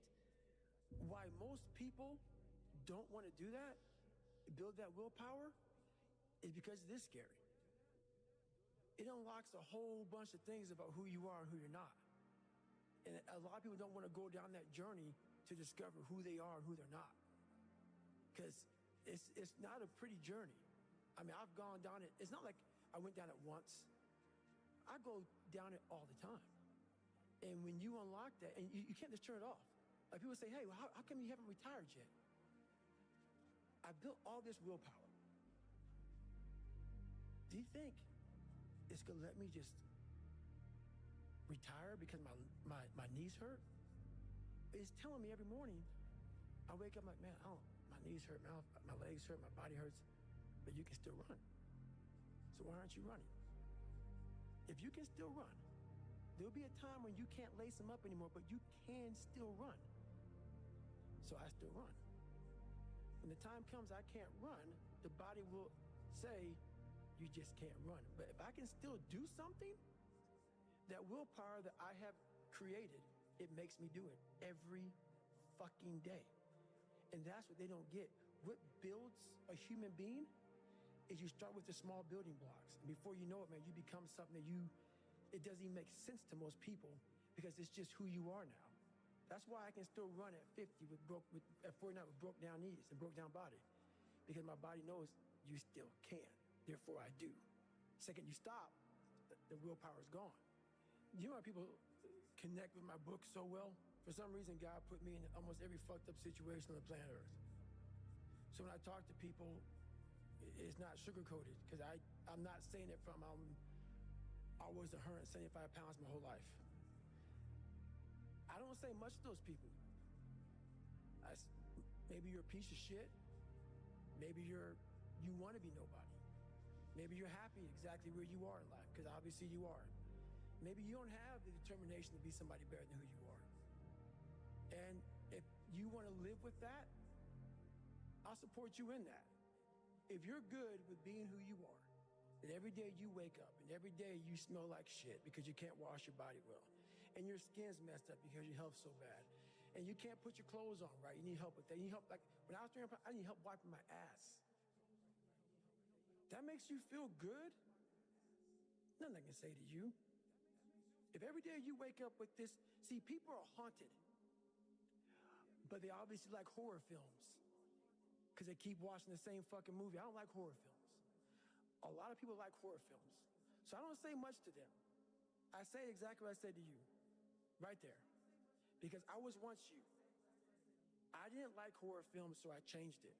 Some people are just, they become, like you said, it gets real small when you're lazy and you're fat. Your will, their will is so small that they don't have any, and you can't give it to them. There has to be something. This is what I'm talking about now, because this isn't a hack. This has to be in you. Something in you has to wake up. And usually the only person that can wake it up is you.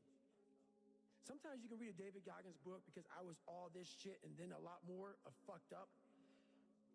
But if you don't have a little flame, just barely, you're done. I can't light it for you. And that's the harsh reality of this life that I want to get across so fucking bad. You can watch me, you can watch you, you can watch fucking Rogan and Cameron Haynes, all these motherfuckers.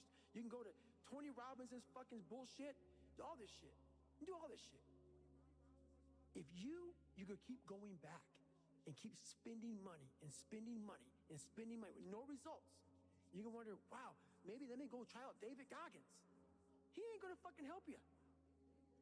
You have to explore, examine the insides of yourself.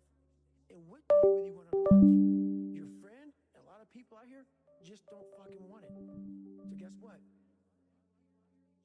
Have fun with your life. Go from 3 to 350 to 400 to 450 to 500 because you don't want